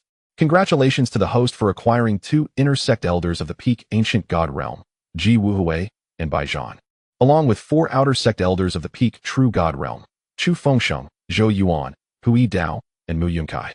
Ding. The host has successfully used 6 gold summoning cards. Summoning in progress. Success. Congratulations to the host for acquiring 2 core elders of the peak divine emperor realm, Yi Tian and Su Loi, along with 4 inner elders of the peak divine monarch realm, Xiao Se, He Chao, Yu Jun, and Wei Tianqing. Figures are being etched and have begun to materialize. 2 divine emperors and 4 divine monarchs. Luck is indeed on my side, Lin Dong remarked nonchalantly, regarding the other powerful beings of different realms as inconsequential. These combat powers are temporarily unnecessary in Tianwu. It is time to prepare for expanding influence beyond Tianwu. Lin Dong's consciousness had explored the realms beyond Tianwu, which remained uncharted territories. There, a multitude of cultivators from various races were resisting the demon clan, safeguarding their homeland from invasion. The mightiest among both sides were divine kings. Lin Dong had no intention of intervening. He wished for the disciples of his sect to establish the renown of the Xiaoyao sect. It matters not. My disciples of the Xiaoyao sect shall take action. Beyond the unknown lands lies a vast expanse of starry sky, filled with countless continents or planets akin to Tianwu, where the star regions flourish. Yet, all exist within the cosmos, teeming with myriad races and countless formidable beings. The cultivation realms in the starry sky are true God, celestial God, ancient God, divine king, divine monarch, divine emperor, divine sovereign, and ancestral God. Lin Dong currently occupies the realm of divine emperor. However, should he wish, he could effortlessly ascend beyond ancestral God in mere moments. He simply lacks the motivation to act. Believing that when the time comes for an earnest campaign across the starry sky, his cultivation will soar to unprecedented heights. Moreover, he possesses the invincible sword body. Even if his cultivation is not sufficient, he remains undeniably powerful. Suddenly, the void trembled as 18 figures descended, stepping upon the sun, moon, and stars, shattering the void to stand resolutely in the cosmos. 16 men and 2 women, adorned in a variety of garments, each bearing the insignia of the Xiaoyao sect at their waists. As they merely stood there, an intangible yet potent aura emanated from them, sweeping across the entire sky. What is happening? Who are these individuals? Their aura is so overwhelming that I can scarcely breathe. Could they be here to cause trouble for my Xiaoyao sect? How could that be? Wouldn't that be a death wish? A terrifying aura enveloped the surroundings, leaving countless disciples gasping for breath. Nonetheless, they did not exhibit any signs of panic, merely casting sidelong glances. For they understood that should a formidable intruder appear, the sect's powerful guardians would act without delay. They had heard from the senior disciples who entered earlier that the elders of the sect were out training. Could these be the esteemed ones returning? Just as the crowd pondered this, a melodious laughter resounded throughout the area.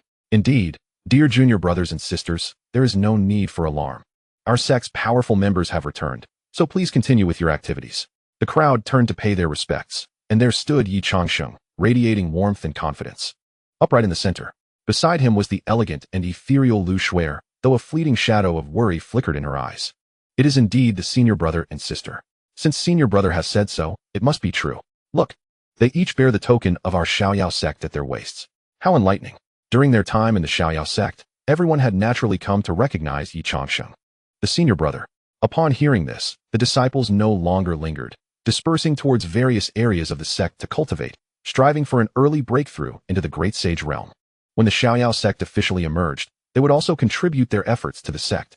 These disciples were all gathered by Lin Dong, individuals who had endured significant life events and persevered, possessing commendable temperament and a personal pursuit in cultivation. Shuer, what troubles you? Are you worried about your family?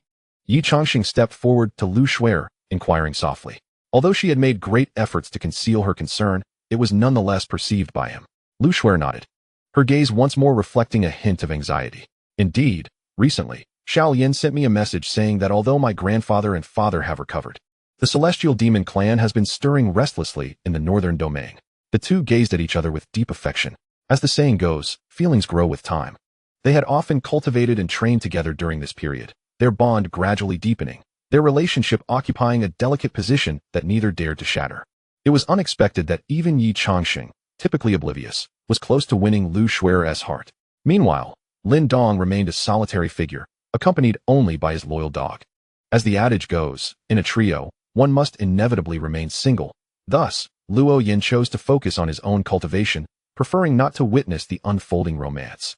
Just as the two were about to take the next step, the jade pendant in Lu Shui's arms began to shimmer, prompting her to hastily retrieve it. Her heart filled with unease. She formed a hand seal, and the pendant emitted a cacophony of noise, followed by Xiao Yin's bright voice. "Miss, you must return to the family at once. The celestial demon clan has returned." With that, the communication ended abruptly. Lu Shui clutched the pendant tightly, her heart heavy with concern. As the two exchanged glances, Yi Changsheng discerned Lu Shui's unease. With a resolute determination, he declared, "Shui, I shall take you to explain the situation to our master. I am confident that our master will permit us to leave the sect." However, Lu Shui's tone was tinged with urgency and a hint of hesitation. "There are no buts. Trust me," Yi Changsheng asserted with an overwhelming authority, and without further ado, he grasped Lu Shui's hand, leading her toward the rear courtyard. Lu Shui offered no resistance, her cheeks blossoming with a delicate flush. Yet, within Yi Changsheng's heart, a flicker of trepidation lingered. Was it too soon to meet the parents before solidifying their relationship? The summoned individuals reappeared, already gathered at the entrance of the sect's grand hall, awaiting Lin Dong's call. At that moment, Lin Dong's voice resonated within their minds simultaneously. "I entrust you with a mission." Chapter 28. Collecting waste materials as disciples. The celestial demon invades the Lu family. Upon hearing this, the group fell silent, exchanging bewildered glances, uncertain of the implications. However, their confusion was fleeting, as they dared not defy or question Lin Dong's command, swiftly vanishing from sight to undertake their tasks. The mission for those above the true God realm was to recruit talented disciples from both within and outside the continent.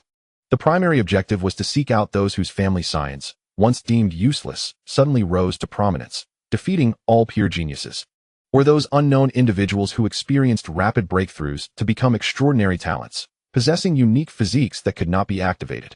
All such individuals were to be brought back to the sect, entrusted to the management of the fourth young master of the Tang family. As for the guards of the Emperor realm, their duties remained unchanged, to safeguard the sect. After orchestrating these directives, Lin Dong reclined in his grand chair, closing his eyes to rejuvenate his spirit with a brief nap. Indeed, the sect master was a remarkable figure, seemingly requiring no cultivation, his strength unfathomable.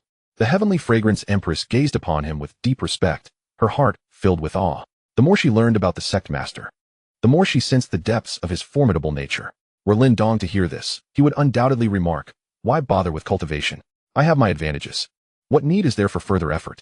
Besides, I am already invincible. I have yet to exhaust my potential for advancement." Observing this, Chuanxiang wisely stepped aside. The reason it was not the four maidens of spring, summer, autumn, and winter was simply due to the scarcity of female emperors within the Tianwu continent who met Lin Dong's standards. Just as Chuanxiang contemplated meditating, the image of those formidable beings from earlier resurfaced in her mind. She mused, what realm of strength did those individuals possess? Their aura was utterly suffocating. None among that group were weaker than she. Their presence was terrifying, overshadowing her own. She recognized 6 familiar auras, remarkably emanating from peak Emperor realm cultivators. The Xiaoyao sect truly enveloped countless mysteries. Each layer of fog she dispelled only revealed deeper layers, igniting her curiosity. Resolving to dismiss such thoughts, she resolved to focus on her cultivation. The hidden injuries of the heavenly fragrance empress had healed, and her cultivation had progressed to the 3rd level of the Emperor realm. With her current cultivation, she still pales in comparison to that demonic emperor. She strives to break through to the 5th level of the Emperor realm as soon as possible, so that she can overpower him effortlessly. Meanwhile, her clone received news from the family that the celestial demon clan has begun to stir again, although it remains unclear what schemes they are concocting. However, after she closed her eyes, she sensed 2 presences approaching from afar. One of these energies was familiar to her. It belonged to Yi Changsheng, Lin Dong's eldest disciple. She quickly transmitted her thoughts to Yi Changsheng, stating, "Your master is resting. If there is anything urgent, I will inform you once he awakens. You may come then." Yi Changsheng halted midair. Lu Shui, her expression fraught with concern, asked, "Changsheng, what is it?" Just as Yi Changsheng was about to respond, Lin Dong's languid voice interrupted, "No need to worry, come up." "Yes, master," Yi Changxing replied, bringing Lu Shuer down to the courtyard, where they found Lin Dong lounging in the shade beneath a tree. Changsheng, what brings you to seek your master? Lin Dong stretched slightly, appearing relaxed.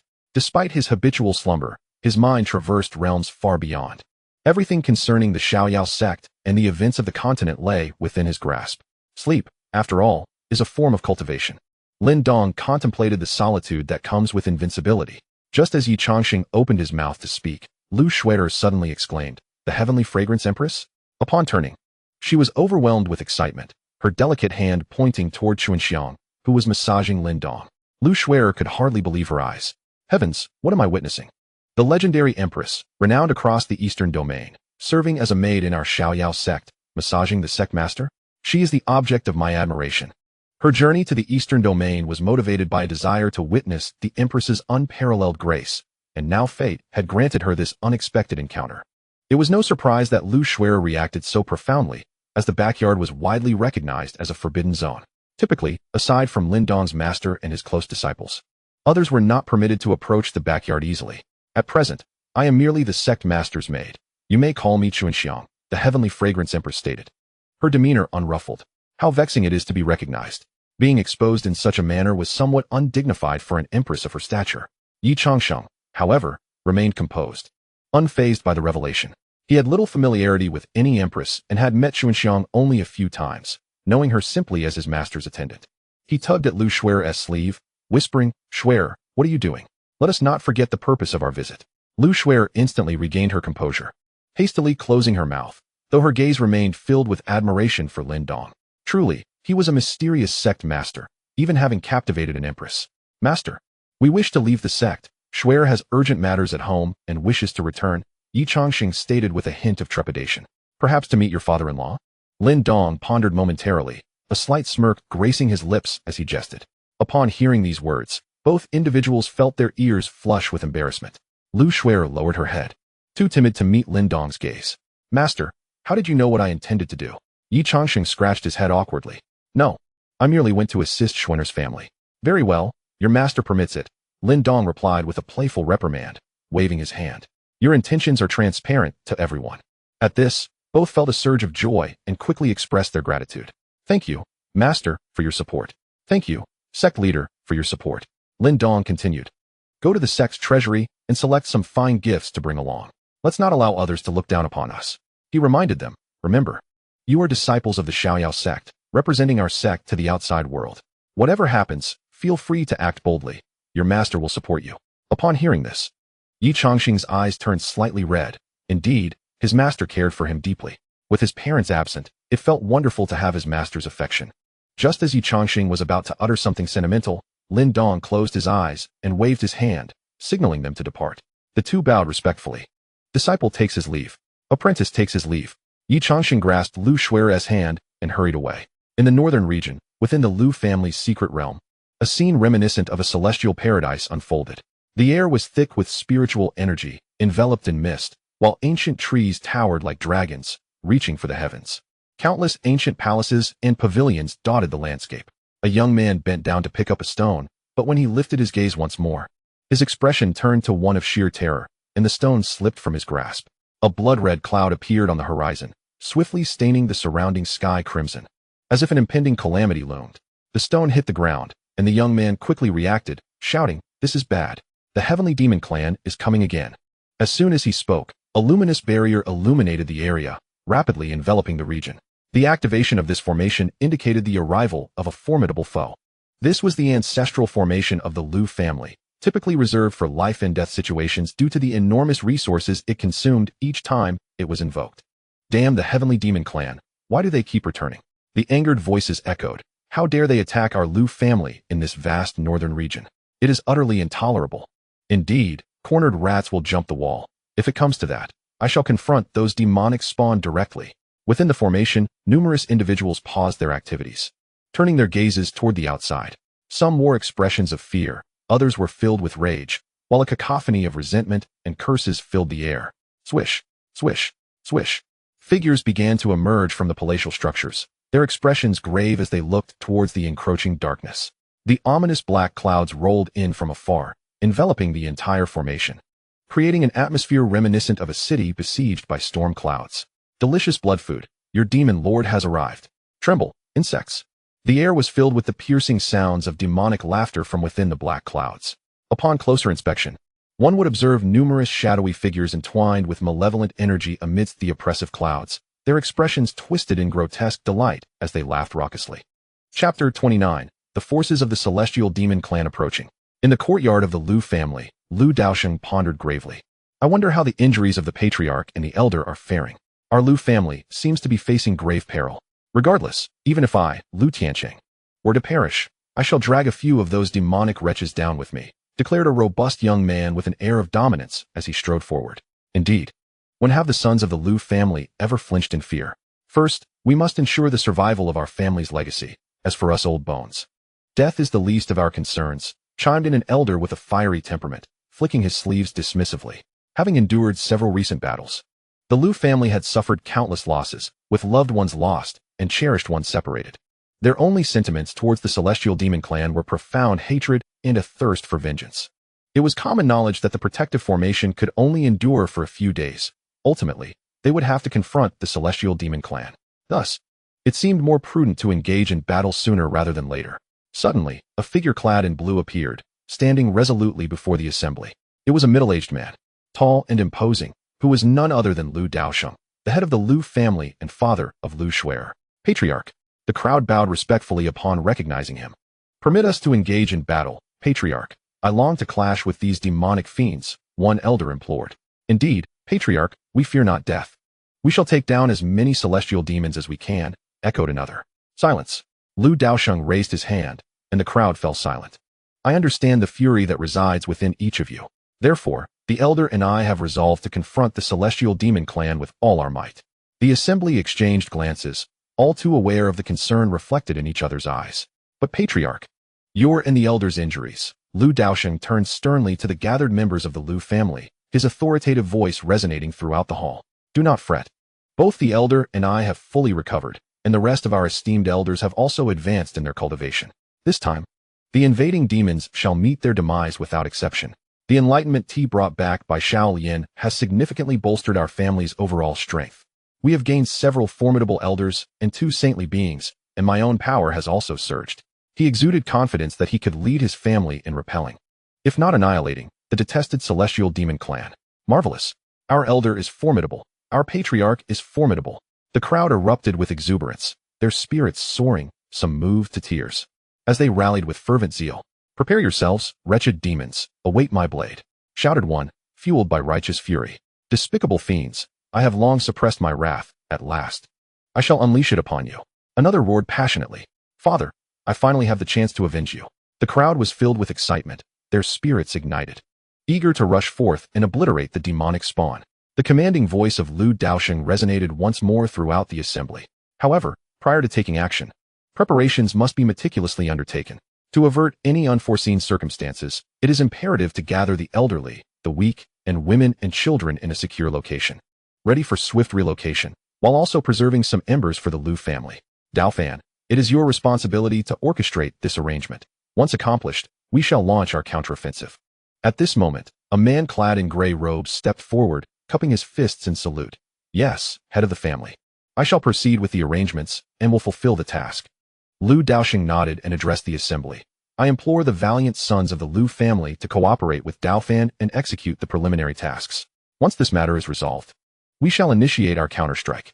Are the sons of the Lu family prepared? Remain ever ready. We fear not the enemy.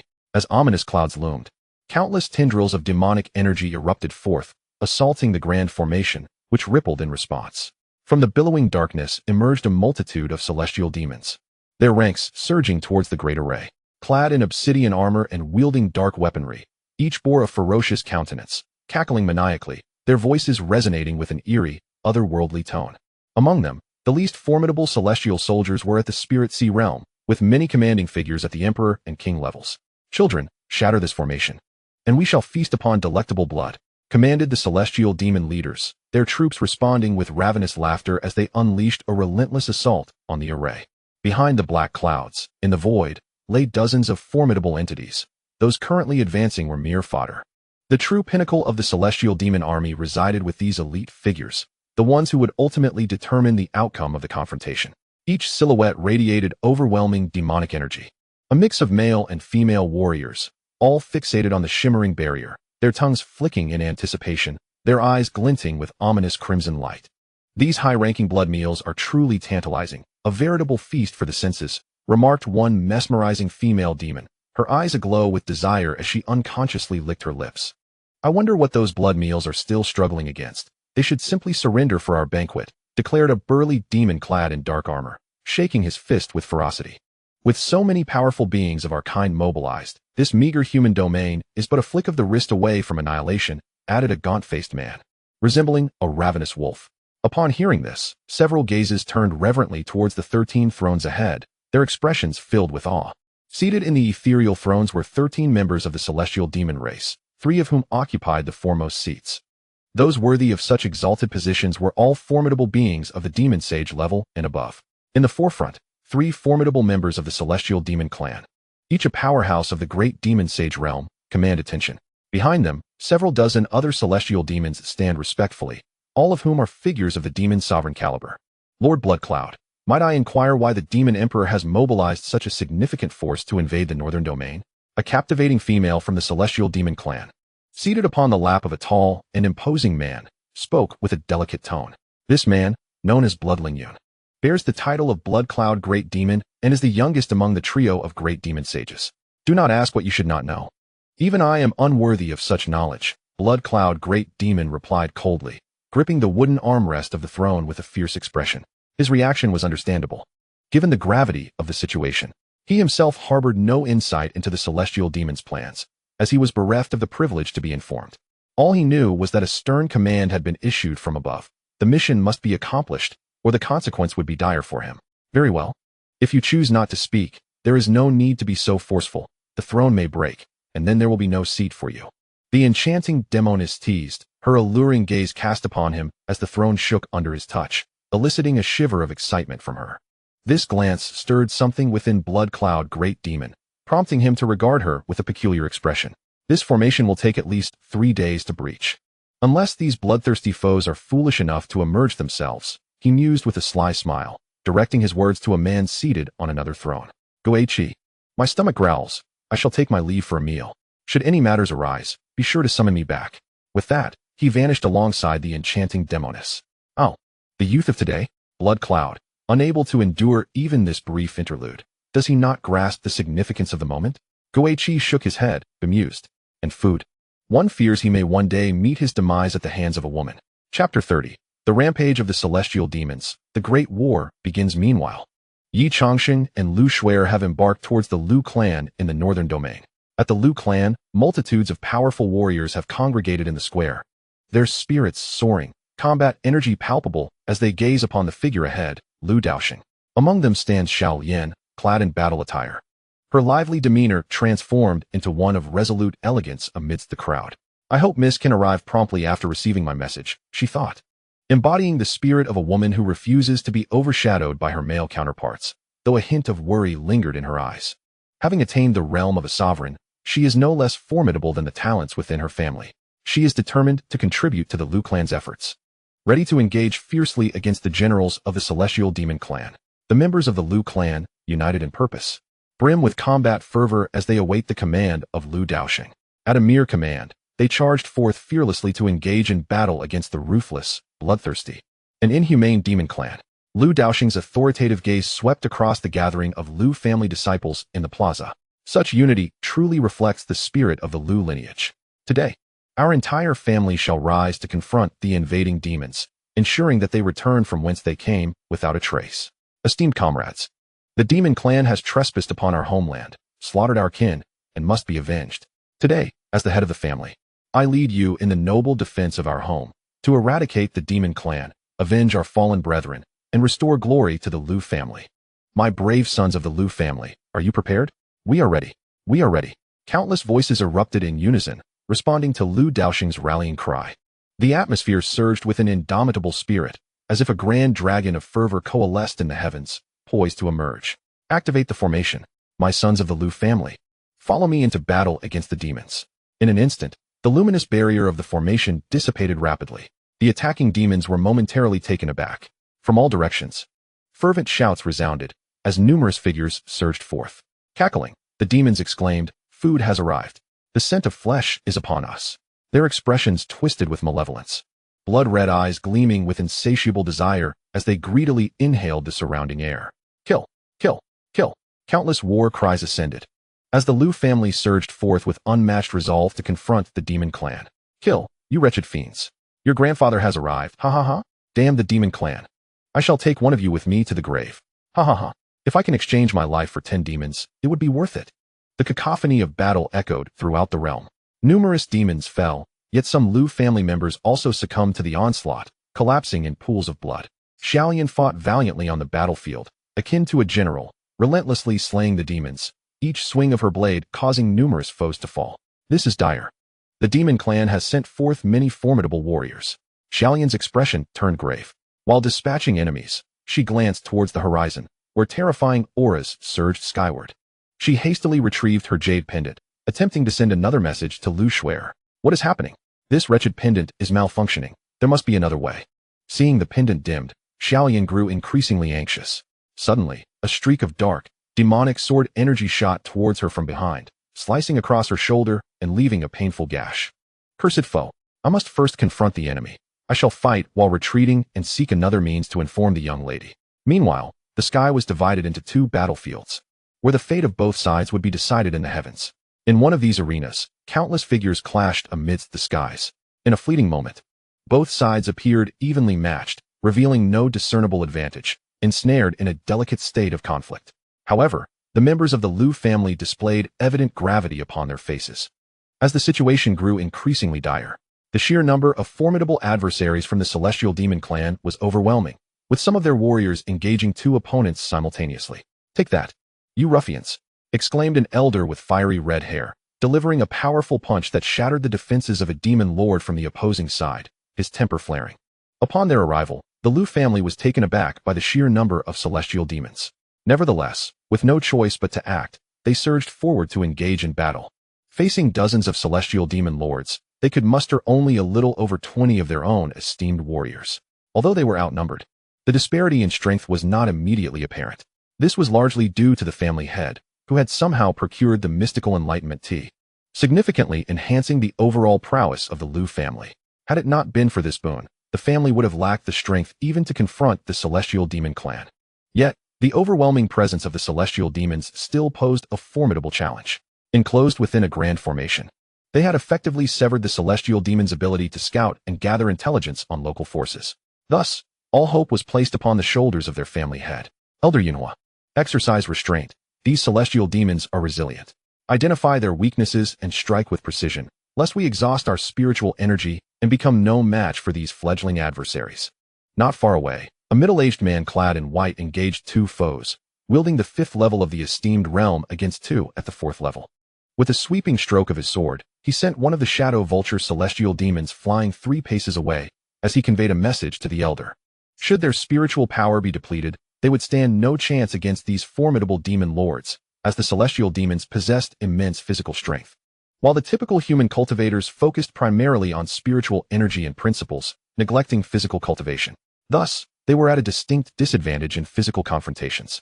Meanwhile, from a distance, the air resonated with the terrifying might of the holy war, as 6 holy warriors from the Liu family clashed with the celestial demon saints in the void. Waves of colorful forces of law surged from their hands, colliding with one another, while the oppressive aura of their holy might spread across the sky. Damn it! The Celestial Demon clan has dispatched such a multitude of powerful warriors. Thankfully, we managed to inform Dao Fan to send the clan's ember away. Lu Daoxing stood firm against 2 foes, maintaining an edge as his overwhelming holy might surged forth, crashing against his 2 adversaries. As a 4th-level holy warrior, he faced off against a 3rd-level and a 4th-level demon saint from the Celestial Demon clan. How foolish of me to overestimate my capabilities. His expression darkened as he surveyed the battlefield, realizing that the Liu family was in an exceedingly precarious situation. Meanwhile, their ancestor, possessing the 3rd level of the Great Saint Realm, was engaged in combat against 2 formidable demon saints from the Celestial Demon clan, leaving the Liu family devoid of any significant advantage. I am filled with shame towards the Liu family. unable to face the ancestors of the Liu clan. A profound sense of guilt overwhelms him as he grapples with immense inner turmoil, acutely aware of the sacrifices made by his kin who are bravely battling below. It is the leaders of the family, in unison, who have made this grievous error, leading to the untimely demise of the promising youth of the Liu family. This has plunged the clan into a perilous situation, one that could potentially spell the ruin of the entire Liu lineage at his hands. He wonders whether the other families will send aid to bolster the Liu family in this dire hour. He has reached out to those noble clans that have historically maintained relations with the Liu family, fervently hoping that they will respond and provide support upon receiving the news. Unbeknownst to him, the powers in the northern domain are currently besieged by the celestial demon tribe, likely finding themselves equally beleaguered. However, should it be those ancient and deeply rooted forces, the circumstances would be markedly different.